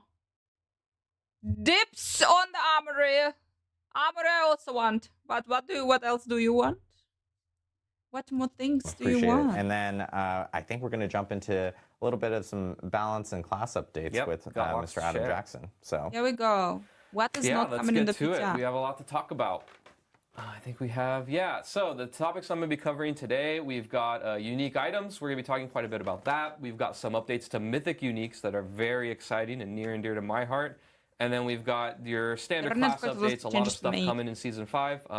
One thing to Guys, how much do you want to filter? Do you really want to filter? I'm so sad with the necromancy nerfs. Exactly. clarify here is that we are going to be releasing the patch notes soon, so I'm not going to be going over every single class update because there's a ton of them. Kind of similar to season 4. I'm really only going to highlight just like one major thing for each class on the stream today. LFG, I don't know what this is. Loadouts. Dark chocolates, please explain your position. But you'll be able to see all the things that we're doing in the patch notes. There's a lot. So first, uniques. We have some quality of life updates here. Looking for group. Yeah, that sucks. I agree. Okay. Looking for group is Really sucks. targeting how you get uniques that I'm pretty pumped about to announce here today. So you can now target farm uniques from 3 additional sources. Guys, you this can will be target them available in from the obel PTR. I vendors, think I again helltide missed chests, something. and whisper caches. These places where you've always been able to kind of target farm certain gear slots and not been able to get uniques, and you're wondering, well, why couldn't we do that? That stinks. Well, now you can, and it's awesome, and I love it. So here, just to give some more detail into how this works, is basically when you open, like, I'm just gonna use helltide chests as an example, right? If you want a specific unique weapon, let's say, you can just simply target the weapon helltide chests, and you'll be able to have a chance to get only unique weapons. Then loadouts armory. So here we go. Dips on this. I already said it. Yes, we need the armory. We need the party invite or clan activity or something for the team that is really something that we need, and asked about it. Maybe something is coming in the expansion. I would expect something in the expansion. If it's not coming in the expansion, then what the fuck? But maybe it's coming. We're gonna have in the expansion the new raid. So highly possible that for the new raid they have to introduce something for group finding. So guys, I have some hopes in this regard.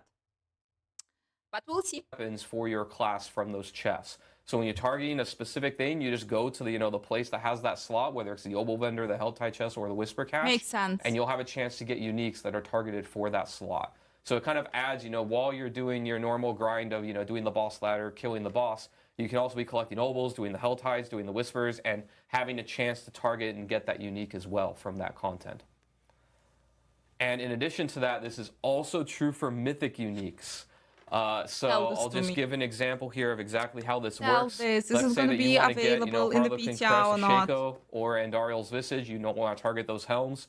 You could be targeting helms from Helltide, targeting helms, and when you turn in your obels to the obel vendor. And every time, if you get a mythic unique, you will get one of those 2 from that source. Now, also to clarify, let's say that you are targeting gloves for some reason. We don't have any mythic unique gloves yet. Then if you were to get a mythic unique, you still can. It'll just give you a random one instead, since you can't target one in that slot. So pretty exciting way to to target kind of the things that you want while you're farming for the things that you want. It's going to be be amazing. So I'm I know really I know we've heard a lot of players going like, hey, you know, we do the end game bosses a whole lot. We're trying to and you can actually find them just in the open world as well. We've actually seen a lot of cases, especially with this past season, where players are jumping into Helltide and they're actually finding them there. But now it's an additional additional options for players, which I want to see something. They said something will not be available in the PTR. PTR will be tomorrow, but servers are down today. They said that something not going to be available in the PTR, but will be available in Season 5. What? which I think will be a lot better for just overall finding some of the gear that everyone As really someone wants. who, for the last 3 seasons, my uniques have always come from the Beast and Ice, I am very selfishly invested in getting this into the game. Yes, so. All right, let's talk about other unique updates here. We're going to be making a whole lot of updates to our unique items, so I'm going to be covering a lot today. We've heard your feedback, and we're going to be doing some. You will see these updates in the PTR for all new Season 5 uniques being introduced to the game. Fucking no, apparently everything will be. Updates here. To clarify before I go into what the updates are, you are going to be seeing these updates to like the way that we think about and our philosophy around uniques and how they work.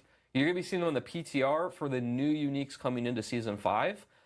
Between the PTR and the launch, you'll be seeing in the Season 5 launch these updates to all the existing uniques in the game. So when Season 5 comes out, basically all the uniques will get these updates that I'm about to talk about. But in the PTR, you're only going to really see this in the new uniques coming into. Oh, fucking fuck. So, they are changing, they are pretty much reworking all the uniques, but tomorrow during the PTR, we're gonna see the changes and like, we're gonna see in the stats, guys, in the stats. Bunch of shit will be changed in the new uniques. New uniques gonna be like this, but no, 50 new ones will be available on the PTR. 50 new ones will be available on the PTR. But the old uniques, they're gonna have not changed stats. The stats not gonna be changed. I think I understand it like this. The game. Yeah, there. So now we can go on to the next part. All existing uniques will be updated when Season 5 launches, but not on the PTR. Oh my gosh, I did this, guys. We found this. I understand what will be tomorrow. PTR new uniques, all uniques wait until the launch. Exactly, but all the uniques will be changed. And uniques going to be available tomorrow on the PTR, but they're going to have like the old version of them.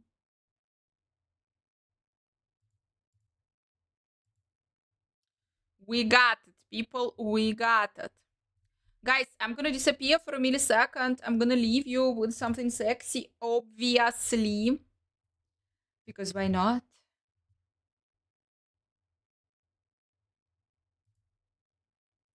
Saber, by the way, welcome on YouTube. Shit, I missed. That was cool. Nice to see you. Shit.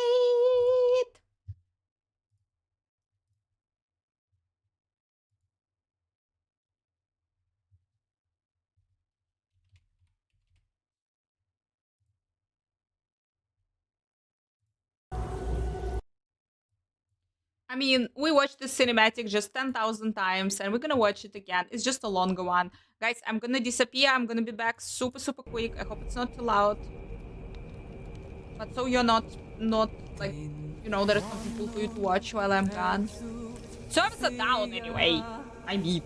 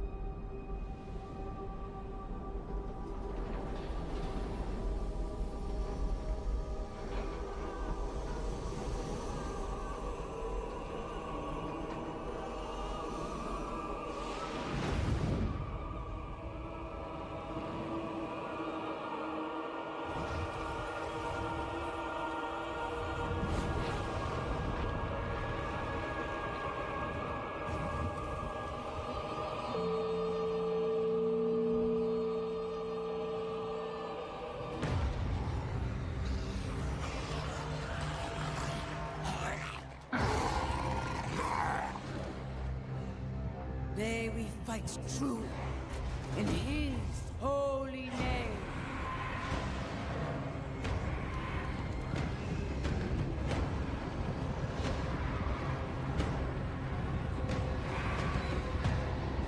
Blessed be the light.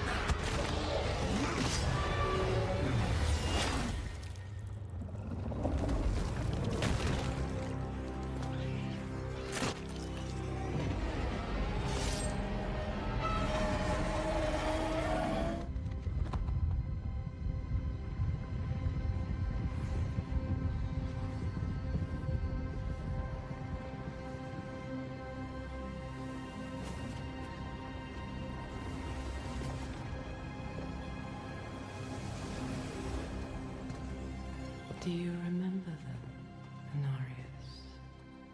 The whispers of the damned. Words will not save you. Show yourself. So, the soldier returns, and with such purpose. No longer the conflicted soul I left behind. You deceived me.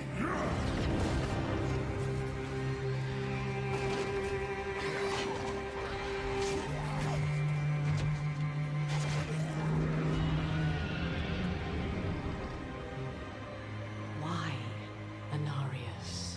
What are you truly after?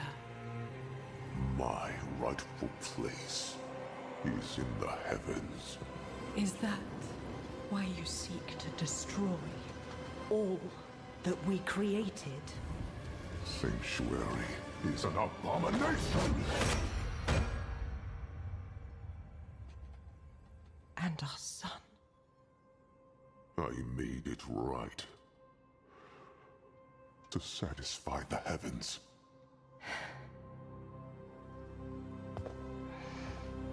Tell me, did they rejoice?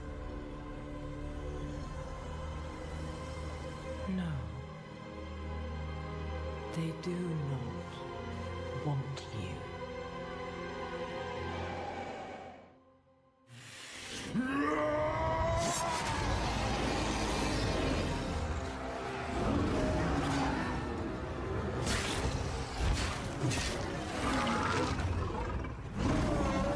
In his glory.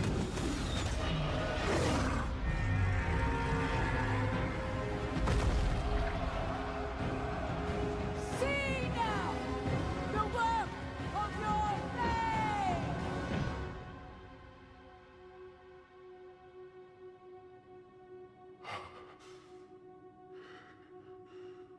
It is done. It all ends with you. No. We made a choice. And that they can never forgive. No matter what you tell yourself, or who you sacrifice. Silence is their judgment.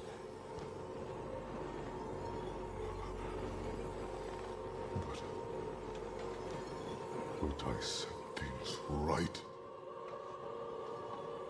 What more would you have me do? Tell me. Please. Tell me. The heavens do not speak to you anymore. Heavens, protect me! No, you belong in hell.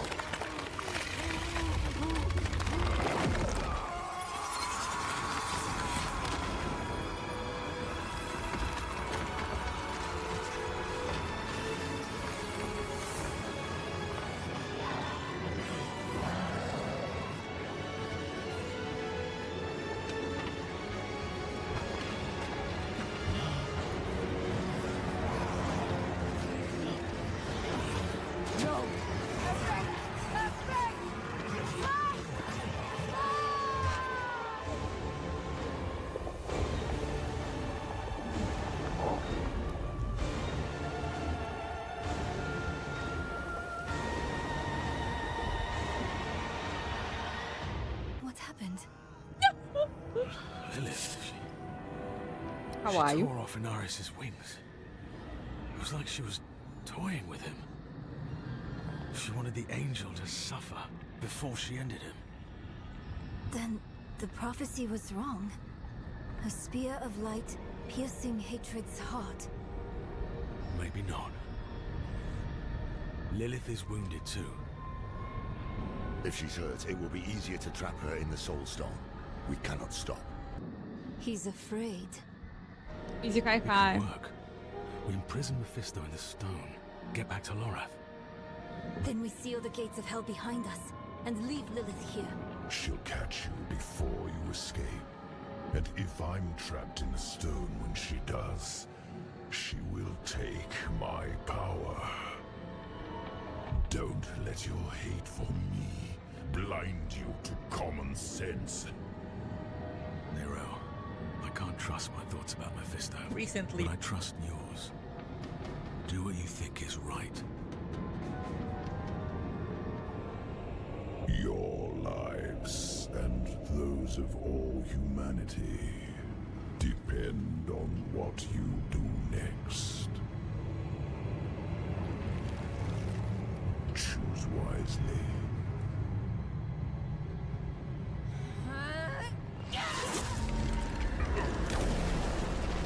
Mephisto is the grandpa of the Nephilim, exactly. They have weird family relationship, I must say. That's kinda toxic, guys. Reminds me of my family.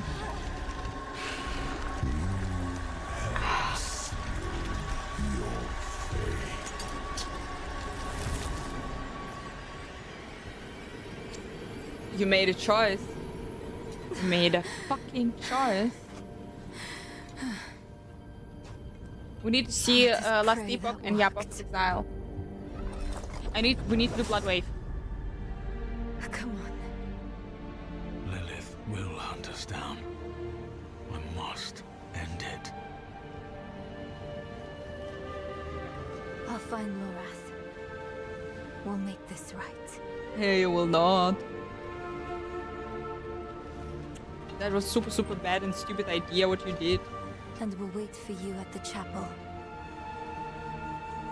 This better not be the last time I see you. Understand?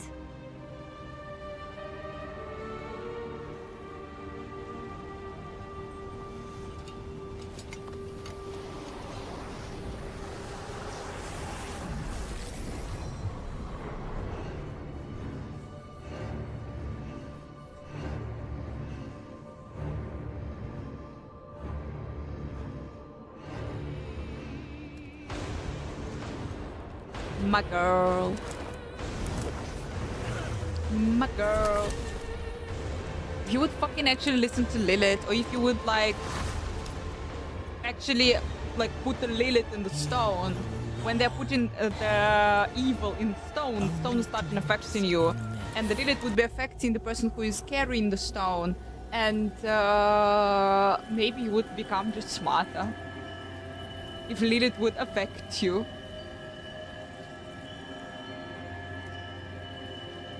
You got bad luck with all.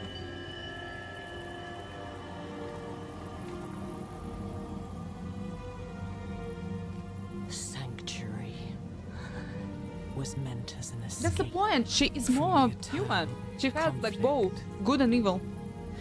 And yet, here we are. Again. I gave you free will. And you've squandered it.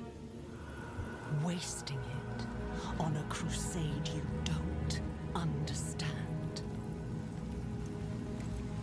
You chose tyranny when offered freedom. A poor legacy for my gift. Without me, you would have no victory. And it's Notorious. 3 hours. The sub will be back in 3 hours. She will be returned. She will return.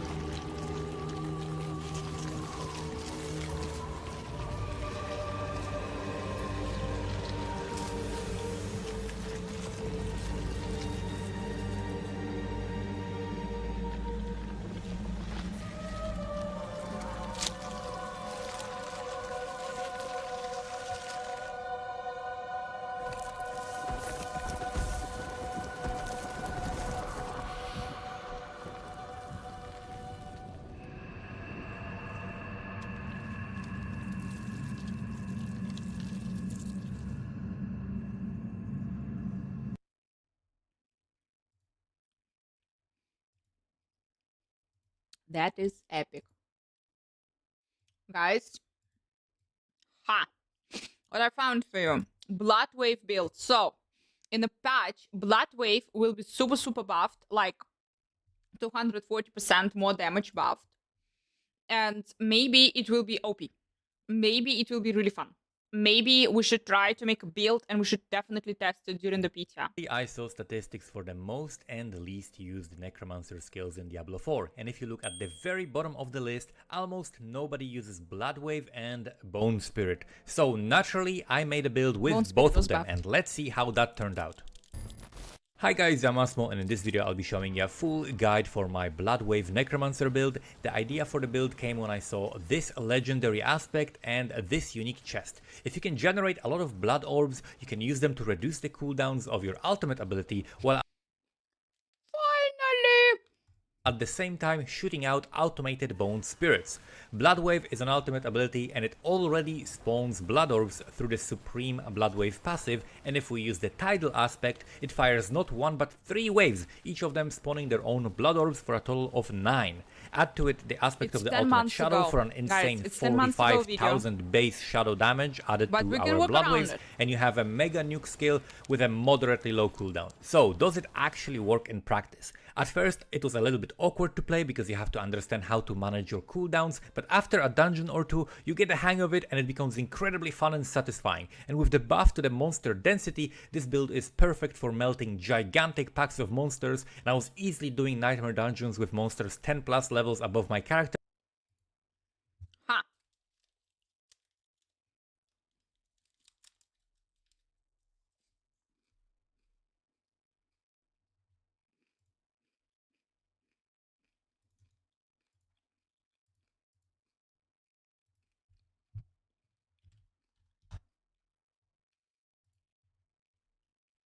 That is the wonderful video. That is a Bloodwave build. Aspects of Disobedience was going out immediately. Ammo was capped. Blood Artisan Cuirassed.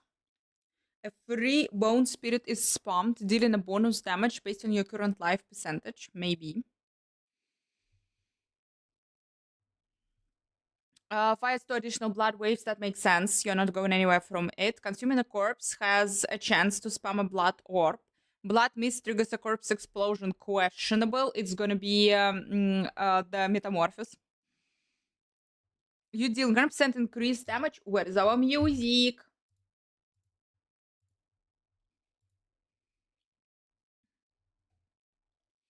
After the Shadow Blight, key passive damage enemies 10 times.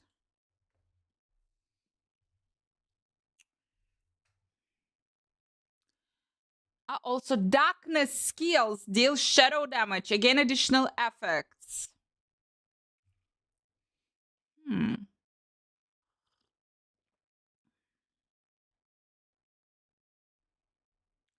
Shadow damage over 2 seconds. Blood wave creates grounded travels, dealing shadow damage over 4 seconds.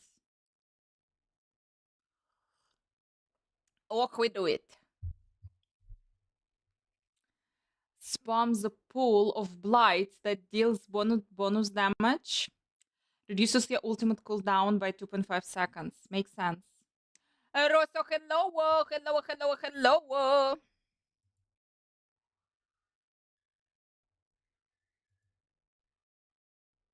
I'm happy and I'm unhappy.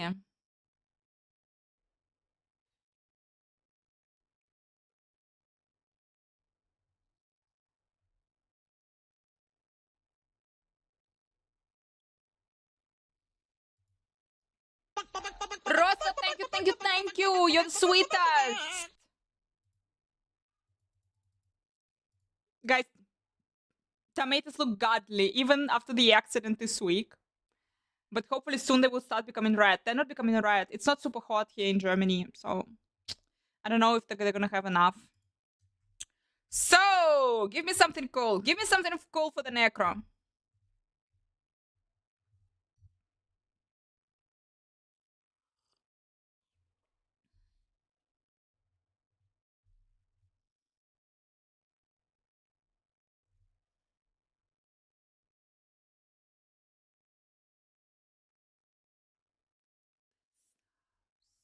Memory. Guys, we're trying to do the blood wave build.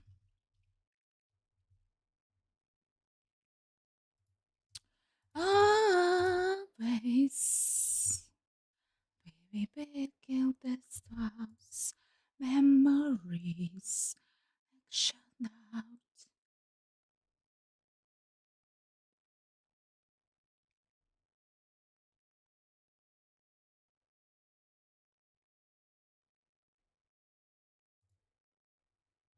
Anna 7, guys. Hello, Diablo. Hello, Diablo.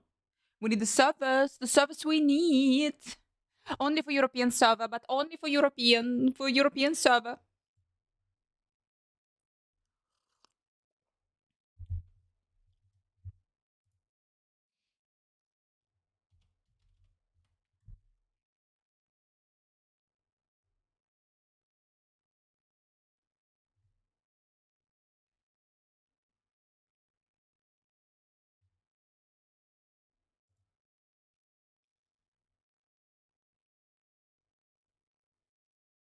It was a very bad decision knowing what majority wanted instead.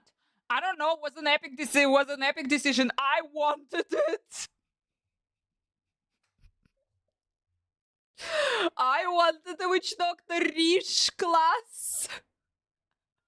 I have zero issues. Yeah, the majority wanted Paladino monk, but it's kind of monkish. Come on, it has the Diablo, so you cannot say it. You cannot say it. The majority kind of wanted Paladin at this point. I have a feeling, but well, guys, suck it.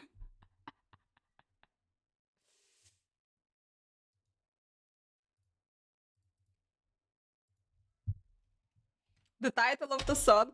Here we go.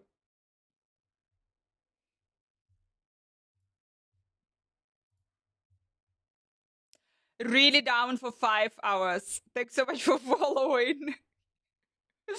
Wonderful class.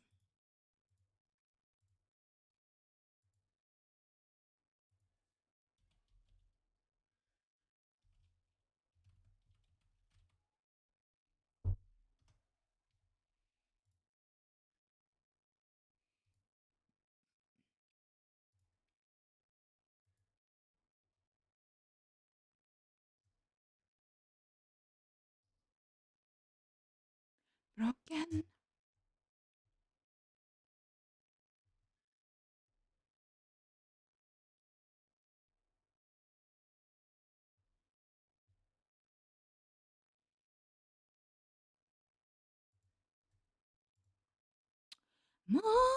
More.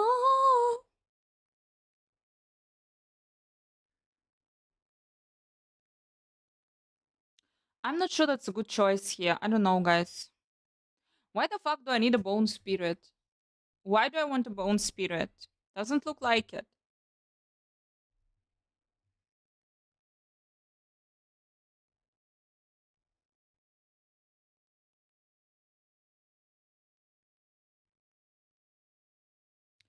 That's not the worst. I don't know. Soul's brand with the damage reduction. When you have a barrier, no longer heals you instantly. It's not so good. Yeah, it has a damage reduction, but potions are not healing you, but giving you the barrier.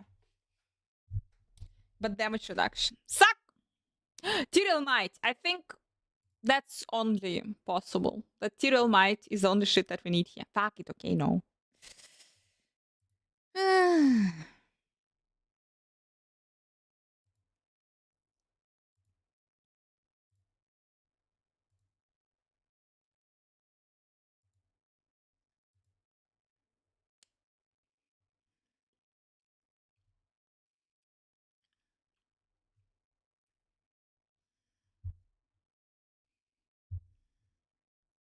Consuming a corpse has a 15-20% chance to spam a blood orb. Highly unlikely. Doing a blood wave build. Doing a blood wave build. Not yet. Blood sword. Not yet. Build is not existing yet. We are doing it.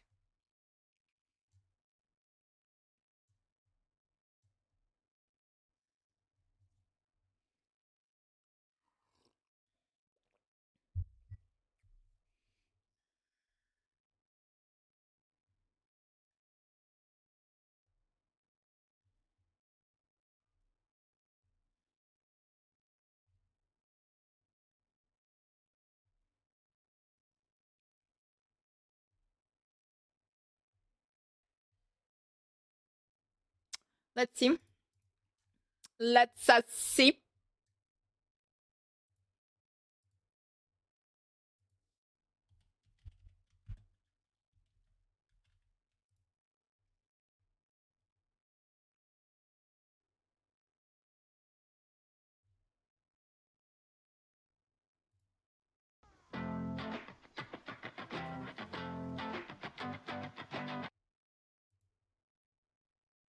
Here we go.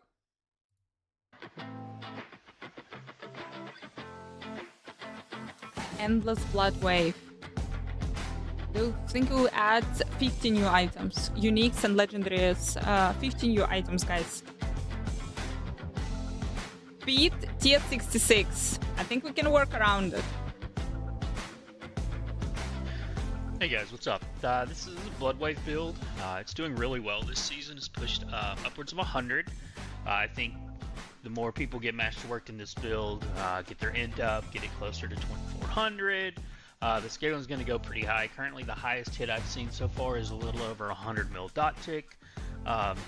Just absolutely levels 80 something, but I'm playing in single sorceress. You do have a very good uptime exactly, on your that's why we're Bloodwave trying with to do the blood wave the build, ultimate guys. cooldown reduction as well as your blood orbs that you get with the build. You can pretty much keep your blood wave constantly on the bosses, so there's an ongoing, always ticking. You got your BCE going as well, and then Blight to do some more damage and get your multiplier going. But let's go over the gear real quick, and then we'll go through the skills and the quick glance at the Paragon. There will be a planner at the bottom of this video, and if you like it, just let me know if you got any questions. So let's get into it. Alright, for the helmet, I've slotted in int, lucky hit chance, and cooldown reduction. The lucky hit chance is not needed. My gear is not ideal. Int, armor, or maximum life, depending on which one you need, and the cooldown reduction here. And I've got Explosive Mist. You could absolutely slot in Shaco if you want to know. That's the big question everybody's got. Sure, Explosive Mist is fine. You do get that continual corpse consumption to keep your Steam Summer Sale Like on the that, as well Xbox, so as you can your, on unless Xbox you're Pass you going. can get it like 15 for 15 bucks. Chest plate. This is probably the most easily replaced item. The embalmer really doesn't do that much. Spend a blood arm. Okay.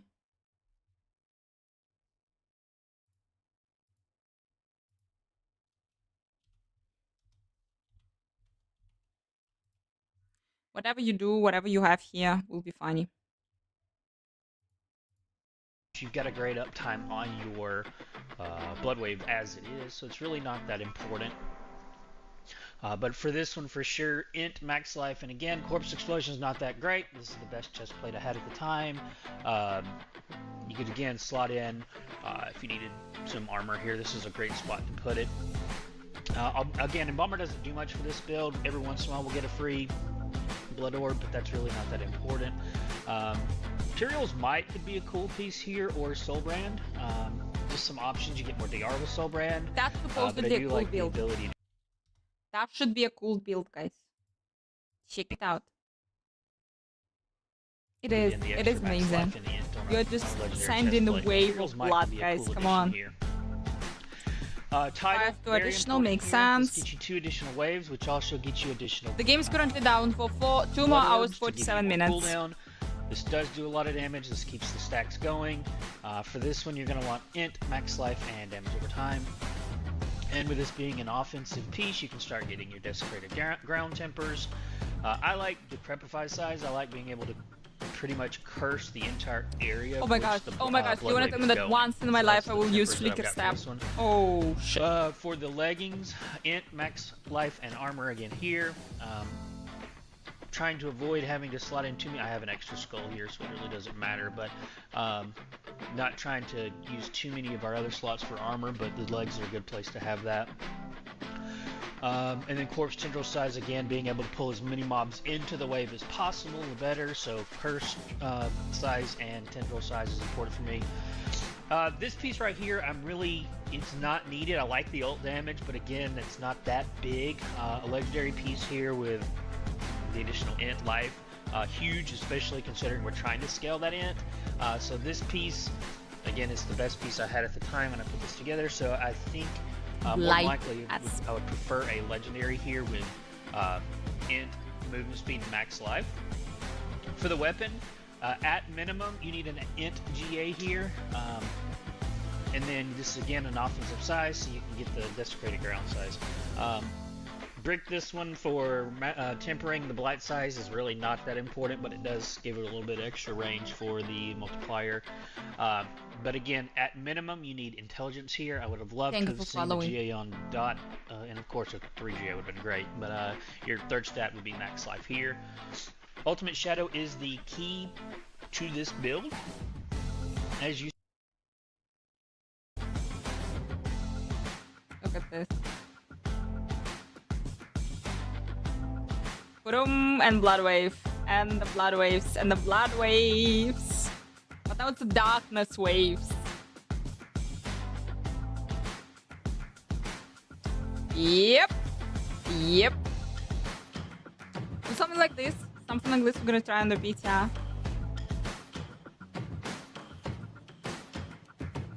Boom, boom, boom. Boom, boom, boom.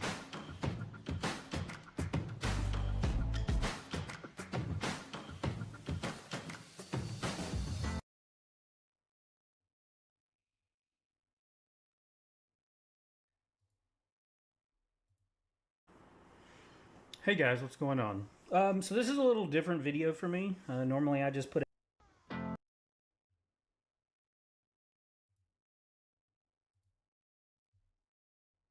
No. No. No. No. No.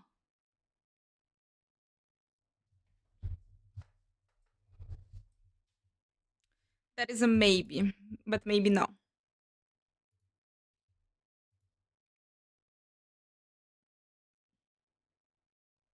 No. Yeah. Making before. Metamorphosis we cannot put anywhere. Fuck!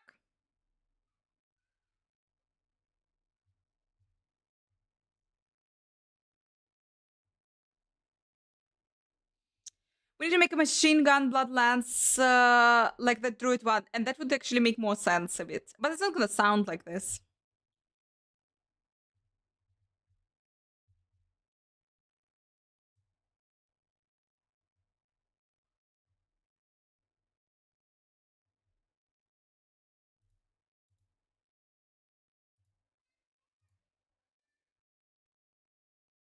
It's no place. It's about to get heavy.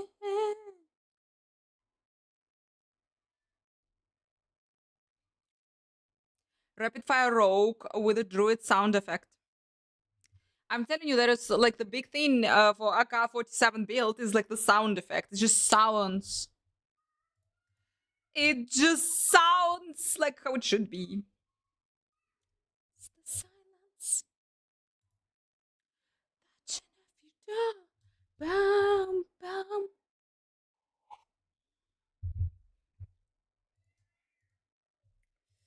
So it's gonna be Shadow Bloodwave. I don't like Shadow, but it's gonna be Shadow and Bloodwave together, and maybe it even makes sense, but unlikely.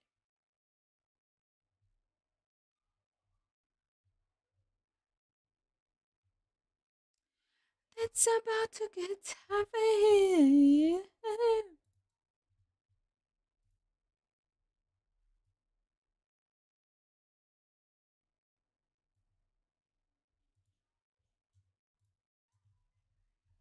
Guys, who gonna be playing Last Epoch really soon?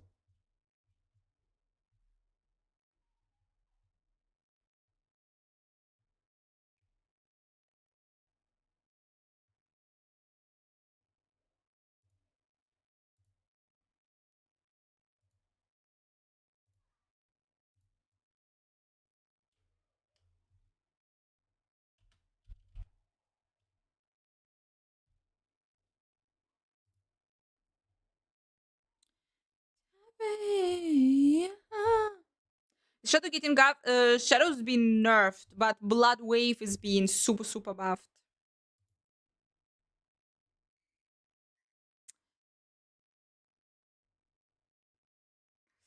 Yeah, this one I got. This one I'm not sure.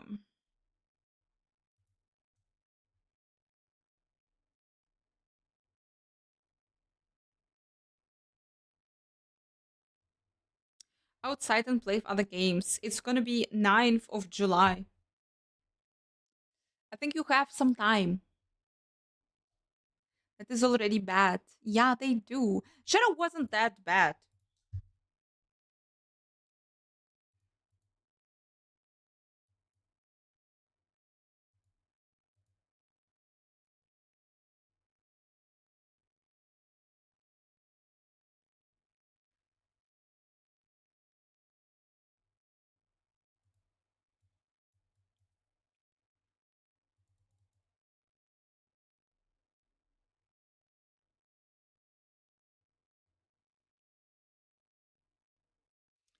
First at the target location. It's doubled against bosses. How much do I need it?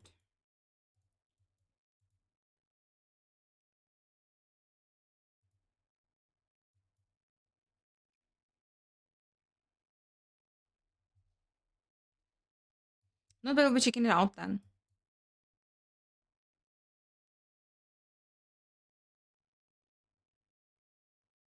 Am I consuming a corpse? I don't think that I'm consuming a corpse.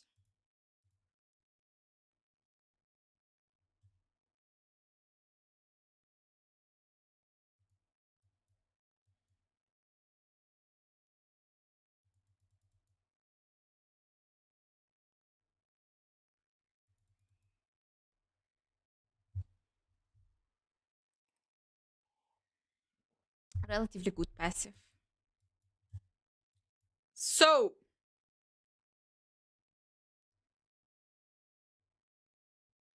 Blood Wave is a darkness skill, so all the darkness shit will apply. Hello, guys, but all the blood skills will apply. No, yeah. Blood passives will apply. This shit definitely will apply.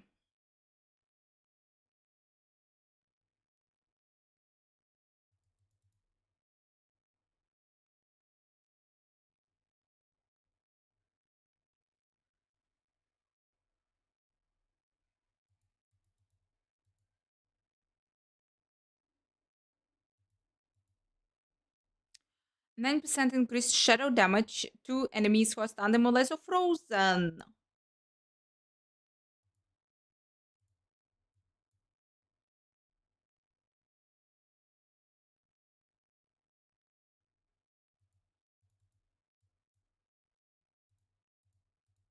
You come along.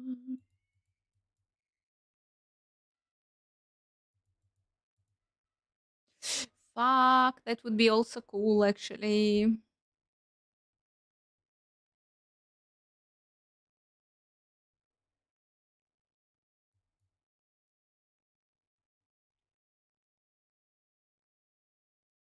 Shadow damage inflicted for 2 seconds. Bam, bam.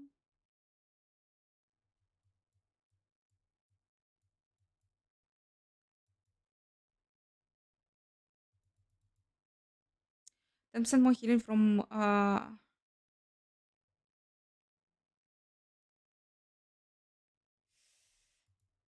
But I mean, it's shadow and it's a blood skill. I hope so.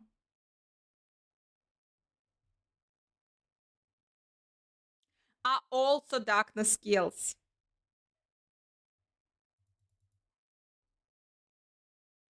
No, in my head, it's like this.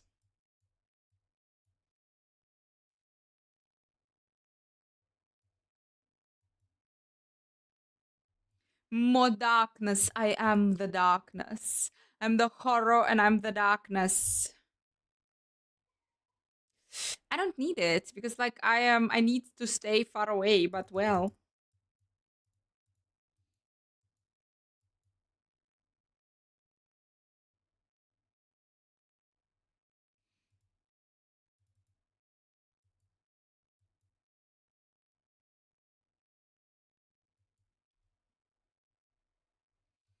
This we definitely don't need.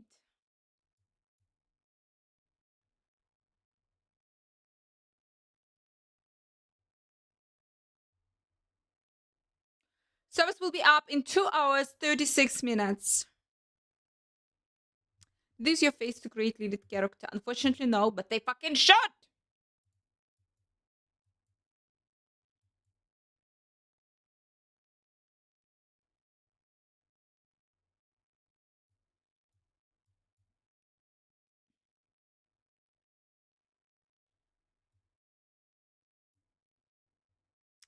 Can't you get Uber uniques from places other than Ubers nowadays? Yes, you can. You can get them everywhere in the game. But target farm, if you want to target farm them, you will go to the boss. This is a cooldown build, yes. Because it's the ultimate build and ultimate is on cooldown.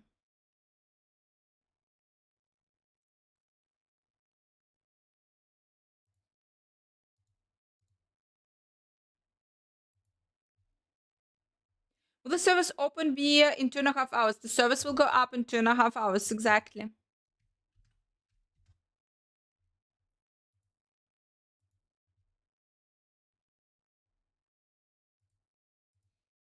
I'm not Russian, but good luck to you.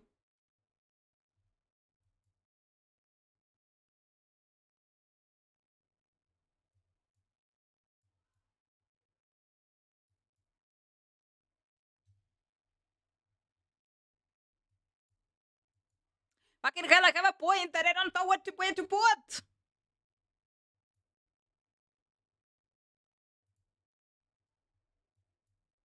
I did my best.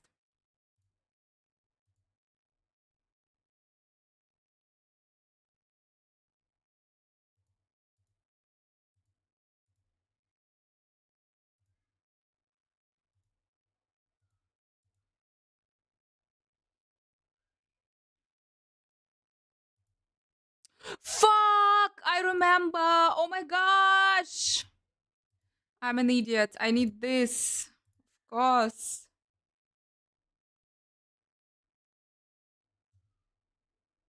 Corpse explosion build? No, this is a blood wave build. Guys, I'm from Moldova, but besides that, you like all nice. All nice.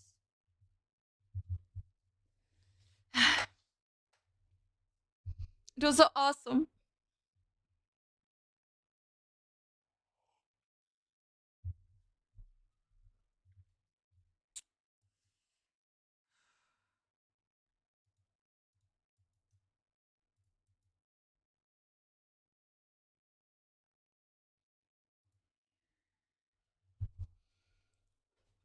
Okay. That's cool. That is not cool.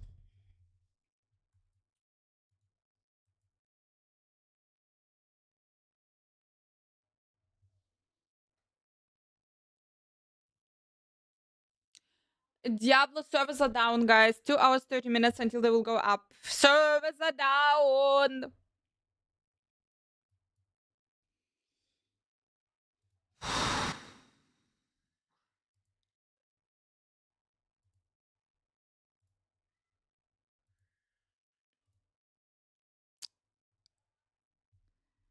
We were too meant to be.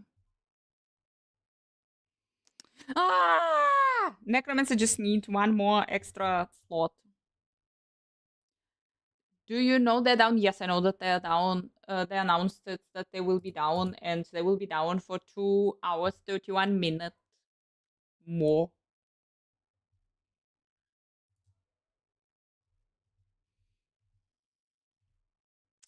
This dude is going with the corpse explosion. Fucking, I don't want to go with the corpse explosion. But apparently I'm going with the... What the fuck do I remember going with the corpse explosion?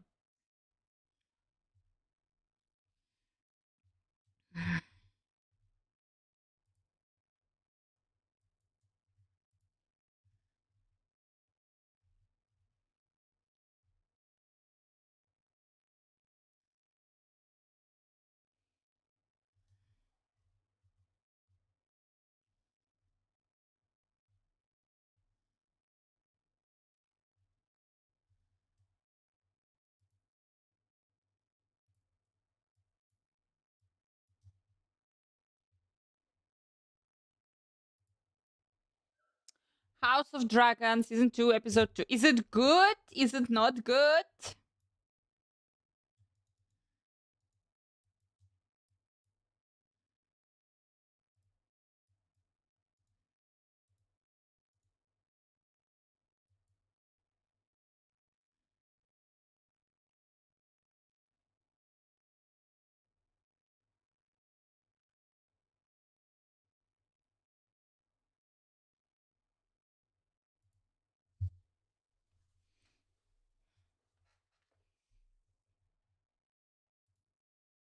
Chicken attack! Chicken, chicken, chicken! Touch me, you die. Nice to see you. I like your nickname. Random disconnects while they're at it. I got this game yesterday. I'm going trying to learn everything. What do you play?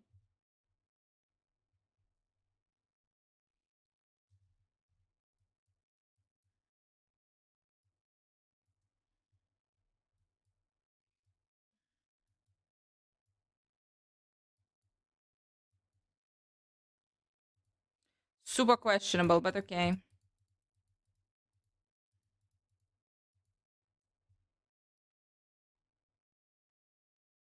Thank you so much for following.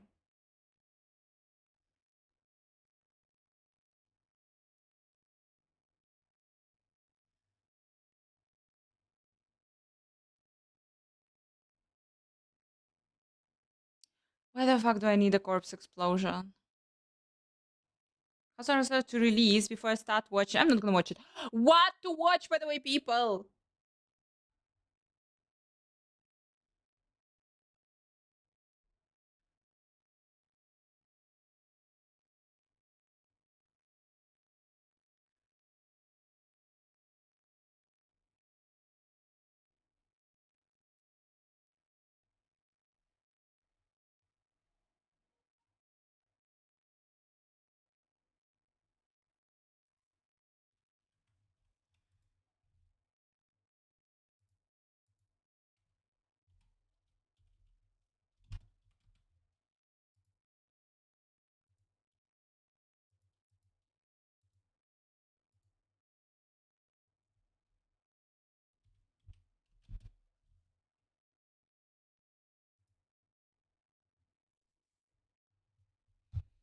You'll also watch eventually.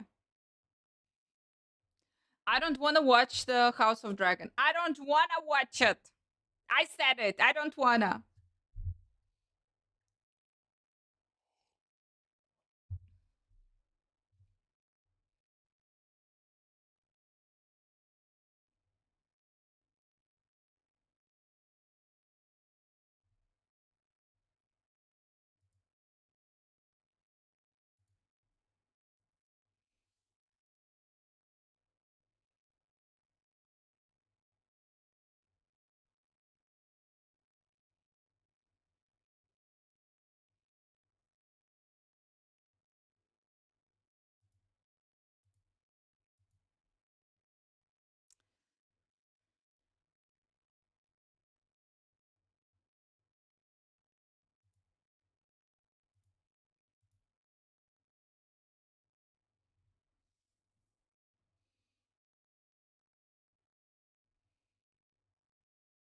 Corpse explosion doesn't make any sense, but what does make sense is the fucking golem. Because golem always make fucking sense. Huh.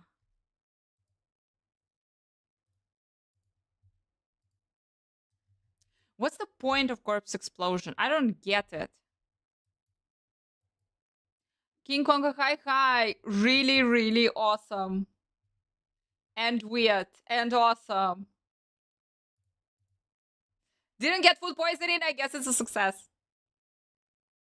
Work? Did you break something? No, I didn't break something. It worked. So now I will get my OP, absolutely OP, triple great affix item.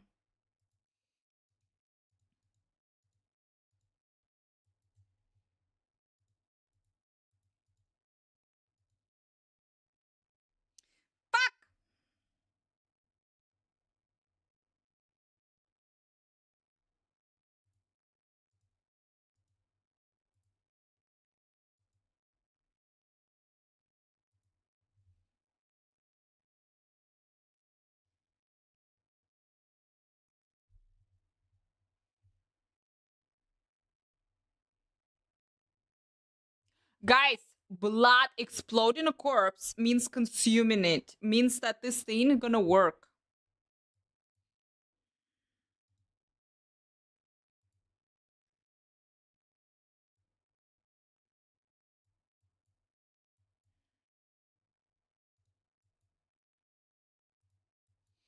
Funny. Still 2.5 hours. Hell yes. The servers are down. The servers are very, very, very down. Like really down. Like they're trying to go up, but they're down.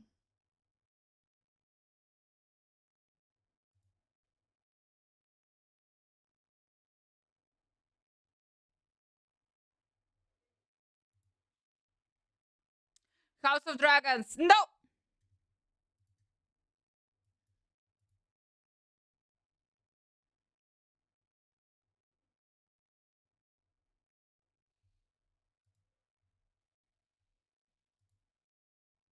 Bunch of shit was changed. Like bunch of shit was changed. 2.5 hours, guys. The service will be down, but they're gonna go back. They're gonna be back eventually. Maybe.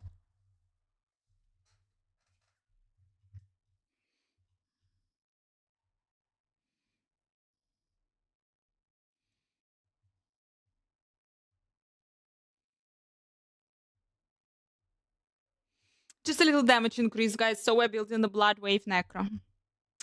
Just a little, tiny little bit. After triggering Shadow Blight 10 times, reduced for 250%. Which means that I'm not sure that we're gonna use this, but 50% is still cool. Fuck!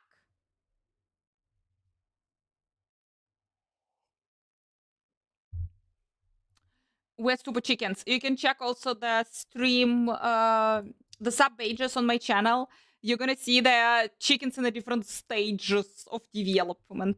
But the story behind the chickens, this story is going back to Diablo 3, and the character in Diablo 3, Witch Doctor, has built where the character is transforming himself into a mighty chicken, running around in hell, pooping from his ass little chickens, and those little chickens are running to the monsters and exploding them. And then, in a proper moment, this big chicken, aka your character, is also exploding and dealing a massive damage. So massive that it's vaporizing the whole screen. So am I the chickens in this channel! Because we're super OP. Servers are down. But here are the chicken stories, guys, for you.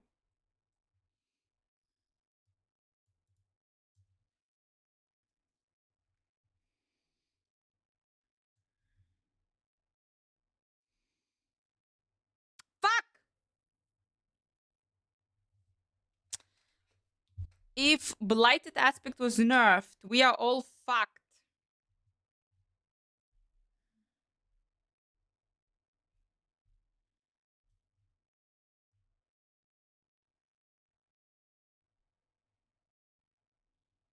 Corpse Tendris was nerfed. Fucking hell!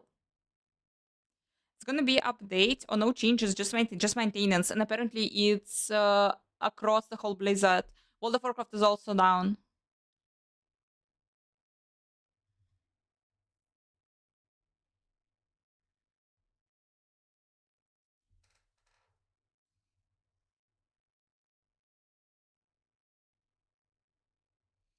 Fifty percent chance to be stunned for 1 second when they take damage from Iron Maiden.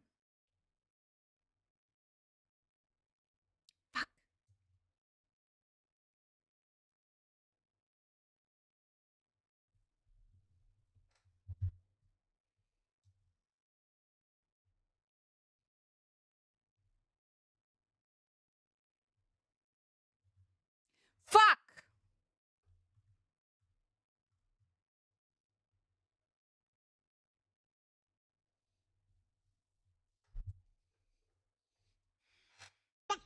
Nymphona, thank you so much. Thank you, thank you.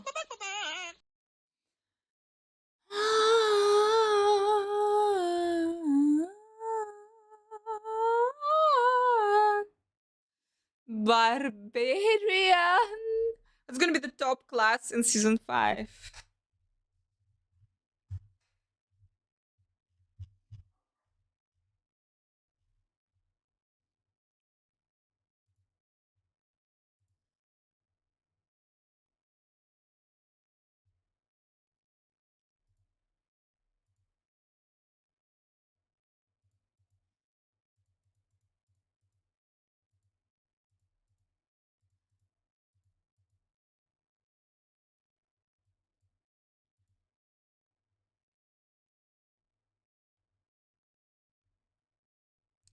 In life, I secrets I don't believe.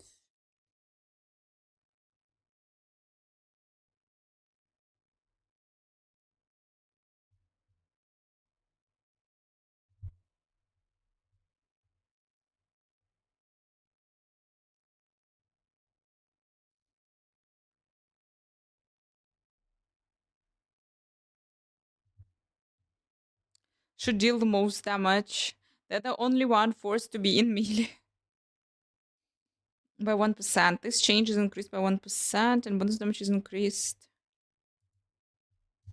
But as much as as far as I know, this is all gonna be in a poopster. Is now capped at 1k200. Which a legendary note. Fuck guys, I'm not sure that was the smart idea to build Blood Wave together with Shadow. Because Shadow was nerfed. All the Shadow builds was nerfed. Such a nice synergy. But with what then you will build it? Blood Wave is literally have the only thing that Blood Wave has is a synergy with Shadow.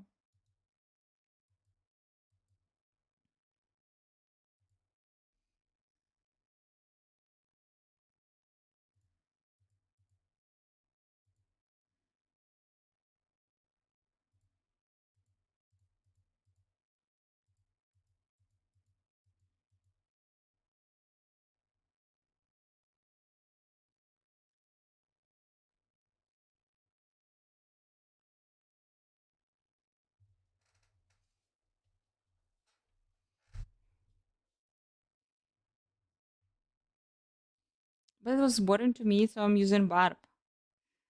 That depends on the mindset.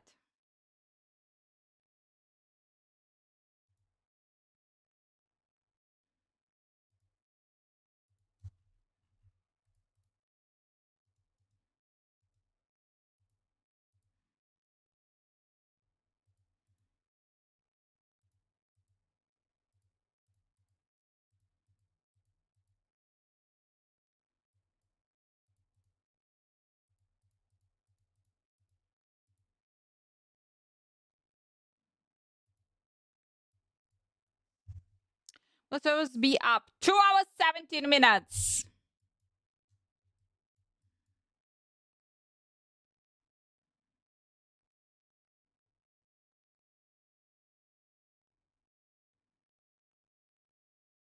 From shadow damage over time affected enemies.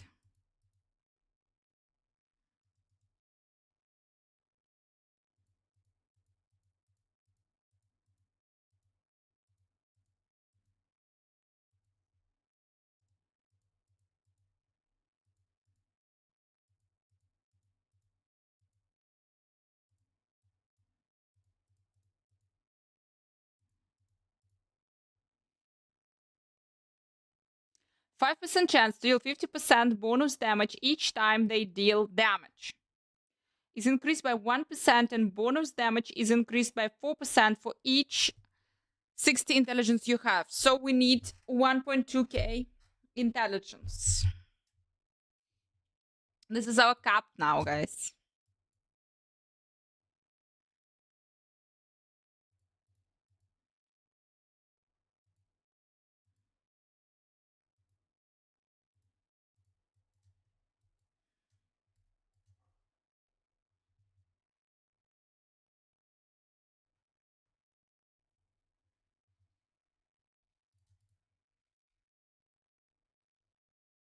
TH, Angelic, nice to see you. Angelic Blight, Blight was nerfed, my dear. How do you live with this?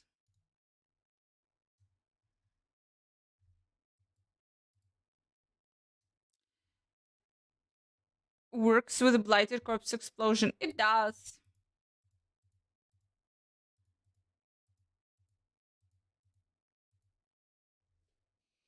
We're still fucked.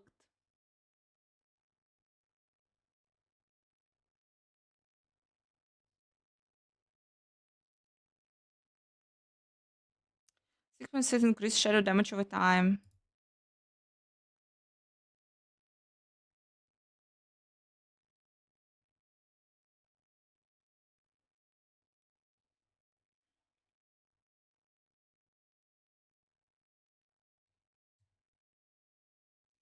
Corpse skills, no.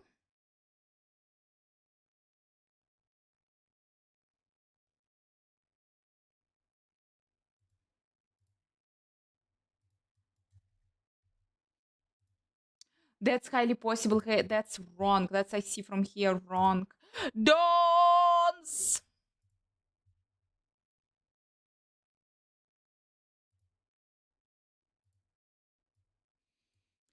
This is the ultimate thing. Willpower we need. For every 5 willpower we need. Scent of death, blood baguettes. Fuck, we're even right. Servers are down for maintenance. Boys and girls will be up in 2 hours. 2 hours, 13 minutes. So we're theory crafting our blood wave build. Fucking hell, I don't know. I don't know. Macro will laugh, guys. Macro will laugh.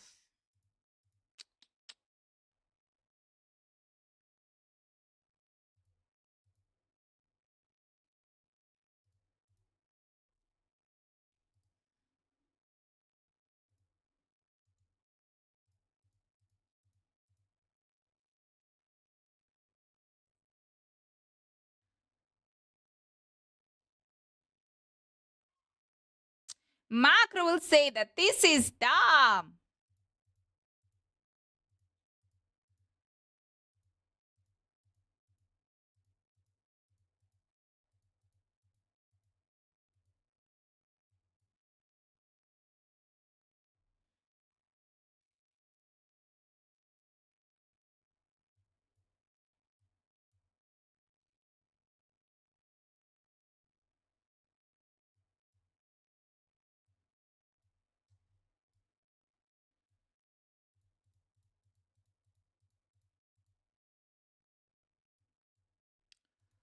I think we need dexterity.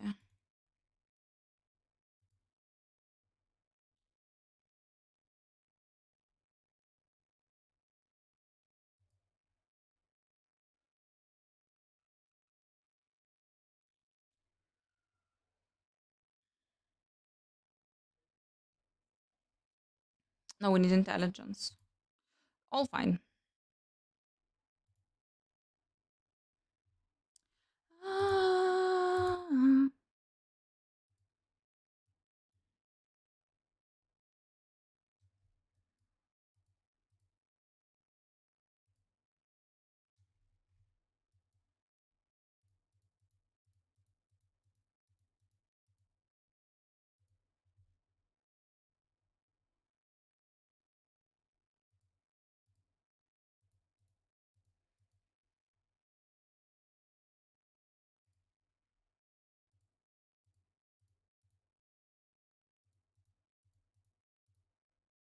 Beautiful. We'll have an angry chicken build. Unfortunately, it will not. Because they want to go so serious. So serious they want to go. It doesn't make any fucking sense. Don't be so serious. But no, they want to go. The devs want to go super serious.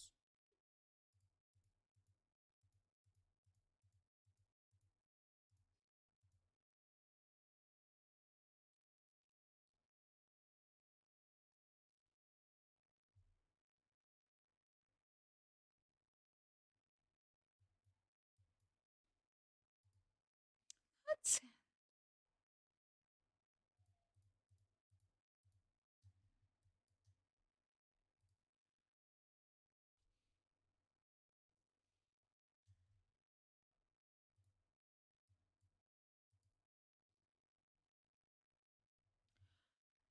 No place for chickens in the Darklands.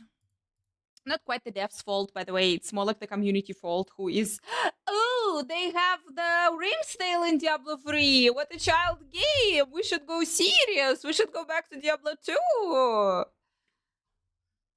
You did it, people. You did it. Diablo 3 is too bright. Diablo 3 is too bright. Just don't like colors.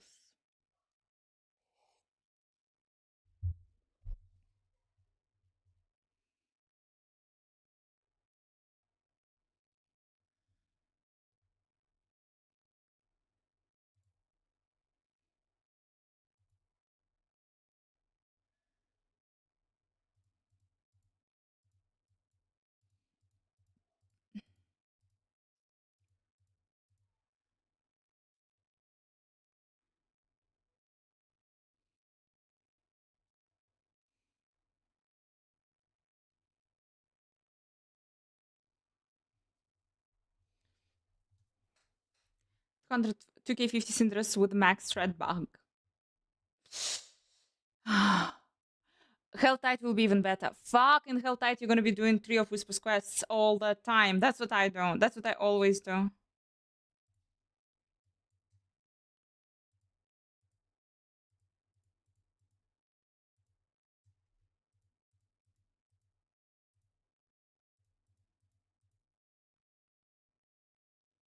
A bad place for it, but okay.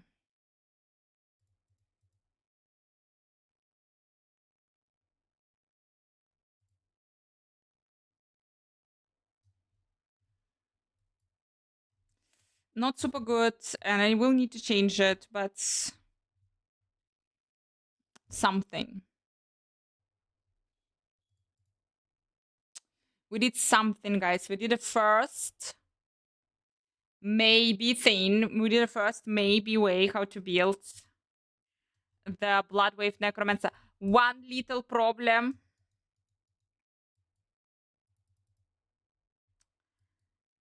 That blood skills and blight aspect were nerfed, and with the synergy, but it does have only one synergy with the shadow skills, I swear. Where is Macro when we need him?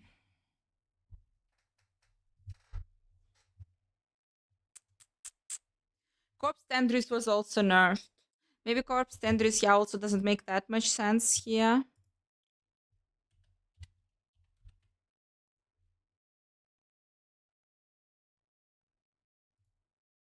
50% increased shadow damage to enemies affected by any curse. Here we are. Ghost build for the spirit board. Yeah, that's probably implausible.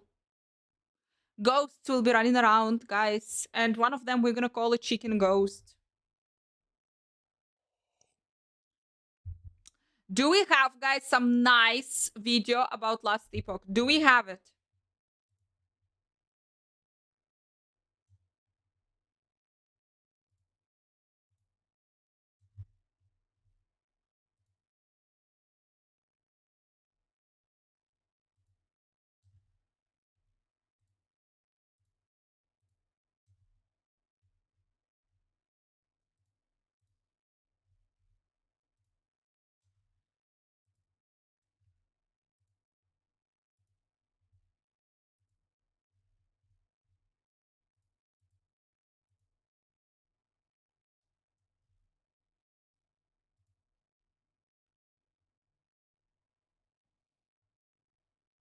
Damage over time make absolutely total sense. Shadow is shadow damage over time. Guys, but shadow crit? Shadow crit, people. Come on, important question. Thanks so much for following. Fuck, I don't like shadow build on Necromancer, but shadow crit? Welcome, welcome, following people. Welcome.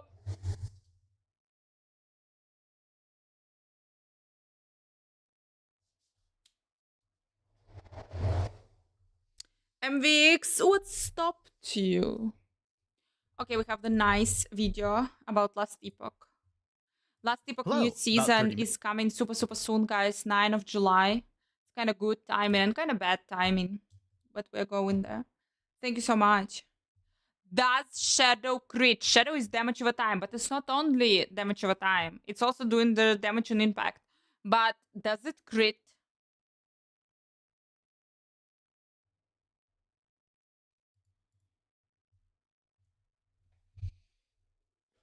Because if it doesn't crit, the whole new world will be opened in front of us. That we should just change a bunch of things. Ah, oh, ah.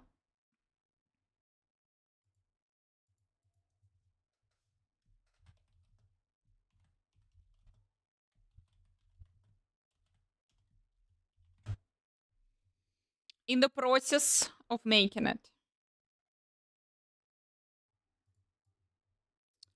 In the process of, I know this guy. In the process of, guys, I know that bunch of you playing. I know that bunch of you playing.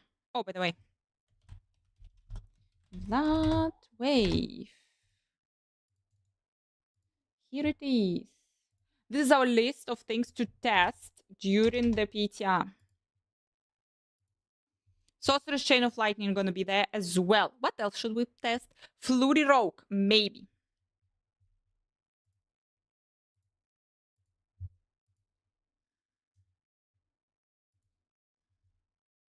That's Shadow Crit! Little break, Last Epoch. So, bunch of you played, I played, you played, everyone played. Last Epoch is was released. It's a cool game, and now they're doing the second cycle, like a season. They are 9 of July. They're gonna be up doing the second season reset. Minutes New ago, there patch, was a they're surprise releasing. announcement from 11th Hour Games covering their 1.1 through 1.4 content roadmap and looking for some community feedback. So, I'm going to get into things, break down the roadmap here, give some of my thoughts, and then go into more detail about the community feedback. First up, I have to say that I'm slightly surprised, because I wasn't expecting this on a random day. Then again, yesterday I wasn't expecting Hades 2 to drop. So to keep up with all the gaming news and highlights, be sure to get subscribed, leave a like while you're down there.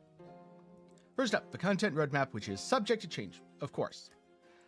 Patch 1.1, Harbingers and Pinnacle Boss. Now, I don't know what Harbingers are. Maybe Harbingers are guardians, maybe Harbingers are, in the Path of Exile sense, a bunch of monsters that are gonna attack you. Then Random Encounter Nemesis. Again, I'm not sure, but when I hear Random Encounter Nemesis, I kind of think of the Nemesis system. i.e. an enemy that you kill them and then they come back stronger, and you kill them and they remember that, so they're real mad and they hate you and they come back stronger. I don't know, sounds like a cool system, and being chased across your monolith by the enemy that you made 500 times stronger than it needs to be sounds like a fitting end. And then evade, dodge roll mechanic. Yeah, pretty much every ARPG is adopting this. I think it got lifted from Dark Souls and everyone's like, you know, Again, evade is coming. Yeah, evade is coming. Yeah, because it's, you kind of lock it. It's not cool to go to Last Epoch without evade. You miss it. You want to always evade. This works. This allows us to have interesting encounter Praise, welcome design back. without forcing everyone to just have a movement skill. So having a baseline movement mechanic, limiting mobility in some ways outside of that, it certainly helps for consistency. You can balance boss fights around it. Overall, good idea. Then for 1.2, Primal Hunt endgame events. I have absolutely no idea what this is, but I kind of hope it's something inspired by Monster Hunter, where you go across an area, you chase down a monster, you fight them, they run away, you chase them down again, and then you kill them, by jumping on their head and stabbing them. Last part's probably not going to happen. I don't think they're going to add an entire He is parkour and monsters physics Max system to the game. As cool as that would be. guide writer. Then you've got the Ancient Era And he's a story content chapter, which creator who's gathering, personally I'm Last not very Epoch. excited for, because I don't think that Last Epoch does a good job in presenting its story. In making the game to be something that you play through to get to endgame and grind monos, a lot of the value of the storytelling is lost. For a game that does a much better job of presenting its story, I recommend either, if you want episodic stuff,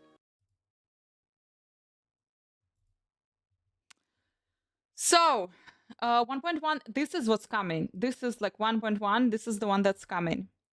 Pinnacle boss. So, they're going to add the new big-ass boss that you're going to be fighting.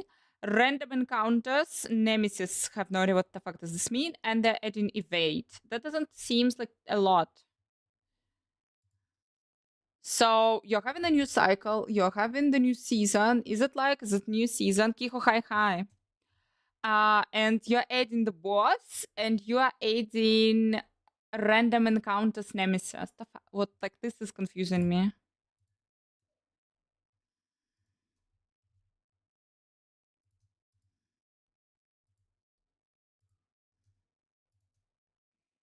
Ta-da!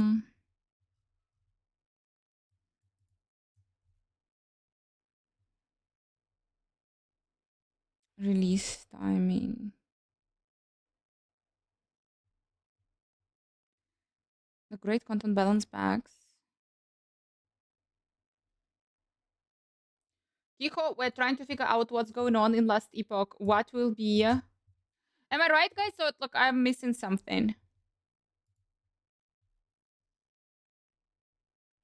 Realm release timing. Releases and all new content dispatched to all game modes. With the exception of the new Pinnacle boss, which is only available in the new cycle online characters. And this is coming back up. 2 hours, my dear. Punish, thank you so much for following. 2 hours, guys, and it will be back.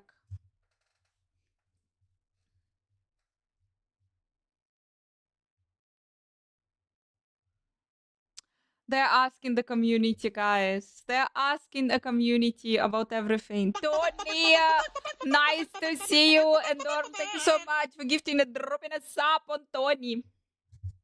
I'm trying to figure out what's coming on 9th of July. They're releasing, basically they're doing the cycles, more like Diablo 2. They don't have too much new content. There is a Pinnacle boss, but apparently it will be delayed. And there is... Evade was added into the game. It's cool quality of life change, but this is not like a drastic change. Random encounters nemesis. No, what this is the one thing that's confusing me. What is random encounters nemesis? Anyone who is following Last Epoch, what is random?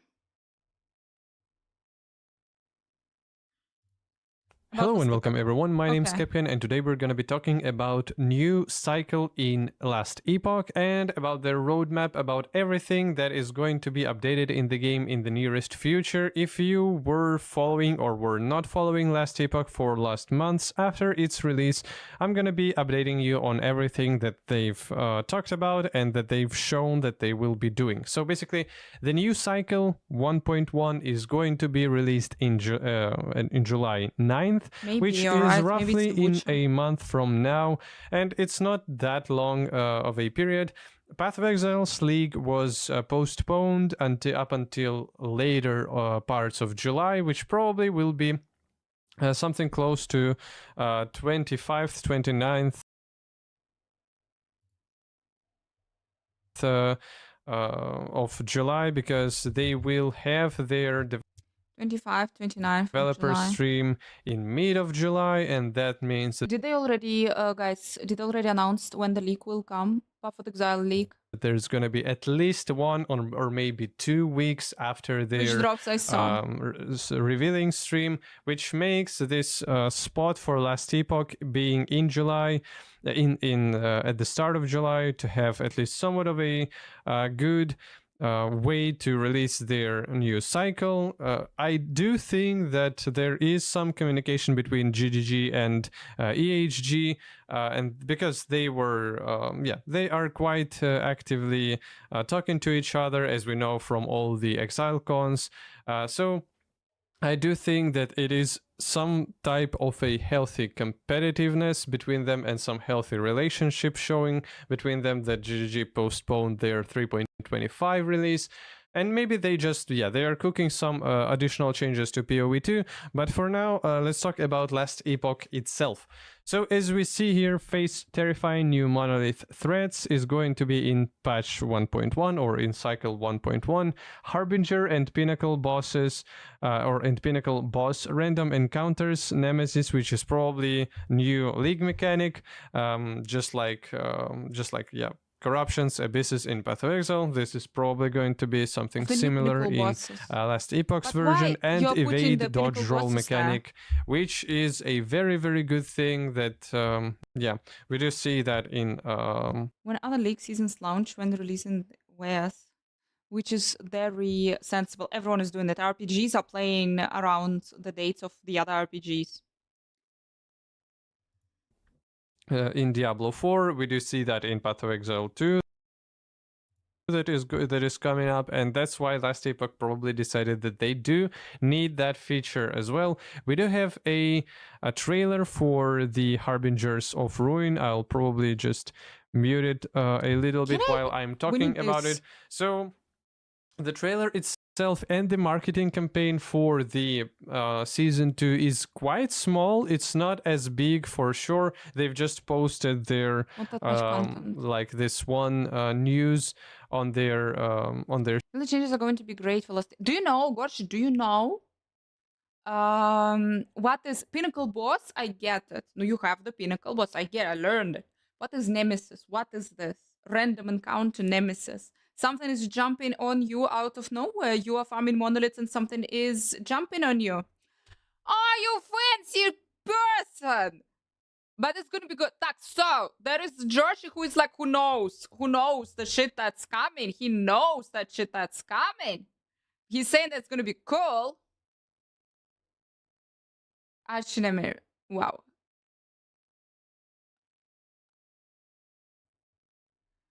He says that it's gonna be cool, but he's not telling us shit.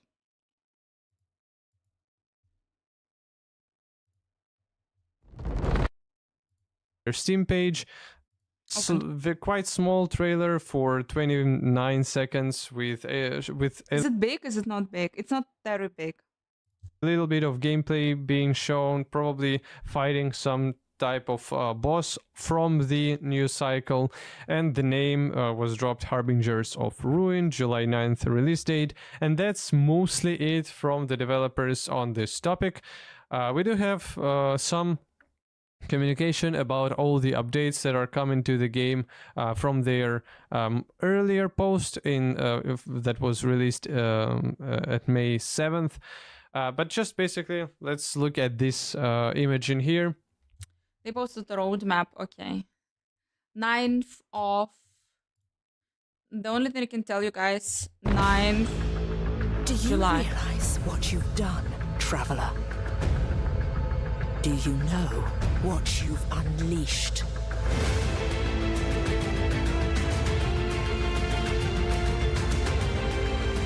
Apparently this is the Pinnacle. Fuck, is it too real?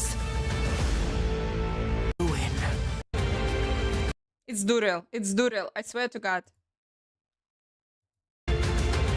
It's Duril. No, fuck, it's not Duril. But it's a big ass monster. It's the pinnacle boss.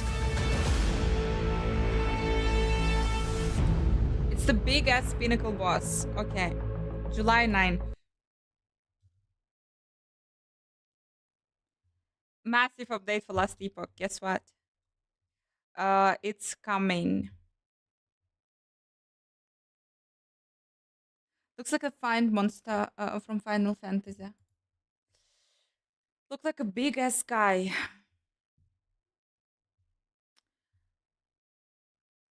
Grim Dawn new expansion 2. What are the dates? And drop me the trailer. Let me go. I will check. I'll find it.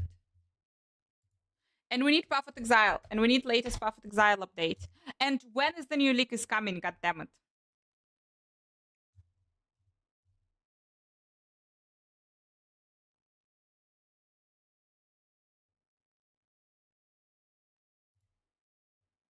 How does Grim?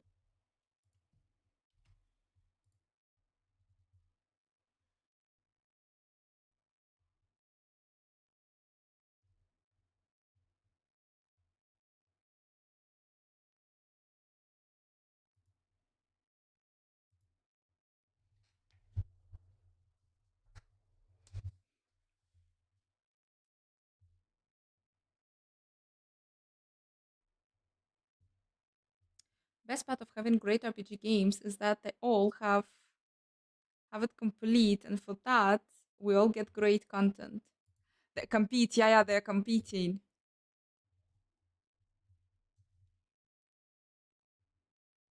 Don't you кажется about Tasman Gold? We're not gonna check. So, do we have the latest trailer for the Path of Exile 2? Grim Dawn new expansion, I don't see the trailer. Maybe I'm insane.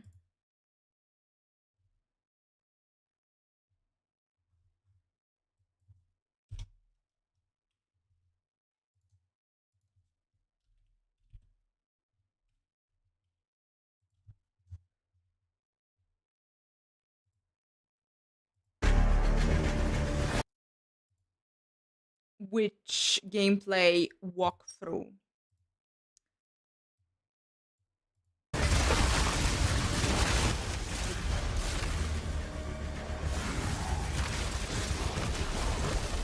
You know, Sky High.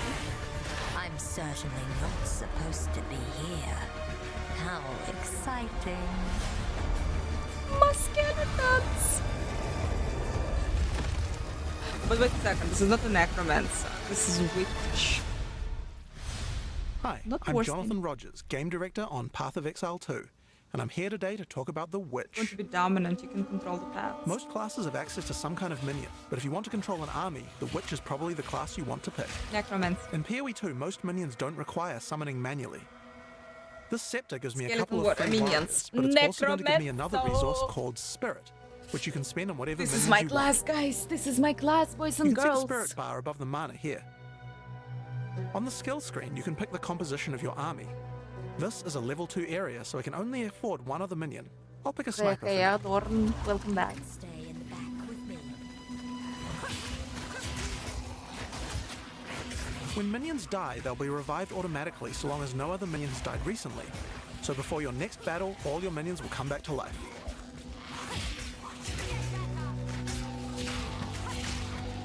You can also order your minions around with a dedicated button. Tell them to move to a specific location, attack a specific enemy, or even open a chest or door for you.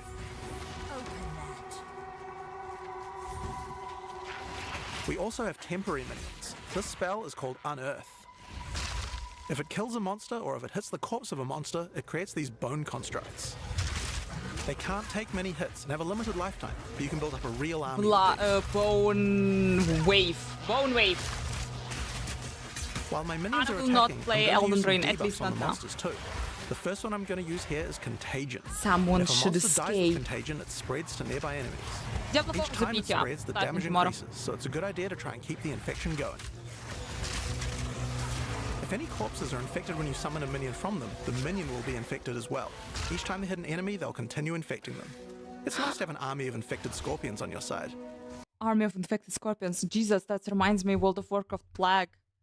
Again, if the enemy was infected when the enemy died, the corpse that's a cool shit that I've never seen.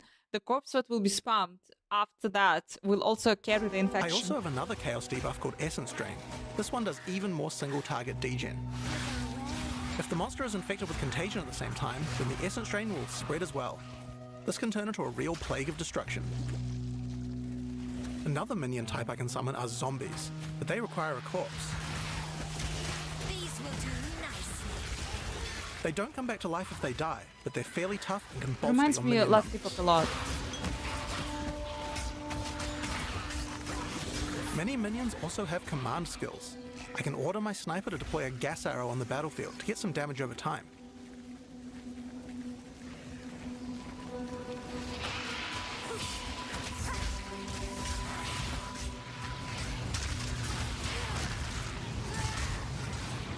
Now I'm going to summon a skeletal arsonist. They can throw little fire grenades, but they also have a command skill that can detonate your own minions that are low on life.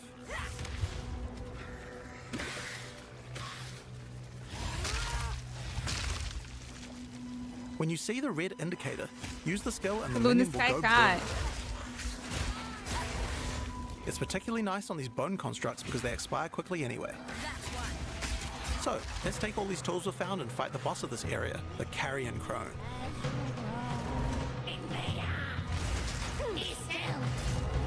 I think I saw chain together. Let me check.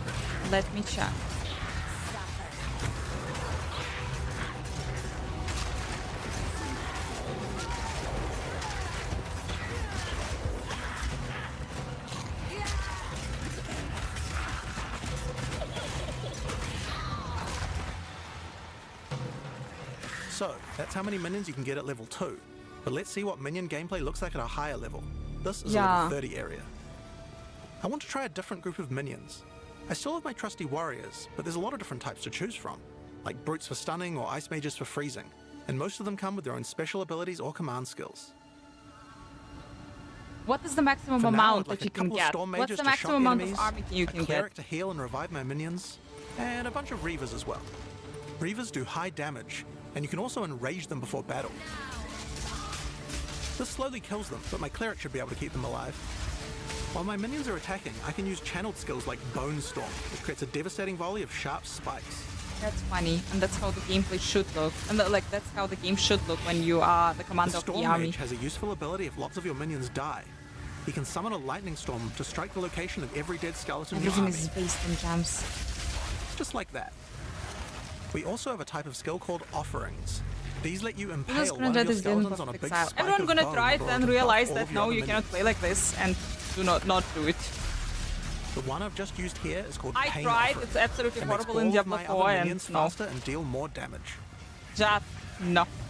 After the battle, we have some extra It's corpses. tricky at We don't want best. those to go to waste. Profane Ritual consumes a corpse to create a power charge, which can power up some of my other You spells. just don't do it, guys. If I use them to summon zombies, I can create super zombies, which are more powerful. You also don't need a corpse to summon them.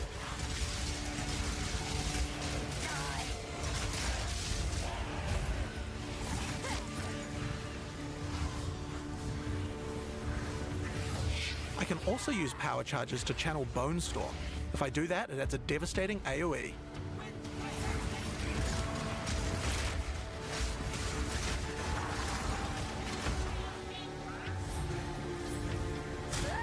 People, if I'm playing Path of Exile 2, I'm playing this. Bone Storm. Bone Prison. In PoE 2, even non-boss monsters can be pretty devastating, like this Faradin Impaler. There's a wide variety of abilities and is pretty tough to defeat. I like Maybe it. I can put the body Skeletons to a better attack and use. skeletons. This is a Bind Spectre gem. Using it, I can take the body of Here we any go, the enemy and gems. capture its spirit so that I can keep it as a minion. Skeletons are. Oh Any my god, monster can be fucking captured, dodgy. but No. the spirit cost depends on how powerful the monster Thank you, is. Jessel. Thank you. It takes a lot of spirit for such a powerful enemy, so I'll have to The unsummon a skeletons lot are of my tanking other absolute minions. everything. but it I'm certainly running seems like around it might be and worth it. shooting. I like it. If the Spectre dies, just like any other minion, it will respawn after a short Jessel, I time. don't know. Have you seen my tomatoes? When the fuck they already gonna be? When they gonna be red? Oh my gosh, my brain! So, I think it's time to fight the boss of this When they're gonna be area, red? Tor Gull the Defiler. You are relentless, and that makes you predictable. The end of Marraketh tyranny is nearly at hand.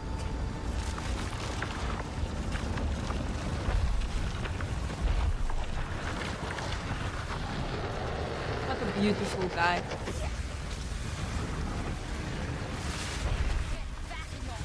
I can see it.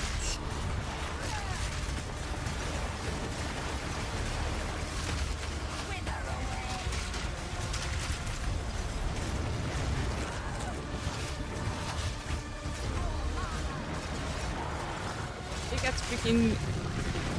It looks like a ass skeleton. I think it's a super ass skeleton. With a fire magic, I don't know. Chihuahua.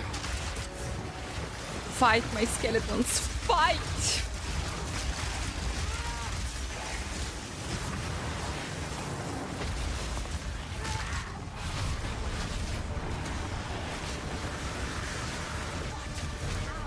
Big time, Neil.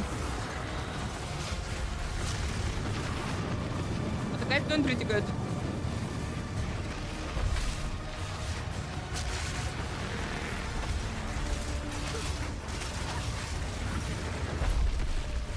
I like the challenge. I like the theme, like that you can stay. I actually kind of like that you can move and channel. Not too much move, but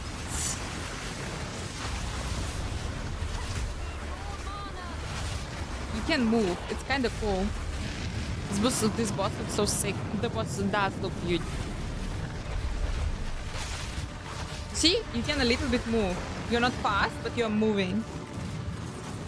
Nice, not bad, not bad. Guys, are you gonna be playing Path of Exile 2? Come on, tell me. Have you ever played Path of Exile 1 and like you're jumping into Path of Exile 2? Yeah, you were first. You were like from the very beginning you were first. But if you've never played Path of Exile 1 and are you planning to play Path of Exile 2? Vampiric vibes. Last Epoch stretches that itch for me. You see, Gorch is saying that it's gonna be cool. I hope so. I hope so. It's not quite clear what they're bringing into the first cycle, in the first cycle upgrade, like the leaderboard reset, but we hope that it's gonna be something nice. Guys, servers are back up in 1 hour, 39 minutes. We hopefully and maybe will survive. Maybe we will not. But we are fucking trying.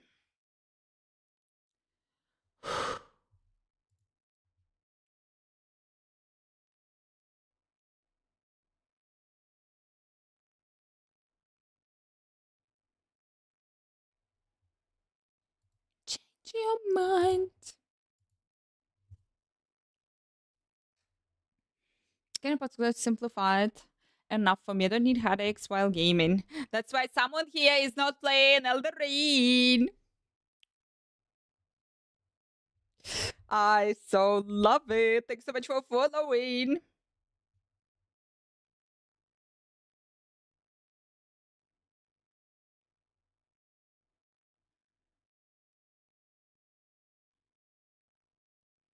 Change your mind.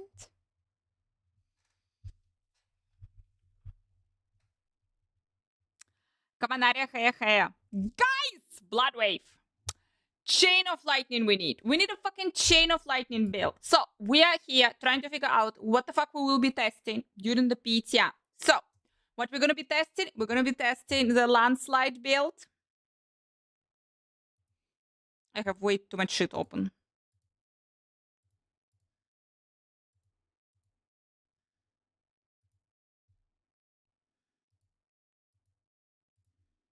With Fang. Easy and sniping this guy down. I mean, this is gonna be. That guy is going crazy, and I'm gonna call this the We're gonna be testing this 47 build, and it's getting buffed tremendously. Listen to this.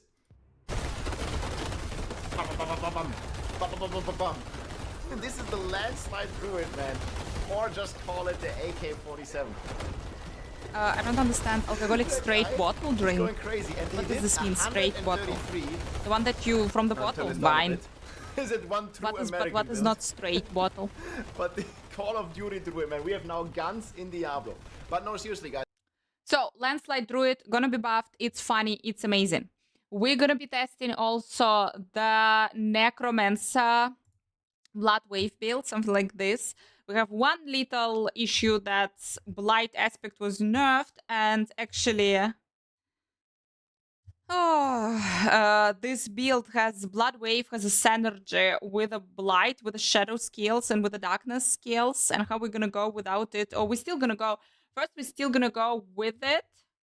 It's a Blood Wave Shadow. But if it's fucking not working, then it's not working. Weapons damage over time. But if we're going for the damage over time, then we are not criting, because damage over time is not criting. And if we are not fucking criting, we need a new Paragon.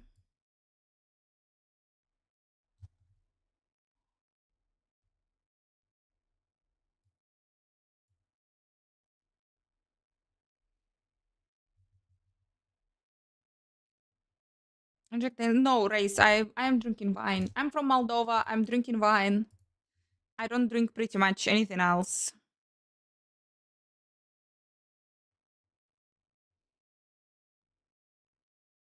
This is definitely on my list. I think I will skip Season 5.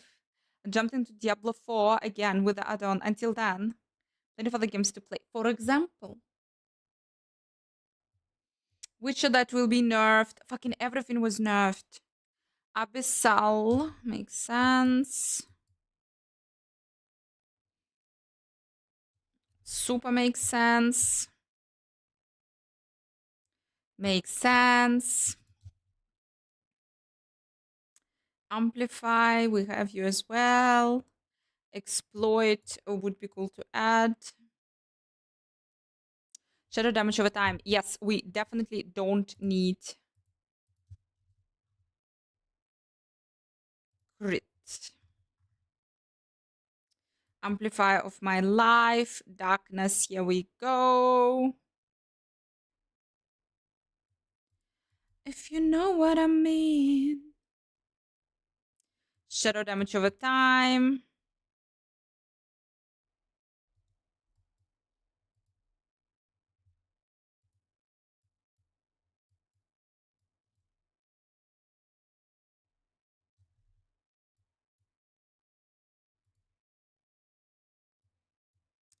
TNT, and I win the fights. TNT.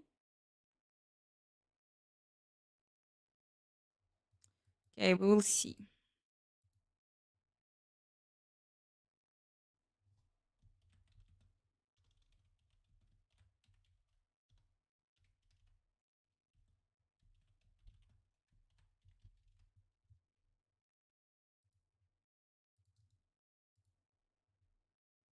Did we really get nerfed again? Always!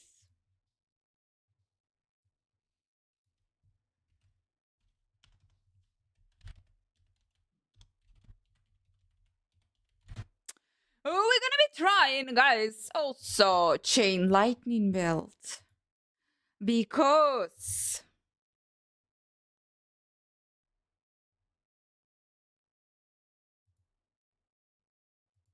Aether Fiend, and it's going to drop something called Burning Aether, which is a new titles, and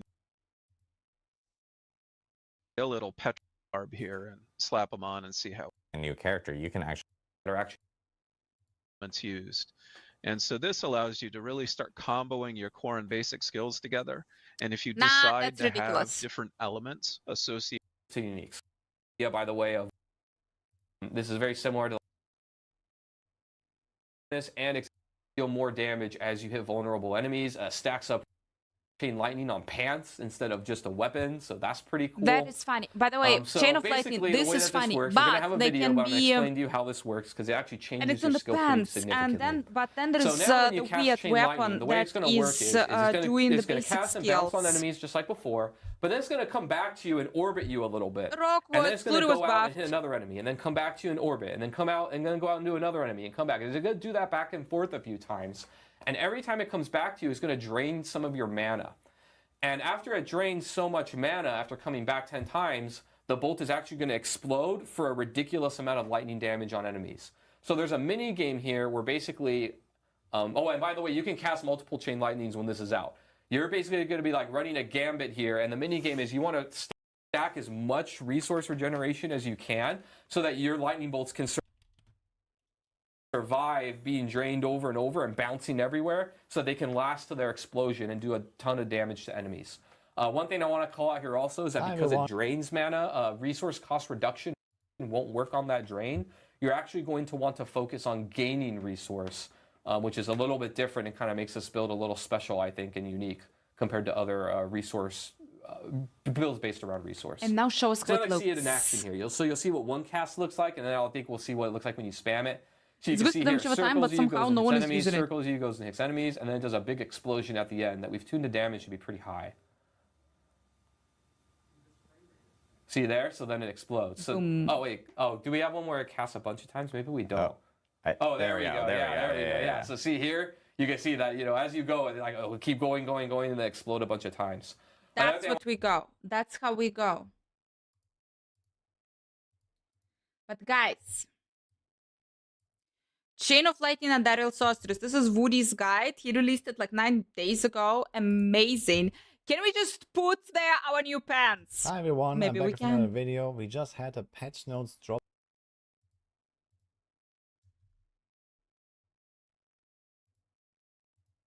for patch 1.4.3, the mid-season update for season 4.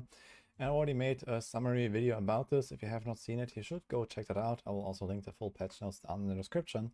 But there are some interesting things in there, including a pretty massive buff to the Andariel's Visage. Now, Andariel's is already a pretty good build for rogues, but there may be some other setups possible on other classes What do you as have well, here on the pants? thanks to this change here. Damage reduction you have here on the was pants. previously mostly a Oh, puncture rogue your build, pants are going pretty out. much Your pants melee are out, playstyle, but with from here. punctures. Oh, You we kind of fucking run going into here. attack and then Oh, you get we're the doing explosions this. around We're doing you. this, But guys. now We're you doing can also this. trigger it But we're using the at pants the here. I enemy think we and have the not build. We around fucking the have the player. build. And this definitely Just opens put the up some pants. Just extra put your synergies here. pants. Now, Oh, it doesn't yeah, big necessarily boy. like make it crazy more viable for some builds, but there are certain setups where I think you can kind of like slot in an Andariel's and We just see need a what little happens. Andariel Visage. For example, Vinci I mean, like Druid nothing. already has a lot of the same synergies that would be required to make an Andariel's build function. But you also need to have a lot of attack speed, a lot of lucky hit, so you kind of want to build towards that as well. And on top of this, you want to have a good bunch of generic damage buffs in your setup, so that you can really benefit from this. And on top of this, Andariel's was buffed by 50% damage as well, which is kind of surprising to be honest, since the Andariel's rogue is already very powerful, and this will basically just make it into S tier, like no questions asked, I think. But that being said, I was trying to cook a little bit with Andariel's. So we know the Andariel rogue, and people are talking about potentially like Heartseeker Andariel instead of Puncture Andariel, because now it's range and so on. Yeah, maybe that could be an option. I think Puncture will still win and the build will remain unchanged. But instead, I wanted to see what I can do with other classes. A little while ago, I made a Andariel's Druid that did not really work out too well. I thought that, you know, maybe with like lots of lucky hit triggers and the new landslide ring, maybe I could make something work. Thank you so But much the for damage was following. ultimately not really worth it. However, here I tried to do something much more interesting, which is an Andariel Sorcerer. showing the And now you would gameplay? think, well, and Sorcerer doesn't really have like synergies with poison, right? So it doesn't have like a tracker glyph or a bane glyph like the druids and the rogues do. But I figured, why not? You know, sorcerers have a lot of lucky hit, which is really important for this item. And we have a good bunch of generic damage buffs that they can actually apply here. We have a decent Thank you so much for target node, like following. Frigid Fate, for example. But poison damage, yeah, you can use with Teldrasha Ring. That's exactly what he's using. And you can trigger out like extra damage here. And here we go. What do we have here in general? I don't know how much do Andariel, maybe fuck Andariel, guys. No, I mean, like, are we gonna get even Andariel? 1 hour, 30 minutes till the server is back. Your conjuration skills. Teleporty, Ice Blades, Chain of Lightning, all make sense. I even don't know. And the pants are going here, and I think we're gonna blast.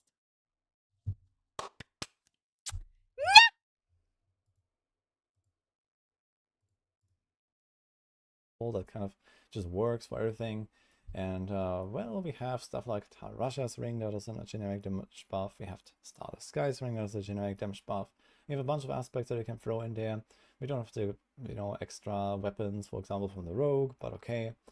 But overall, I figured I just try to make something work and try to get as much lucky hit as possible into the setup. So this is what Someone I who want to present streams it to here. follow their I have not playthrough. tested this yet. Just made to see is it even the game for ultimately you. failed experiment, but I will definitely try to farm up a few items for this and see what this will do on Monday when the time comes. So the idea is we're playing a Chain Lightning Sorc and we have perma unstable currents. So this is possible with overflowing energy, a bunch of cooldown reduction on your items, and unstable currents cooldown reduction. So you kind of just crackle a little bit, reduce the cooldown, and there you go. Now I might try to maybe also swap this around. Someone maybe saw, Shatter, like, because there is no maybe even gameplay, Reverse someone saw, Mastery, like, how which he right actually now did it. works for all elemental types. So this might even buff the Andariels. I'm not 100% sure about that though. So there might be some options What is the here. big But disclaimer? overflowing It did not energy, work, or perma it unstable worked. currents, and then spam the hell out of Chain Lightning. This is just the 1-point Chain Lightning, and then as we have unstable currents, we're gonna trigger.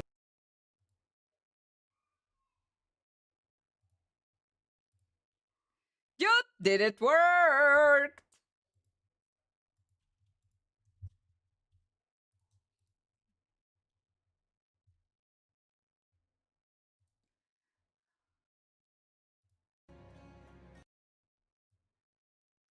Here is a wonderful guy.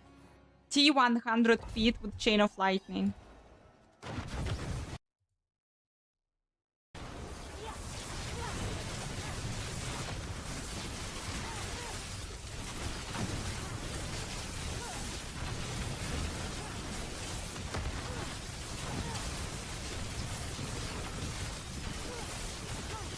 This gonna be good.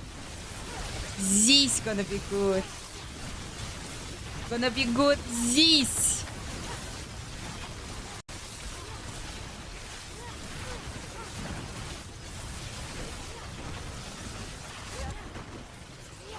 No, yeah, just a little shock. Why not?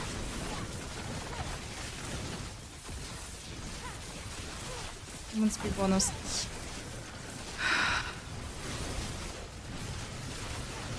The pants are out. The pants are out.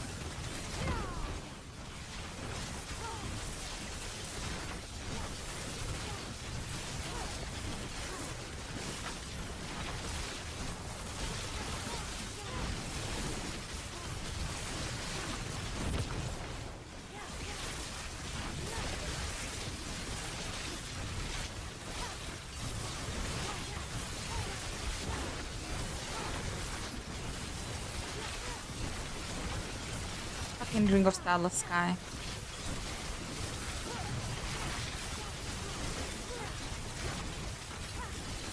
I think it's gonna be good. I think it's just gonna be good.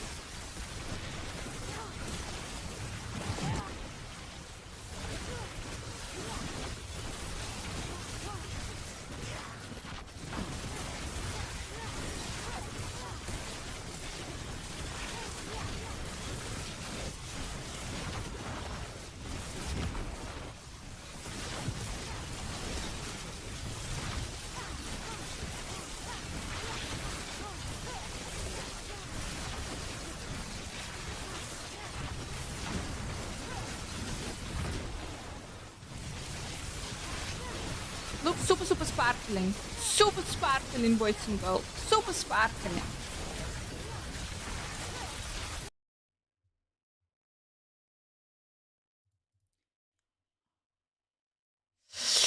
And look what we have. Look what we have here. Landslide Druid. We have Blood Wave. Fuck, it's not gonna work, but we're gonna try it. We're gonna Blood Wave it all. We have Chain of Lightning. As far as I understand, by the way, my Incinerate Sorceress, absolutely no shit going to happen with it. And it wasn't super strong. It's not going to be super strong. I don't know. I did 81 with Incinerate Sorceress. I guess it's good. I just need to do 100. And then OP. Chain of Lightning we have with a new unique, and that's gonna be super fun. And I think we should start actually from the Chain of Lightning. There is the build. Oh my gosh, but this I even don't know. There is the build with this.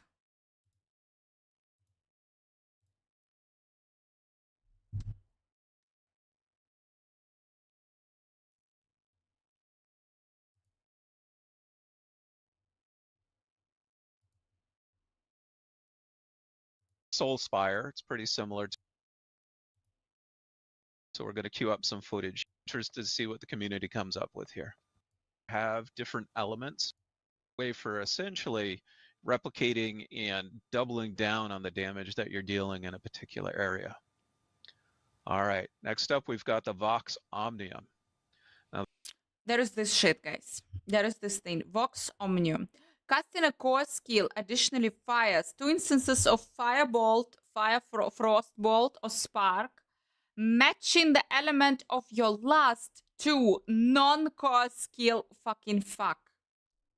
This projectile deals 80%, 90% increased damage. This is a basic skill mechanic. Is it valuable? Can you do anything with this? Can you go around Firebolt, Frost? Like, I'm thinking, building, for example, the full fire sorceress and Firebolts. Firebolts are spamming all the time. Firebolts are spamming absolutely everywhere. +2 to basic skills, let's say +4 to non-physical damage, core attack speed, and intelligence. Thank you so much for following. That would be funny. That would be super, super funny. Do we have in the sorcery some synergies like from, I don't know, the damage of your core skill or like from something of your core skills, the power of the basic skills are increasing?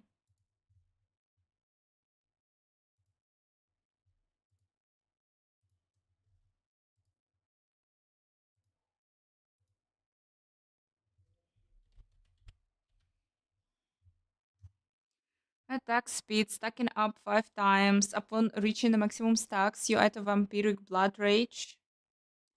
Gaining 160% basic skill damage and 50% movement speed for example.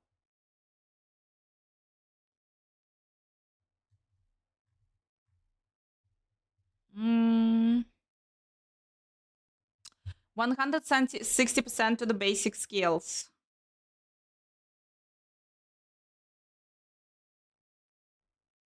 It was the weapon. So let's say the Moonrise will be here.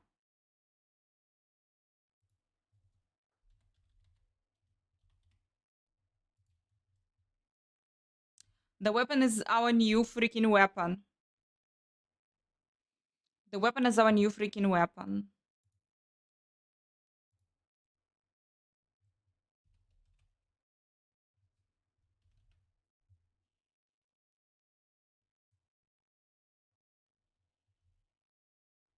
Basic skills reduces the mana cost of your next core mastery skills by 25%.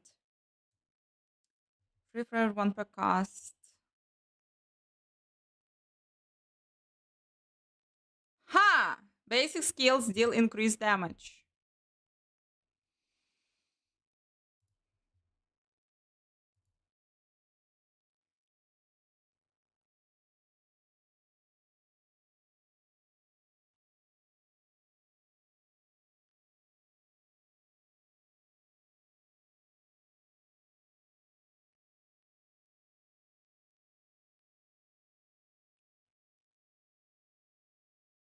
For each type of elemental damage you deal, 15% increased damage. Of course we need it. Oh, fucking of course we need it. And that's how we did it. The new unique that they implemented is like fire booms all the time.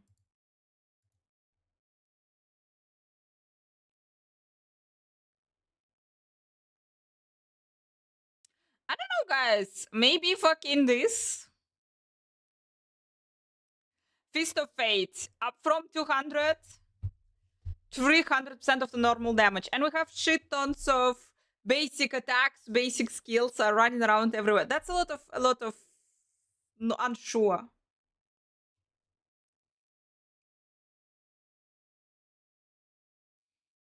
Maybe this. Frozen Blade, Fireball, damage to burning enemies.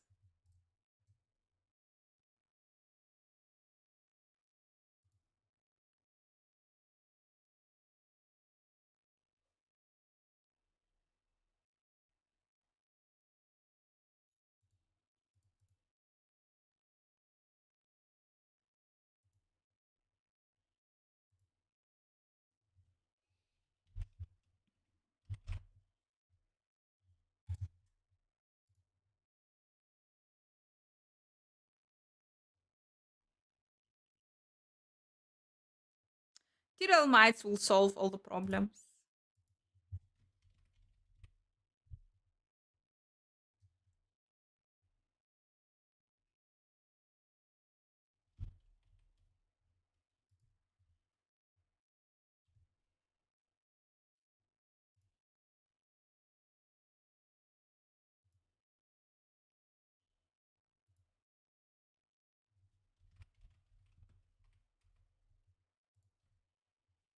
Damage reduction, damage reduction, damage reduction, new weapon. Crashes because of the PTR bullshit. 1 hour, 16 minutes. It's not a crash, it's a planned one.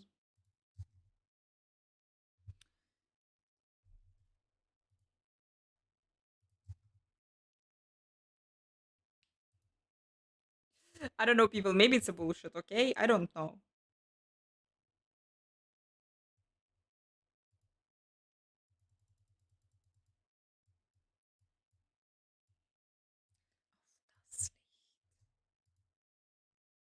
Casting a core skill additionally fires 2 instances of Firebolt of the last 2 non-core. I don't get it. I don't like these. Matching the elements of your last Now the Vox 2 non-core skill casts.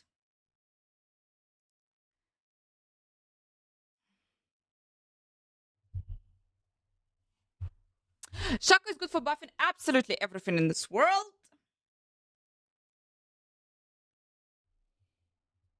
Game is live. Servers are up. Servers are up. Servers are up, up, up, up, up.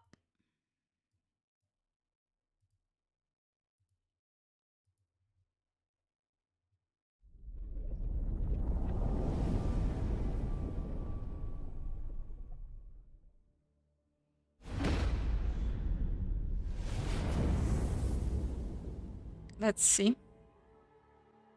Let's see.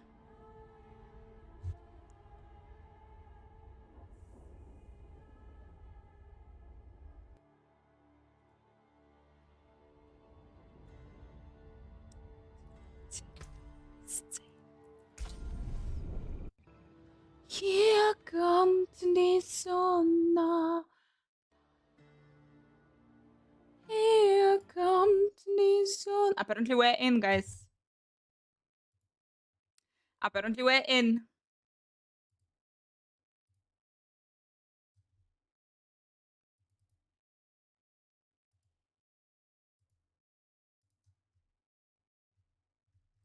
Gonna put it.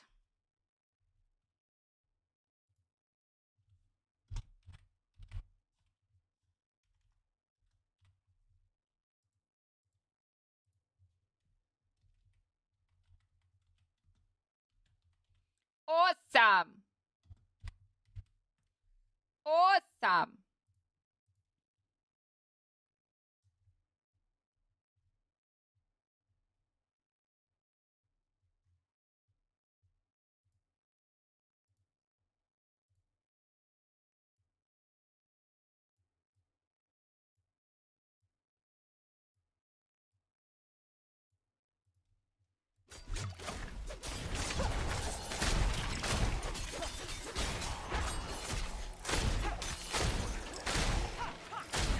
Time to do that.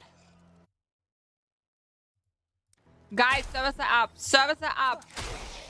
Servers are up and beautiful.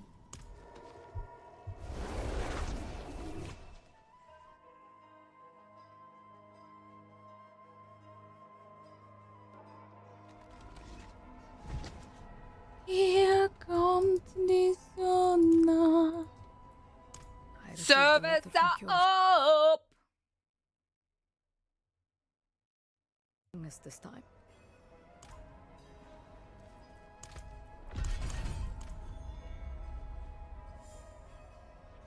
Anyone wanna help killing Tormented Duriel? Guys, need some help in killing Tormented Duriel. Tormented Duriel. Abandoned Crash, highly possible. But for now we are online. Tax. Chain of Lightning. Basic skills. Sork. With new stuff. Here we go. We don't have yet the build, but we're gonna be working on it. And Flurry Rogue, guys. There's a bunch of shit was changed for the Rogue, for the Flurry Rogue, and we need to test it. I think it's good. It's a good amount. We have 1 week. We need to do it.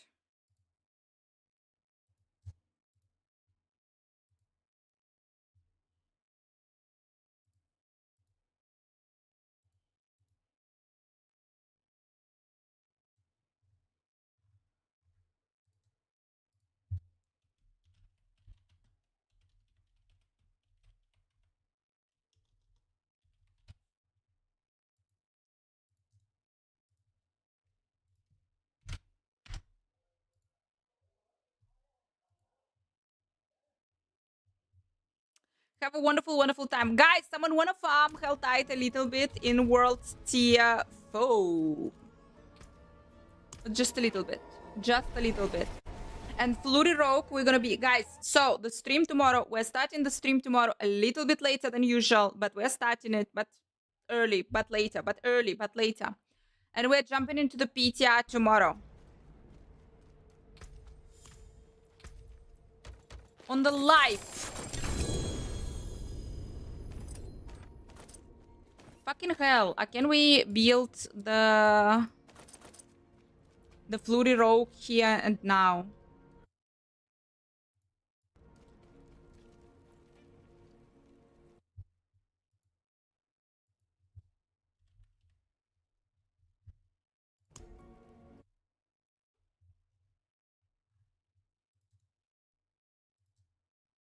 Here we go, guys. Here we go.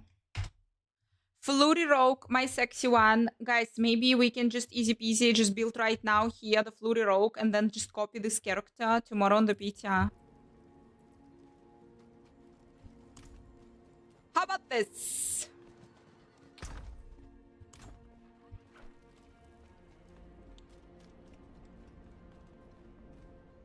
Father bless. What do you need? Why not? Why you are not yelling? You're not yelling? Why? Take what's left.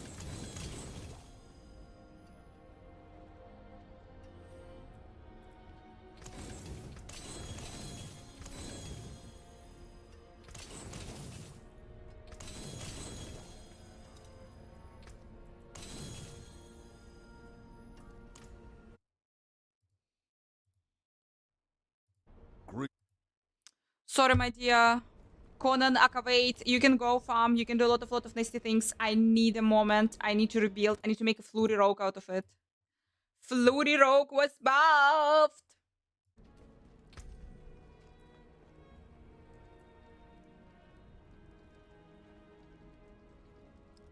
Umbros Runique, did I get it?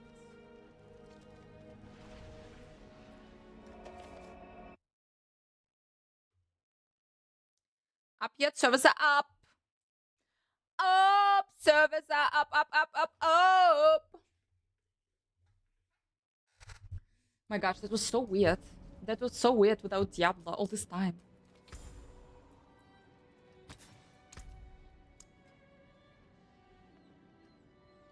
Nope, we still don't have it. Flurry Rogue, guys. Flurry, Flurry, Flurry.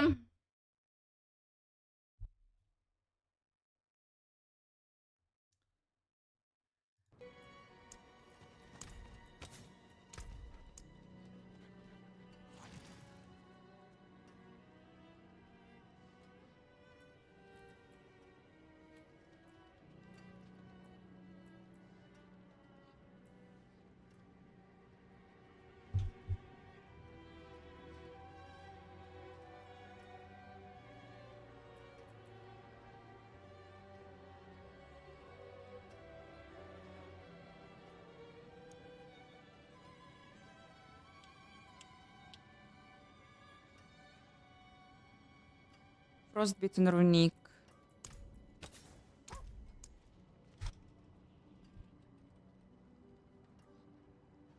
Oh, for fuck's sake, I don't have it.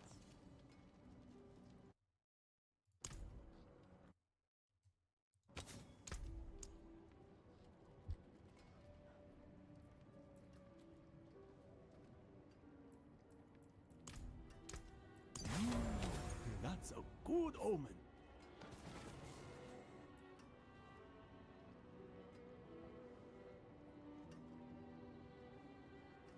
Expectant.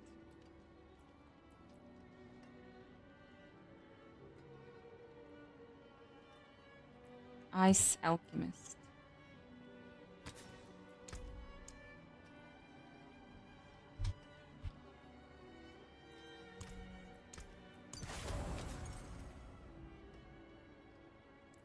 Edge Master!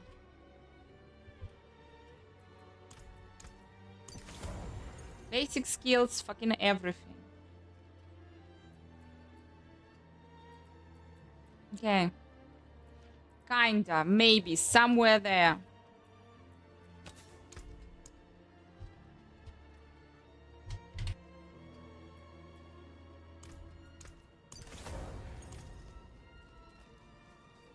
Unfortunately.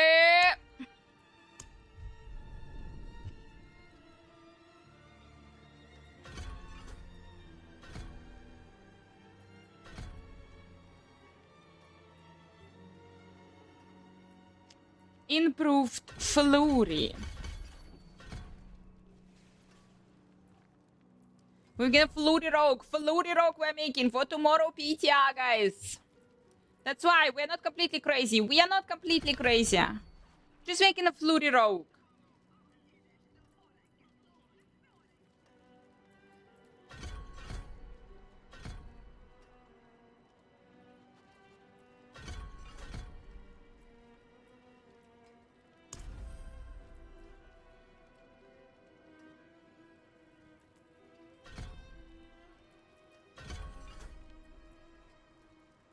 Conclusive and trick.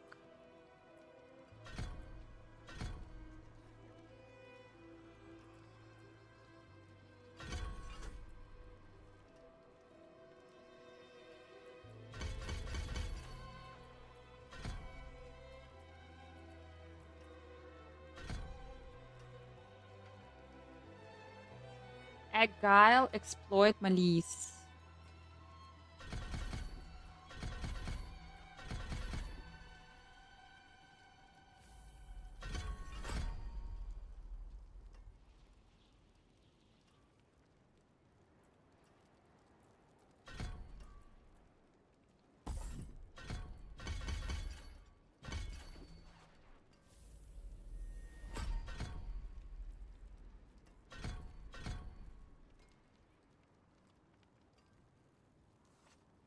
Close quarters combat.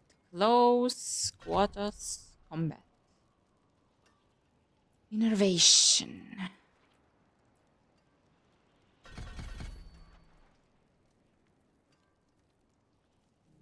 Alchemist. Adrenaline rush. Look. And haste. Look. Druid still that bad? Druid is not that bad. Druid probably gonna be funny.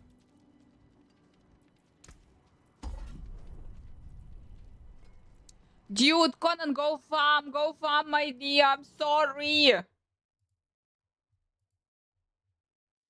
I am sorry.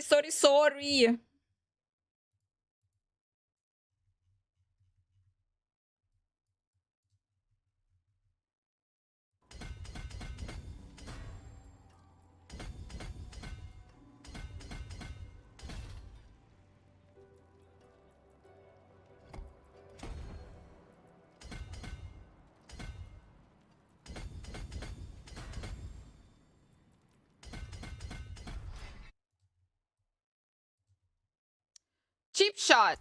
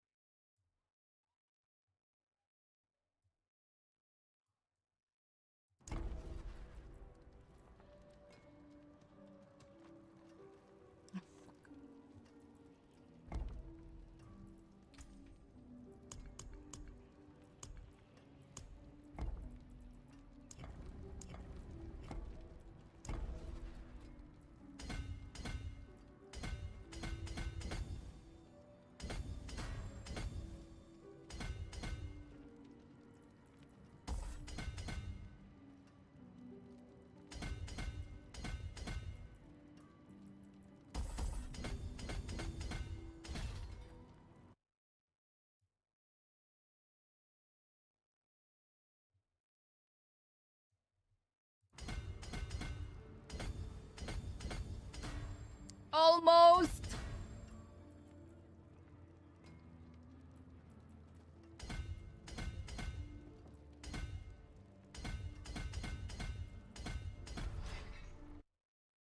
No witnesses, guys. No witnesses.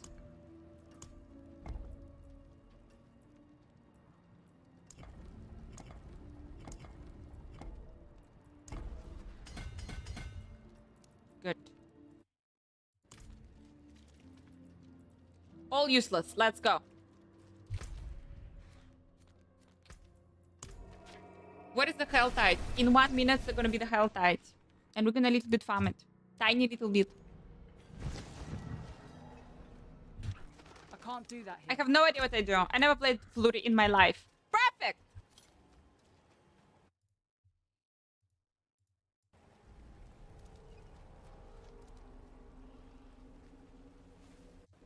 Yeah? Yeah.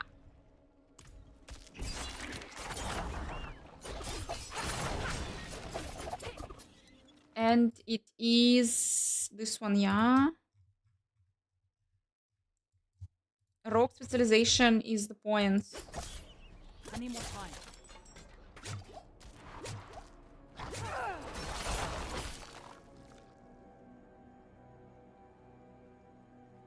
Combo points. Hell yes.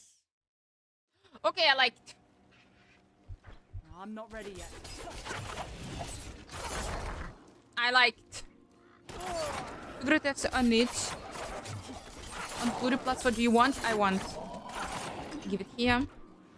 This build, guys, hopefully we're gonna be testing tomorrow on the PTR.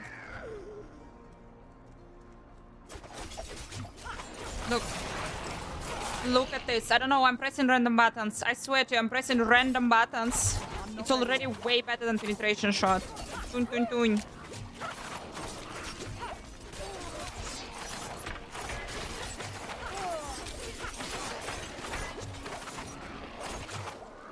May I join? You may join.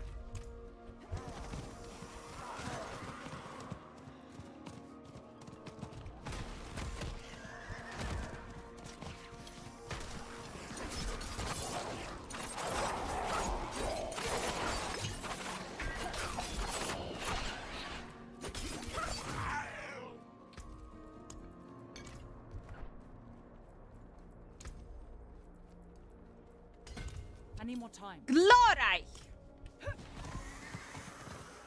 Started watching Star Trek Enterprise, by the way. I'm really sorry, but I started watching Star Trek Enterprise. There is nothing to watch, guys. There is nothing to... Who watched Inside Out 2? Who watched Inside Out 2? People who have kids, run to the cinema. Just run. They probably already watched it without me saying this. But apparently it's fucking super good.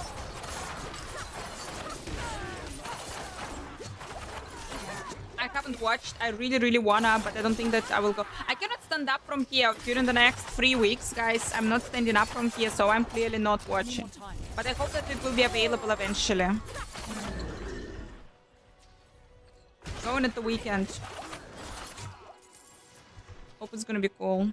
I need more time.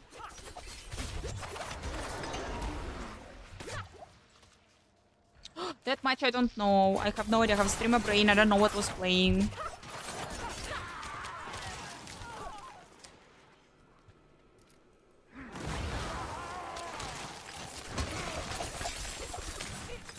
I'm not ready yet.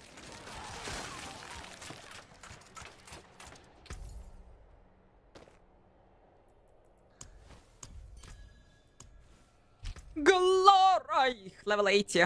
But plus, oh fuck, dude, so good. It's so good. It's unbelievably good. Thank you so much. I'm not ready yet.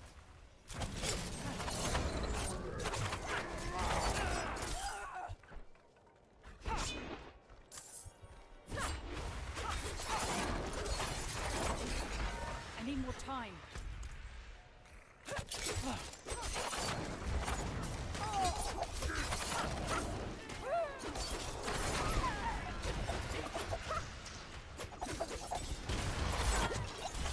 Flurry Rogue tomorrow.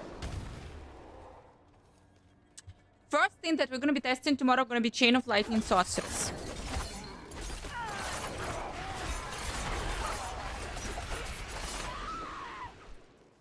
need more time.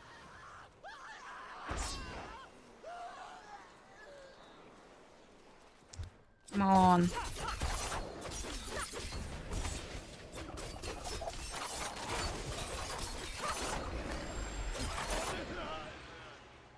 Yep, I will be. Thank you so much. Since the first content update, how's the new one? Good. You know, I don't want to jinx it, but it is good. Look, currently Diablo 4 is in a really good shape, and they right now introduced the update for Season 5, and tomorrow there will be the test, the PTR for Season 5, and it's nice, my dear, nice. Seems to be nice.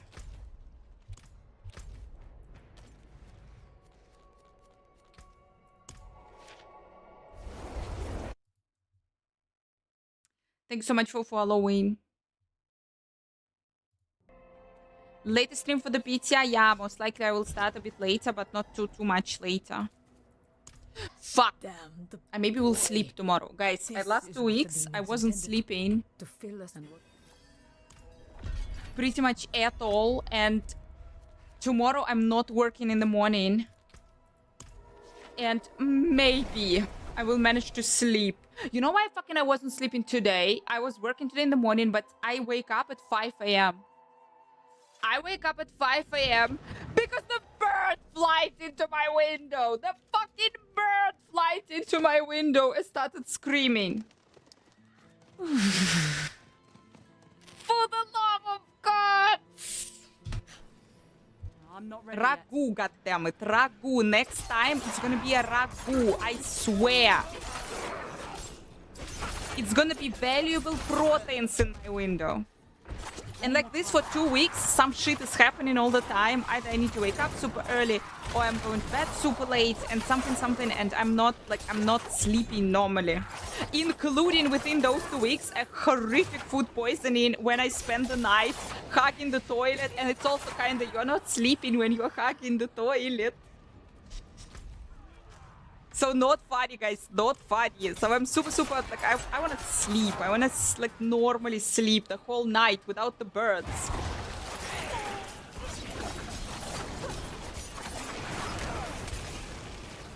And maybe tomorrow. Tomorrow I don't have, I'm not working tomorrow in the morning.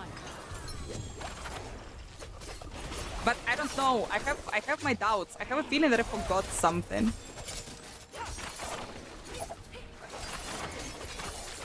Like there is some appointment or there is something that I forgot, and it's gonna be tomorrow in the morning. I'm not ready yet.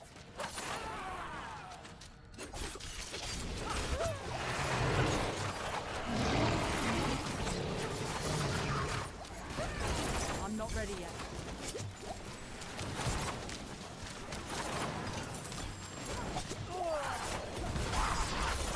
Guys, Helltide's gonna be even better tomorrow. In Helltide, there's gonna be a bunch of Tree of Whisper quests. Ah, I love it so much. I just love it. I'm a big fan of Tree of Whisper quests. Yeah, I'm that weird. What are you gonna do to me? But I'm a fan of them, and I always was so happy to farm them in Helltide because it's stretching my inner, oh, everything is good, everything is wonderful. We are farming Helltide, and at the same time, we're farming Tree of Whispers quest, so we're getting double the benefit, so it's awesome. And I always really liked it, and I was always sad that I like completed all the Tree of Whispers quests in Helltide, and now I kind of need to stay there. Thor, thank you so much. Your body weight in cherries for the natural melatonin. Your body weight in cherries for the natural melatonin less than 3. Thank you, my dear, but cherries are expensive.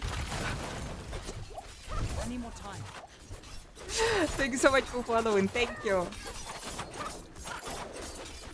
Shit, guys, I'm not even dying. This dude is level 78, and I'm not even dying.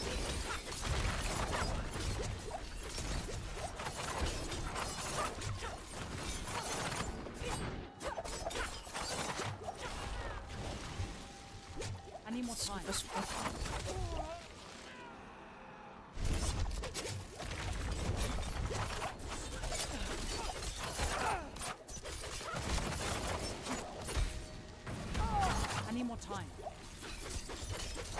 army, kinda. Seems weird.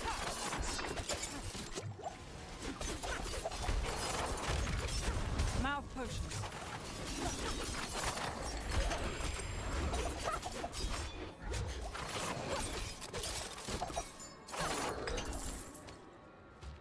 Ah, not even a single unique. You suck. I'm not ready yet. Light, show me mercy!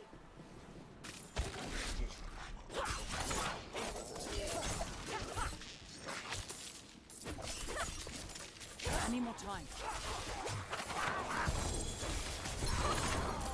A goblin's gonna be buffed, people.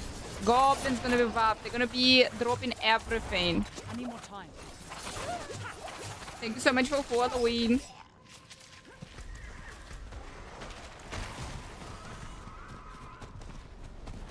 I need time to do that. My incinerate sorceress, you sexy one! Yes, my sorceress, yes! That's how you do it, guys! I need more time. Yeah, I'm not standing up anymore. I need time to do that.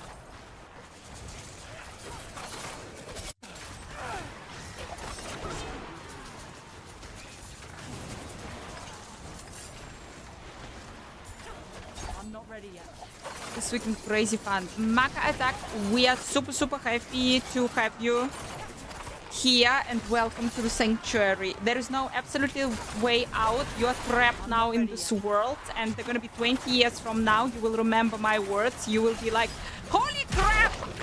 I'm still playing it. They're gonna be Diablo 5, they're gonna be Diablo 6, they're gonna be something like this. I'm not ready yet. But you still will be there.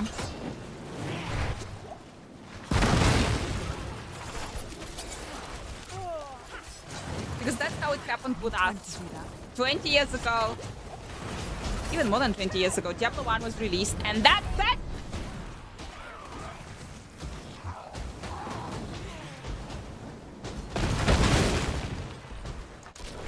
Get fucked. I'm not ready yet.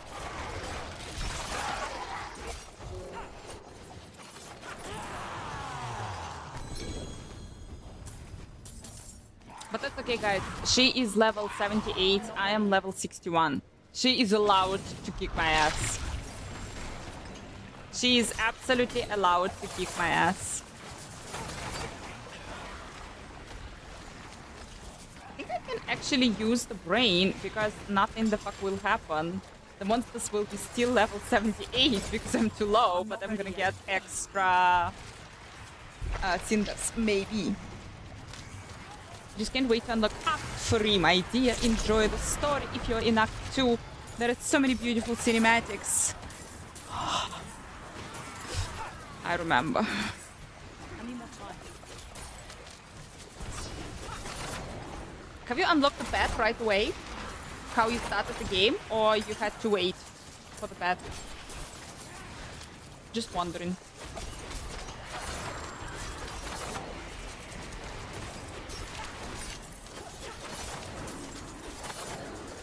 This is my gameplay. This is fucking my gameplay. I invented it.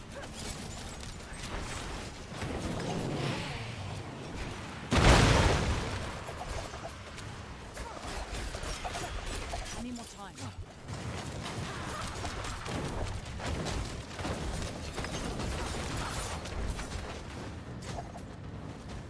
Just need to do the quest. Yeah, but I was wondering, guys, for the horse, you need to do the quest after Act 3, Act 2 or Act 3.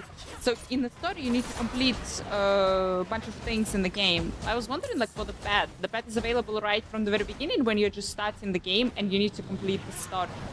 Or it's also after Act something.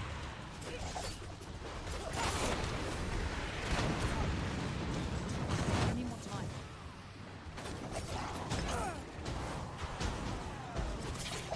By the way, I don't have a pet. I need to equip the pet on this character.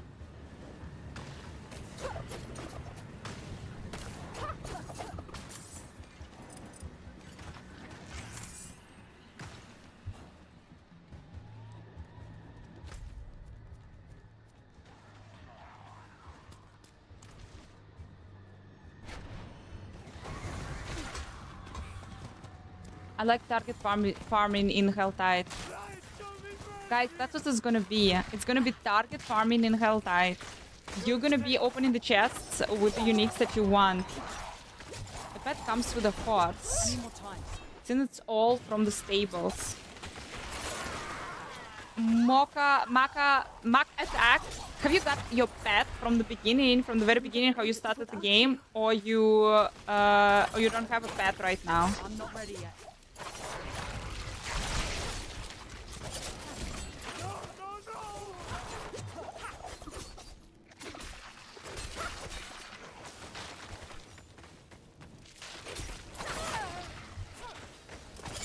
I'm not ready yet. Look out! Over here! Help!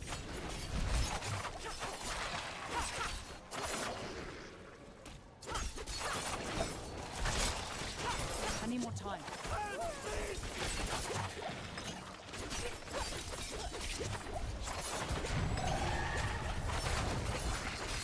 Guys, I haven't tempered and I haven't masterworked any of my gear. Obviously not masterworked, but I haven't tempered any of my gear. A dog, and saw something about that, but the horse comes later. No. The pet, like the dog, is running around you when you're at like in Helltide or when you're somewhere in the fields. Is the dog running around you? I need more time.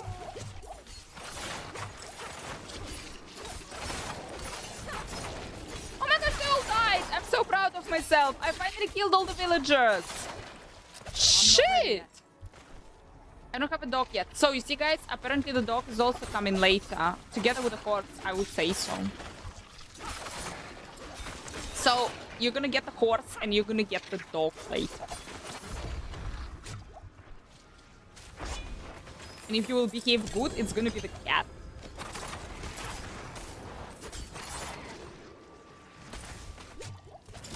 I'm not ready yet.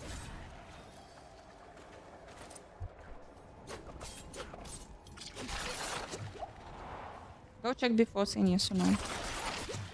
If there is a gray question you have a shot, then maybe you can check.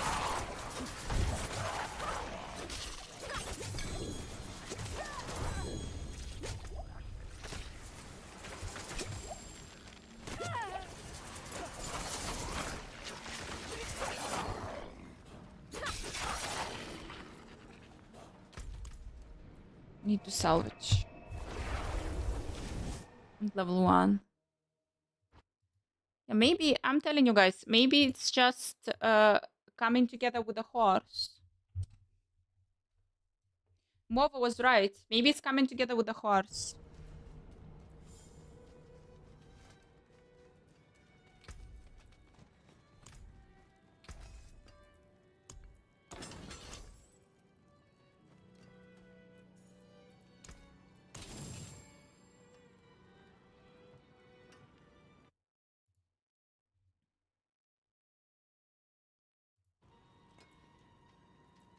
No level requirement.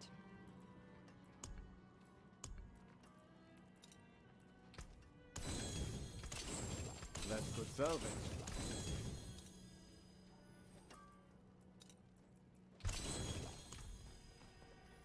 Dark days upon us. You need a proper weapon. Fair trade. Raise the father.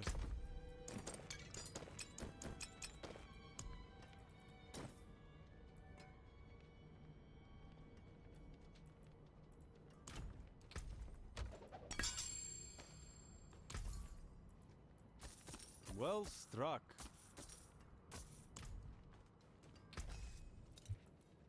You can take what's left. Cool. Not cool.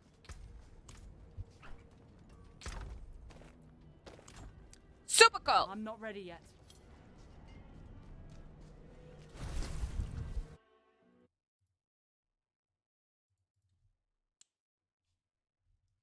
So far, nothing is good for this build.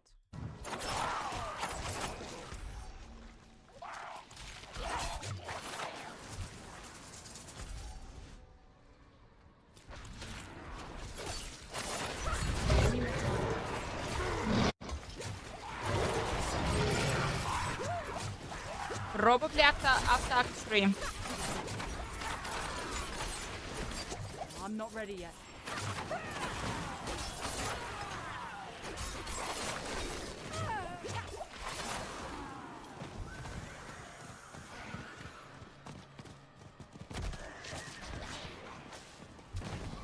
The build path. It's max roll. Exclamation mark max roll.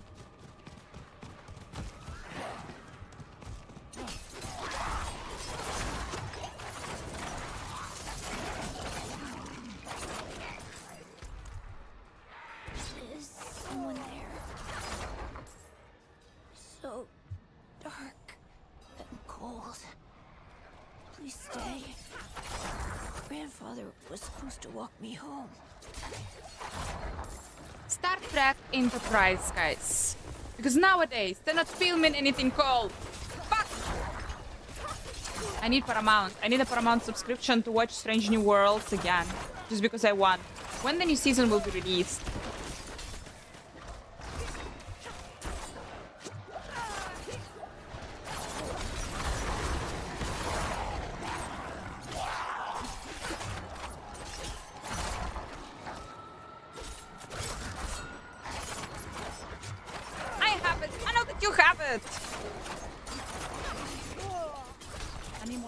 I'm still surprised that I like London so much. I don't know. I have so many prejudices, guys, about London, and I don't know. I never wanted. I've never been the person who like, oh, I should go to London. Probably it's because when I was learning English, guys, at school, you kinda... Oh, the stupid phrase, London is the capital of Great Britain, and they make us learn and read a lot about London and about, I don't know, the shit that you can see in London. And you should speak Londonish. And all of those kind of things. So I never wanted to go. I've never wanted, like I mean, I was okay to go, but that was never my, like, prime destination. Goal. I need more time. And I liked it so much, so I'm so shocked.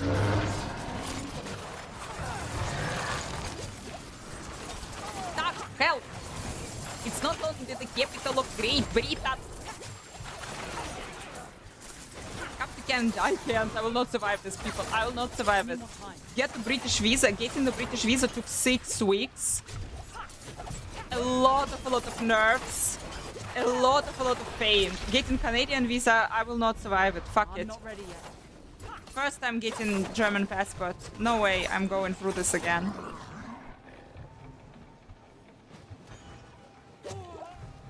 I need more time. And then no one's gonna give it to me, so it's fine.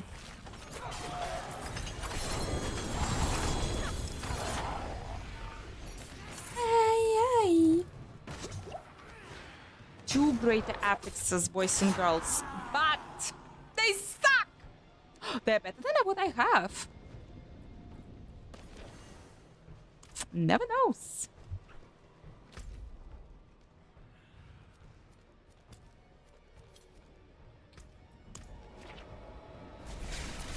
I need to come back. Fuck it. I have the visa. I have to come back. Thanks so much for following. Who wants to go to England anyway? I so agree. No, guys, I always wanted to go to Scotland, and I was in Scotland back in the... No, like... Actually, like a long time ago, I was in Scotland. And Scotland is cool, and Scotland is funny, and Scotland always kicked English, British ass. And... Now yeah, Scotland is funny. I need more time.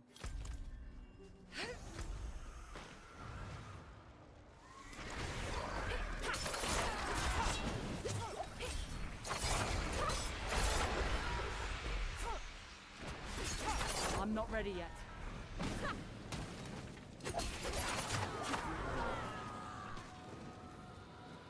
It's actually super cool to go to London from Nuremberg, guys, because there are direct flights, 40 euros, both ways.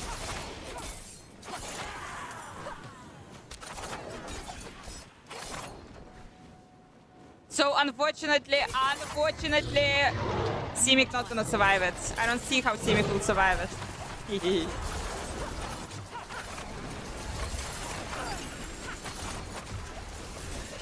I need more time.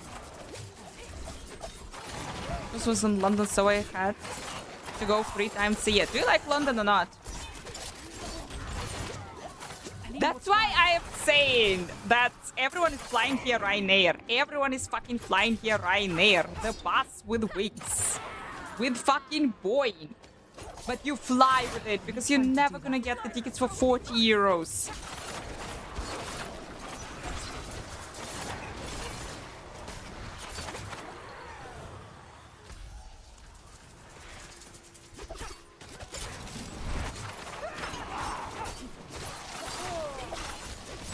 I'm not ready yet. For, oh come on, for 2 tickets, for tickets like one way and return tickets, come on.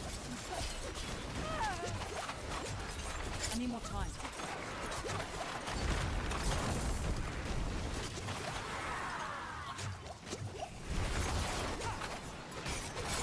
I need more time.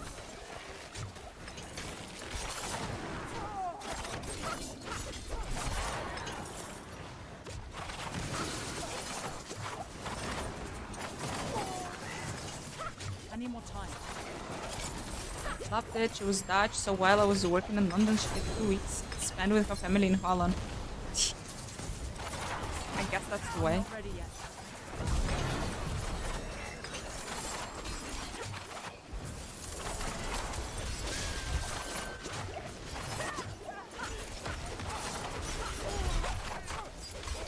I'm not ready yet.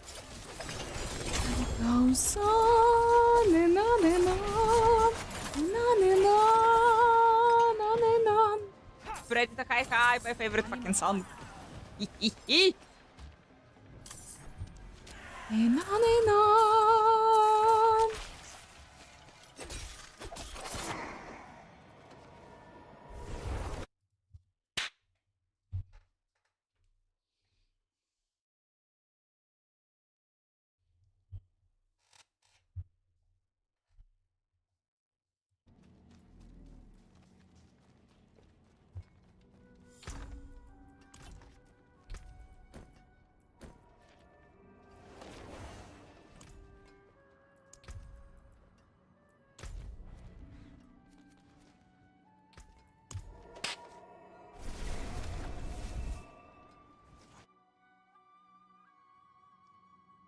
And asked if he wants to move there with her end.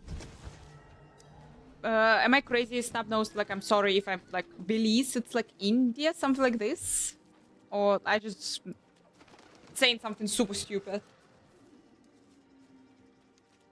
Predator, thank you so much. Have a wonderful, wonderful working day. South America.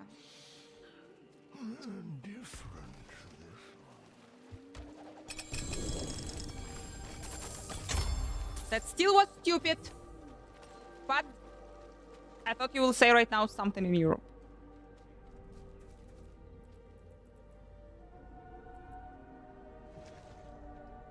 Bum, bum, bum, bum, bum, bum, bum.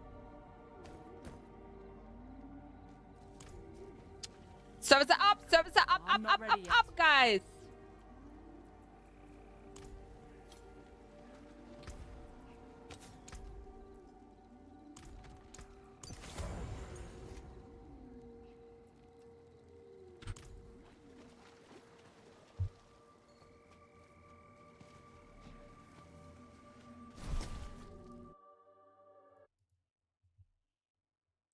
We will see what I will find. That was using my Gamescom dates. No, that's hot. That's hot ones. That's hot. Right now, if you will check in, the kits also will be more expensive because like there is a football in Germany and a bunch of people are apparently flying to Germany and a bunch of people, sexy Scottish guys in kilts. You haven't heard this from me. But tickets are hot. It's expensive right now. You need to go in a season that's not so popular.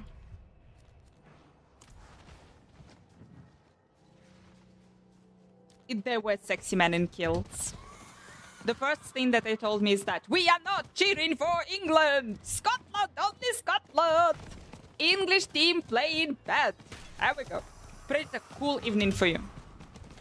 I need more time.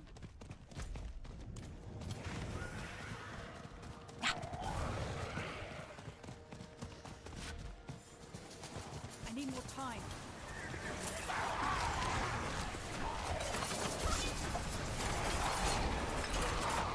Guys, football is the only reason, and it's a really, really cool reason when you see in Germany people are putting flags on the windows and on the cars. And it's so, oh, God damn it, people. I remember when I just came to Germany, it's so cool. I need more time. It was super, it was like the whole Berlin was in the flags. And it was nice. It was super nice. Here now it's as well happening. I don't give any damns about football. I'm not a fan, but I really like seeing how it's uniting people. And Scottish fans were cool. Rule number 1, cheer for Scotland. England lose, then Scotland win. I understand this. Cheer for everyone else as long as it's not England. Germany has the best players. I don't know. Germany won once, really good. Then Germany fucked up really bad. Where we are even. I need more time. Get kicked from the Euro yesterday. I have no fucking idea. England was kicked from the Euro yesterday. Oh, too soon. Shit, I'm so sorry for my boys. So sorry. I need more time. Oh, you want me to cheer for Scotland match now. Oh, so sad, guys, so sad.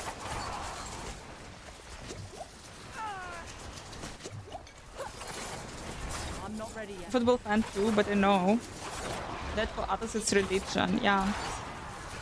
Then no, I'm thinking, Leo, I'm also thinking, like, seeing how many fans, Scottish fans, yeah, I was flying with me, half of the fucking plane was just the fans who were flying to Germany to watch football and to cheer for their team. Like, when you look at this and when you think how much money they bring to Germany, how much money they rent a hotel, they're gonna drink, they're gonna party, they're gonna bring a lot of money to the country.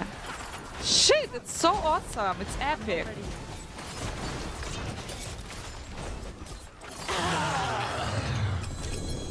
Nah, football is amazing. In terms of, like, I don't absolutely give a damn who's playing, but in terms of, like, uniting and bringing the party and bringing people together, I super like. I don't know, but they were ordering beer already in the plane. And we were flying with Lufthansa, this is a German air company, so ha!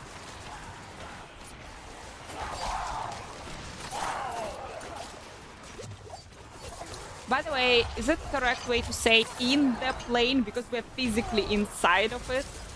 Or on the plane? It also sounds weird. I'm not ready yet. On the plane is correct. Oh, sorry, people. Then sorry for my English. I'm not ready yet. But we're not sitting on it. We are not sitting on top. Foo, come on, people. My teacher told me, the same teacher who told me London is the capital of Great Britain, that it's like, if it's on top of something, it's like on. If you're inside of something, it's in. Fucking plates. I need more time.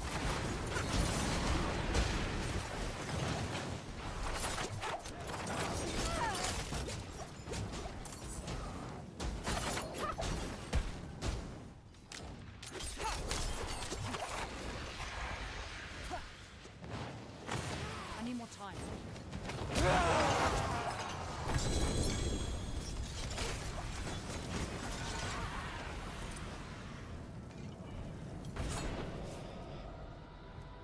Abort, hi. London was surprisingly really good, and it's super confusing. Abort the plate. Ah, no, it's super hardcore. Nah. That's already super hardcore.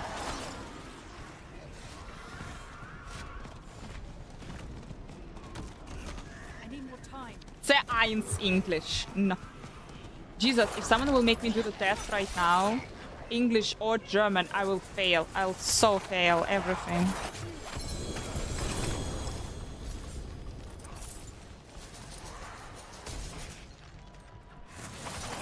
I will be like, beginner. We can put her.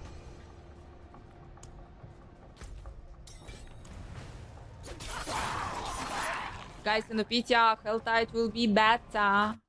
Helltide will be way better.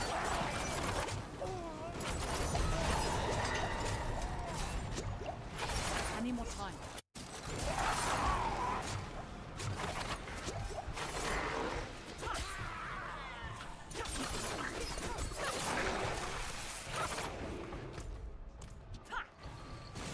I need more time.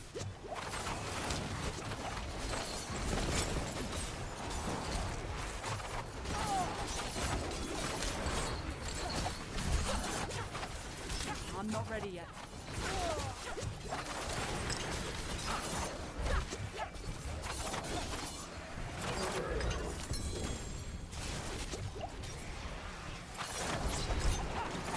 What's the hype? Tomorrow the PTR will drop and it's cool. The changes that are coming into the game are super cool and we're super hyped because it's nice.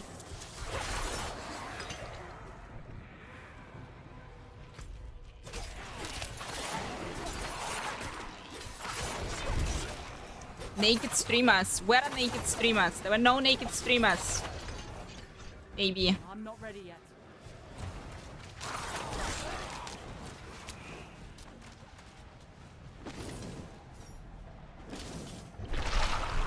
I need more time. The first time I'm in Germany, is it in city or you're not from Germany?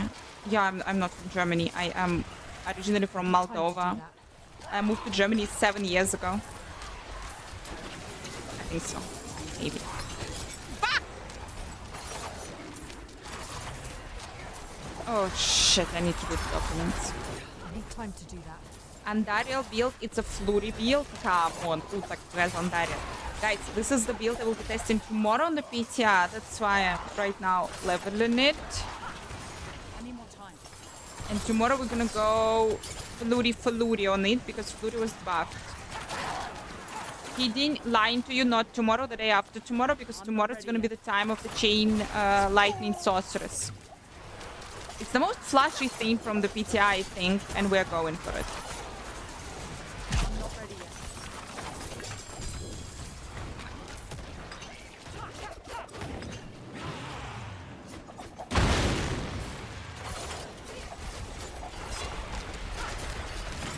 I need time to do that.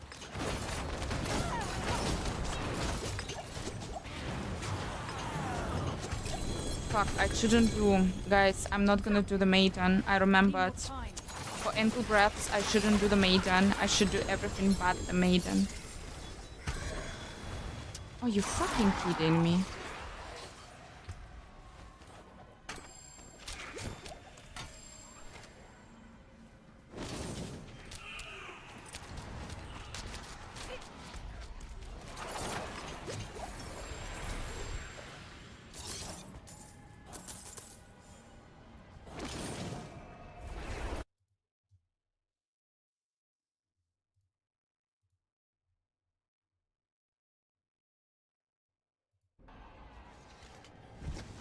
See the dogs, the doggies, and the cats.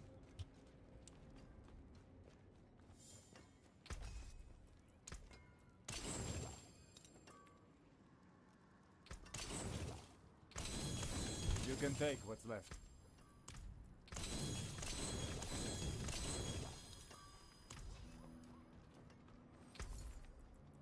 Anything else?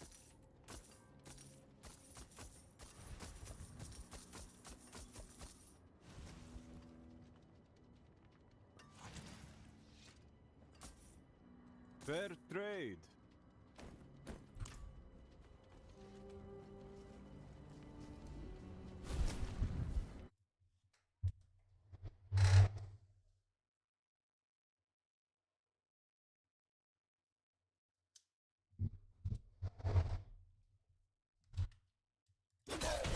I'm not ready yet.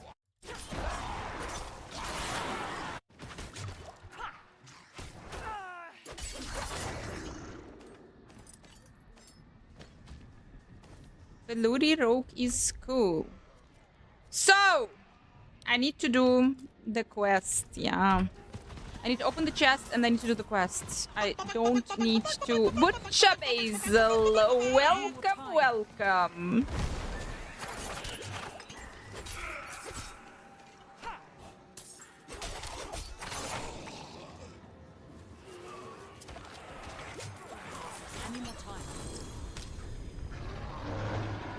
Soon incoming. When is the next Starship launch? I'm not ready yet.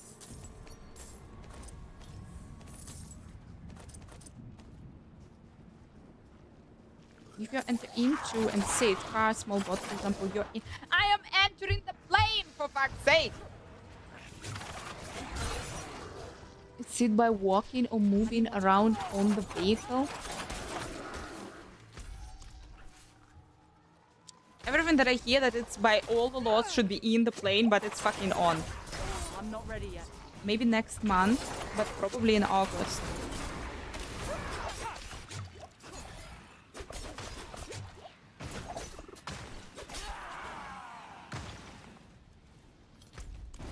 Capsule and a dog separation. No, they are good boys. They are good boys. They should fix. Good boys and girls. They should really fix. I need more time.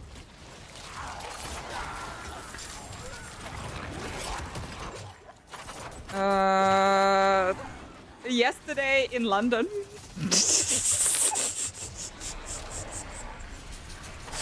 The whole hotel, every single person who worked in a hotel spoke Russian. I need more time. Not yesterday, the day before.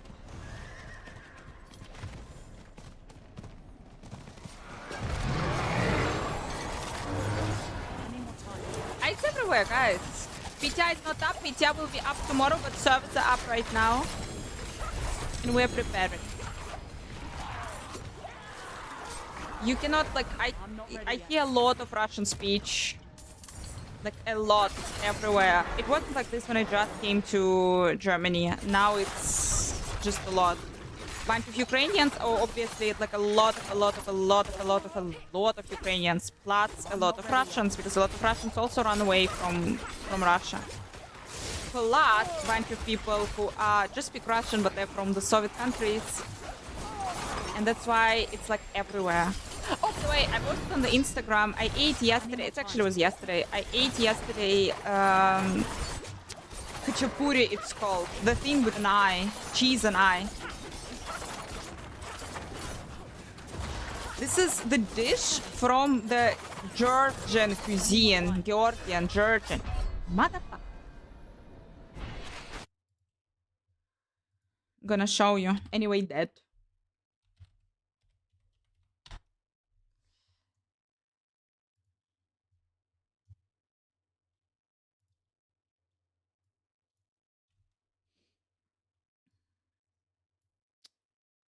Here we go.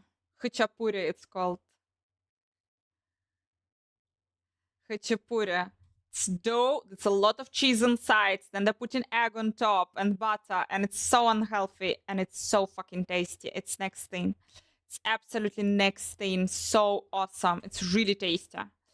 And the thing is, it's not Russian. But it's super popular in Russia. It is like really like on every corner pretty much. And I was yesterday. I miss my family. I miss Russia. I can't go, but I miss them. And I miss sometimes the food. It's like took a while to go there, but I managed.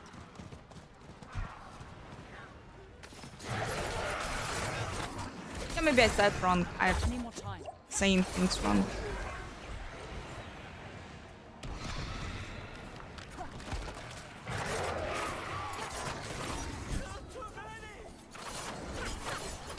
I need more time. You often go home? No, I can't. I will go to jail if I'll go back to Russia. That's why I am like, once I'm nostalgic, I am finding myself the food because I just can't go there. I'm not ready yet.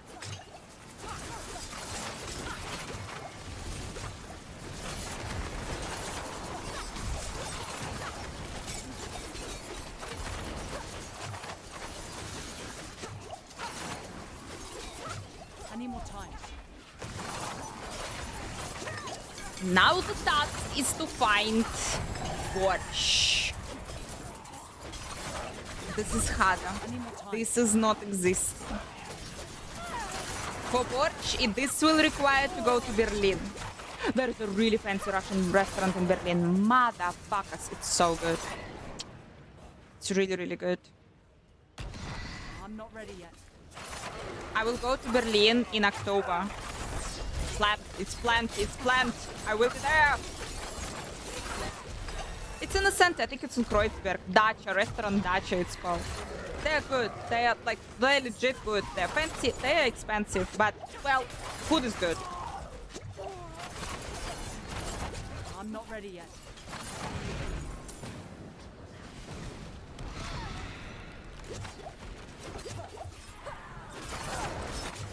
Exactly. Exactly. Dor, I saw it. I was terrified. She went to Russia. She has a double citizenship, Russian and American.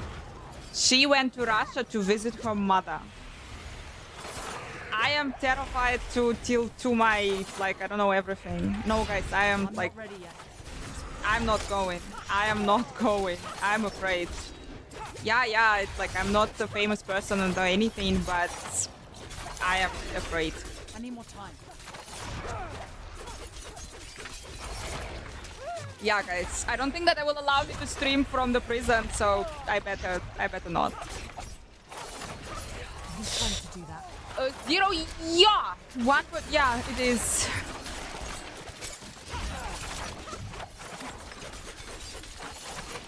I'm not ready yet.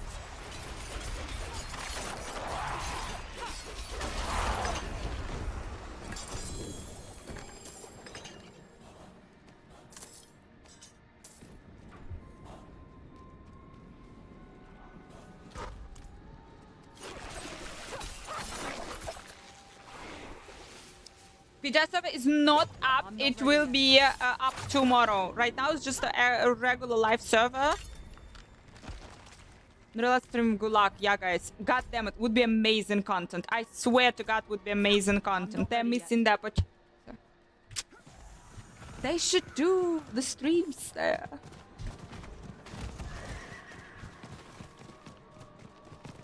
I need more time. Playing Diablo 4. Cute! Eat colder, eat the khachapuri for me. I ate it yesterday. I need more time.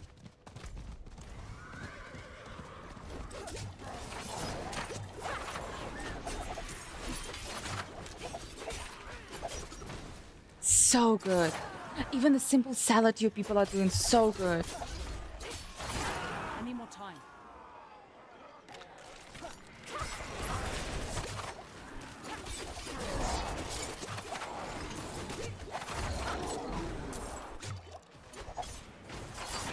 Do events. No, like people here need to drive, like need to go a lot. Need to drive to like through 3 cities, you know, to reach the place where you can get it. But fucking worth it.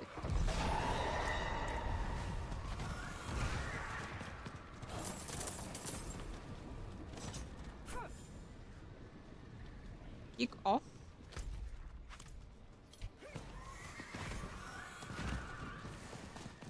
I need more time. I think it will be at 7. I think it's gonna be at 7, guys. I'm not 100% sure, but I think it's gonna be at 7. They're releasing everything at 7. What do you think?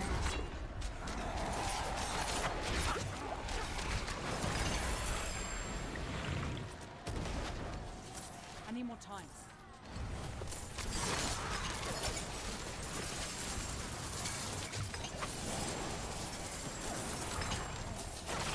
I'm not ready yet.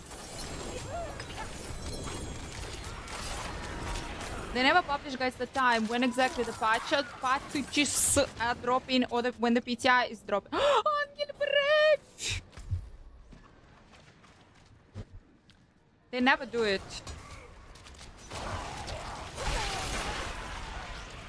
But like plus minus 7 p.m.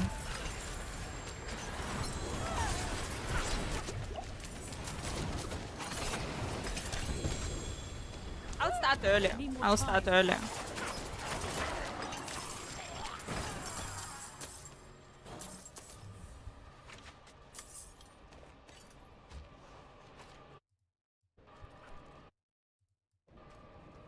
I need more time.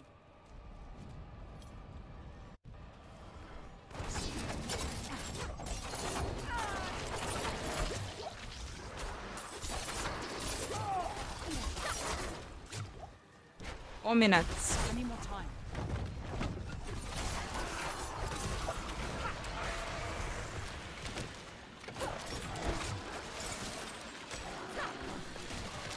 I'm not ready yet.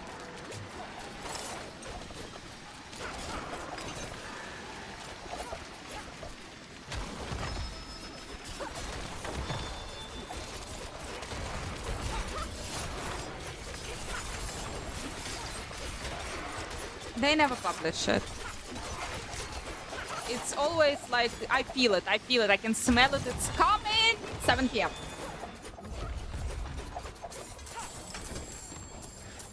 I'm not ready yet. 10 unlibriates. Fucking awesome.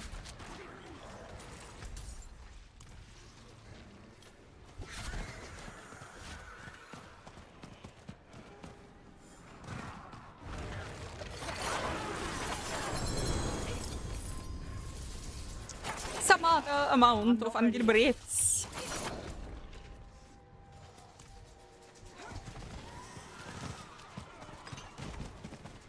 Herbs also important.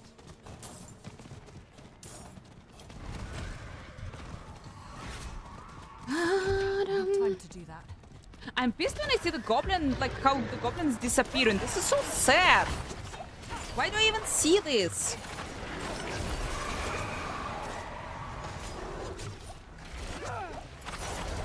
I'm not ready yet. I think I like Flurry gameplay. Guys, Flurry was buffed. We're gonna be testing tomorrow, the day after tomorrow, on this PTR. We're gonna be testing the Flurry. I'm not ready yet. Fuck, this is a bad timing to spawn it.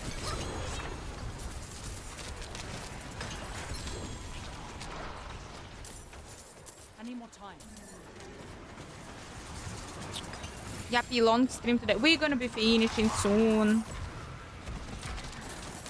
I saw, guys, for real, I saw this weekend other content creators and kind of they inspired me, and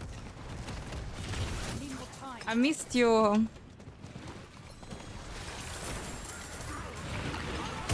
That's why I guess we're streaming today longer. I need more time. It's nice to see other people.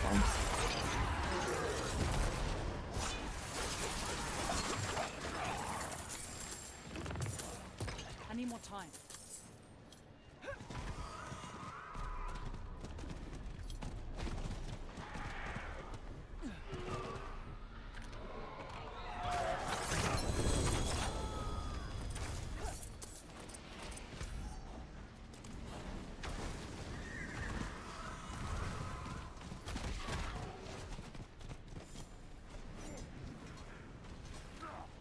I need more time.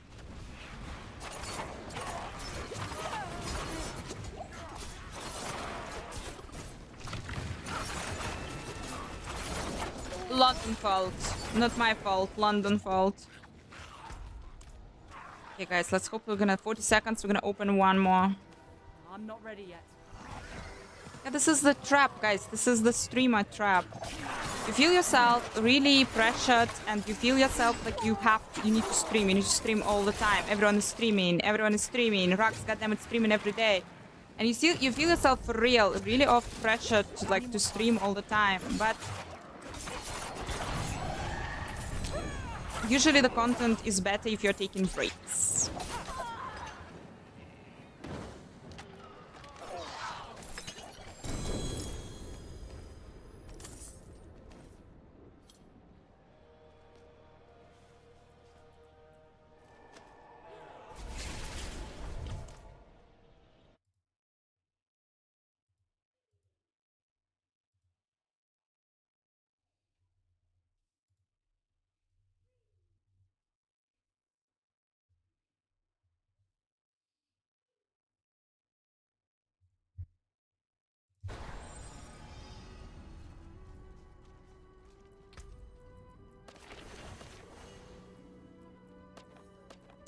Okay, people, maybe I can even temper a little bit my gear.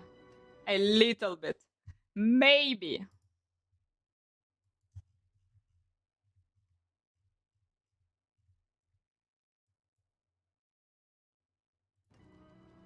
So, what do we need here? We need FEC something.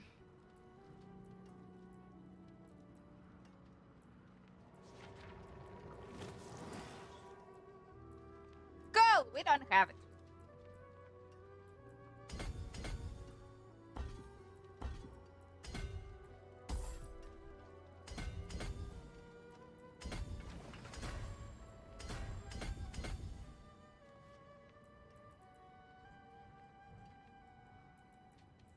We need Devours. Oh, Devours, I think I saw.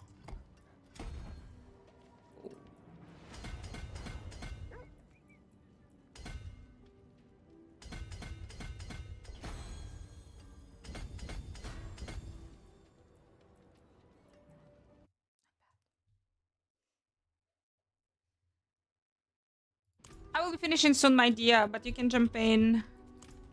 I know, guys, I don't think that I will just do a little bit for the build, but I don't think that I will go and like bomb. Season 5 gonna have the seasonal powers. Which ones? God knows. No one knows. They will announce them closer to the season 5, and hopefully it's gonna be something cool.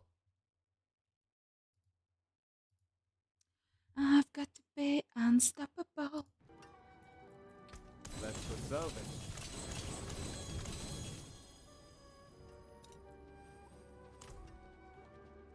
I carry the best. I'm gonna salvage. I'm gonna a little bit temper my gear for tomorrow. And I think we're good to go.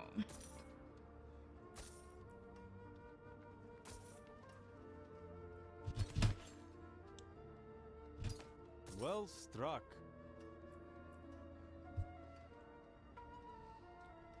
You're also playing something. Minesweeper! What will it be? Look.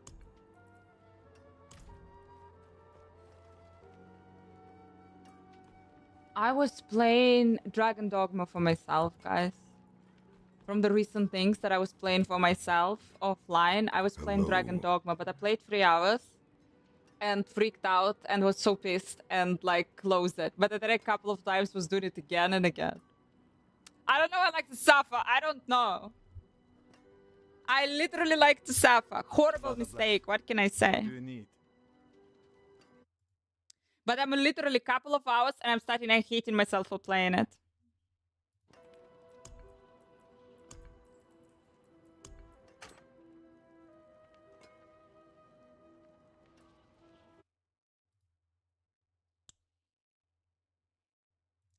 You don't like. You don't like.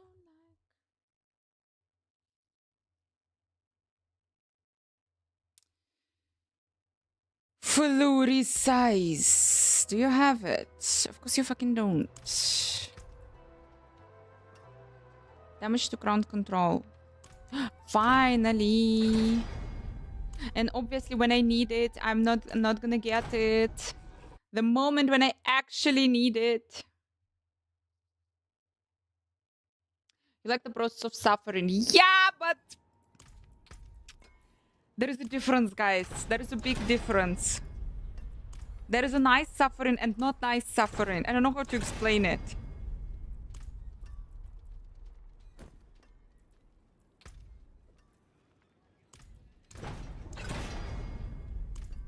There is suffering that makes sense, and there is suffering that's Dragon Dogma.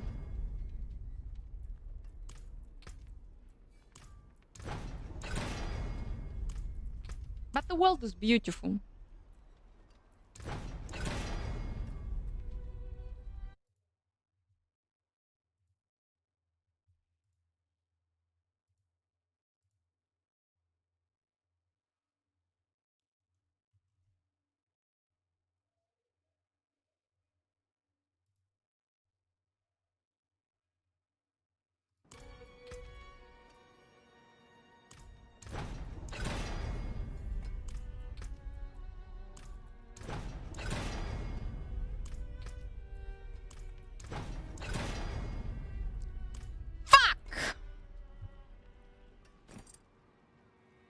I don't know what to do.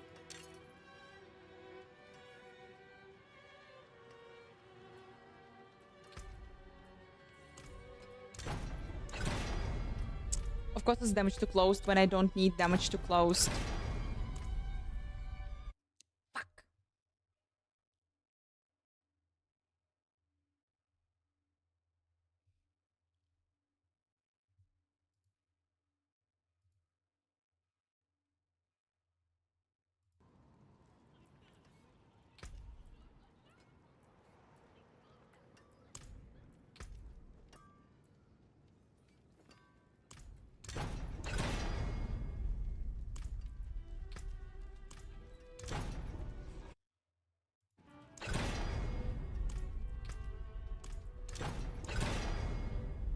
Damage to distant. You fucking killing me!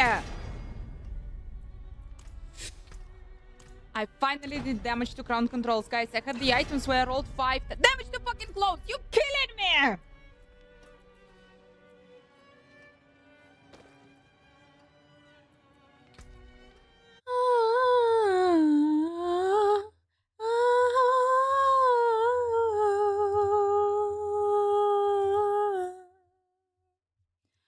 Which one?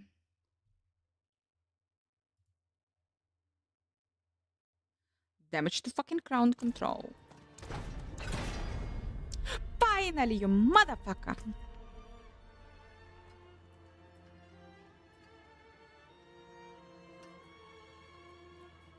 There's a chance to daze, which I don't have.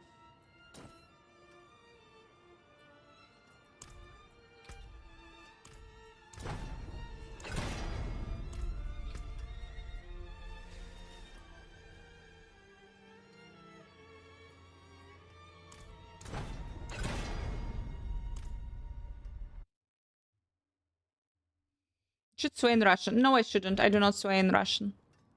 I swear only in English because in English it's not a real swearing, it's just a funny language.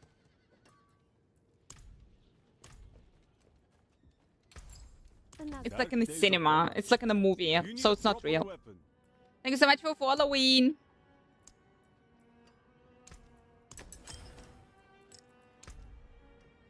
I beat the beta.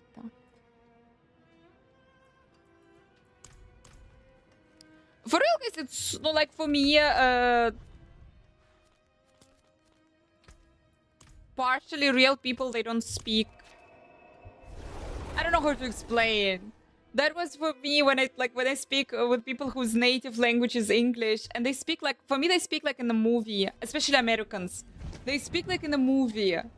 And they don't like people who speak like in a movie. No, it's not real. It's not real. It's a movie. Movie language.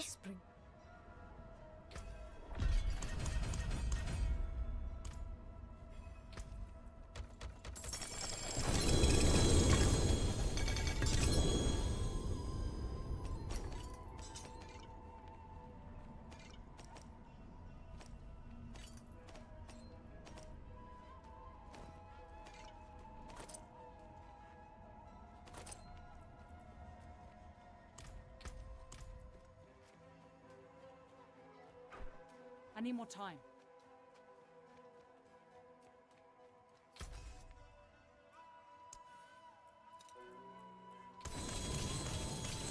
You can still use this.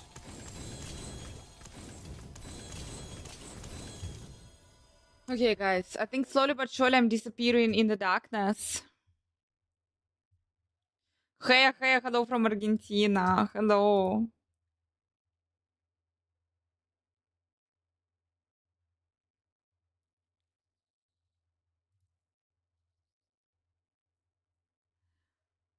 But we're gonna be back tomorrow a little bit later, guys. You do shop before you go? Yes, but I haven't seen. I see the link. Here we go. Okay, next please. I want to craft a temper on my item that isn't I saw it. Second. useless. Well, that's fantastic. A really smart decision, young man. We can put that check in a money market mutual fund. Then we'll reinvest the earnings into foreign currency accounts with compounding interest, and it's gone. What? It's gone. It's all gone. What's all gone? It didn't do too well. It's gone. Don't poof. Okay, next please. I want to craft a temper on my item that isn't useless. Well, that's fantastic. A really smart decision, young man. That's exactly we how can we do put it. that check in a money That's market exactly how mutual we do it, fund. guys. Then we'll reinvest the earnings into foreign currency accounts with compounding interest, and it's gone. What? It's gone. It's all gone. What's all gone? It didn't do too well. It's gone. Don't poof. It's gone. Okay, next please. I want to craft a temper on... And on this note, and on this image, I'm out, baby. That's a rip. But guys, we're gonna be testing tomorrow on the PTR how it's all working now with the greater affixes. Hopefully it's gonna be better. Oh, I don't know. Hunt the birds. Hunt the fucking birds. Get good safe. Hunt the fucking birds. I'll try. I hopefully try. I believe that I will sleep today. We'll see. Guys, PTR tomorrow. Everyone here. You're playing the PTR. You don't play the PTR. You're here. We're gonna be testing. Landslide Druid. Here we go. Landslide Druid. We're gonna be testing Blood Wave Necromancer, Chain Lightning Sorceress, a basic skill sorcerer. I don't know yet how it's gonna work out, but something gonna work out from it with the new stuff. The new stuff is funny, and some build should be working with it. Hopefully.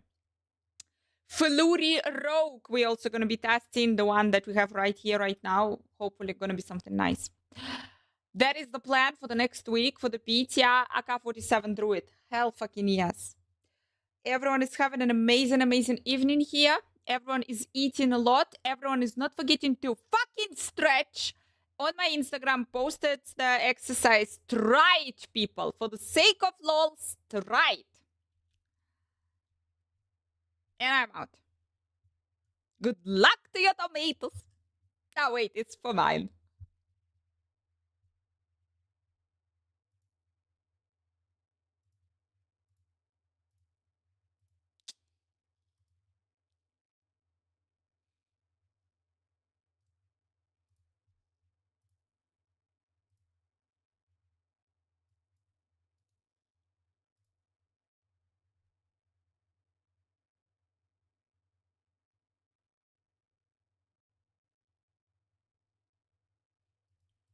That's weird.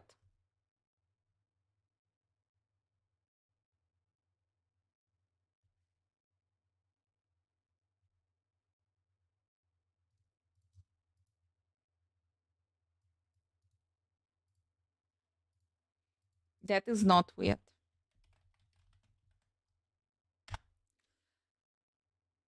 Jumping into the raid, boys and girls.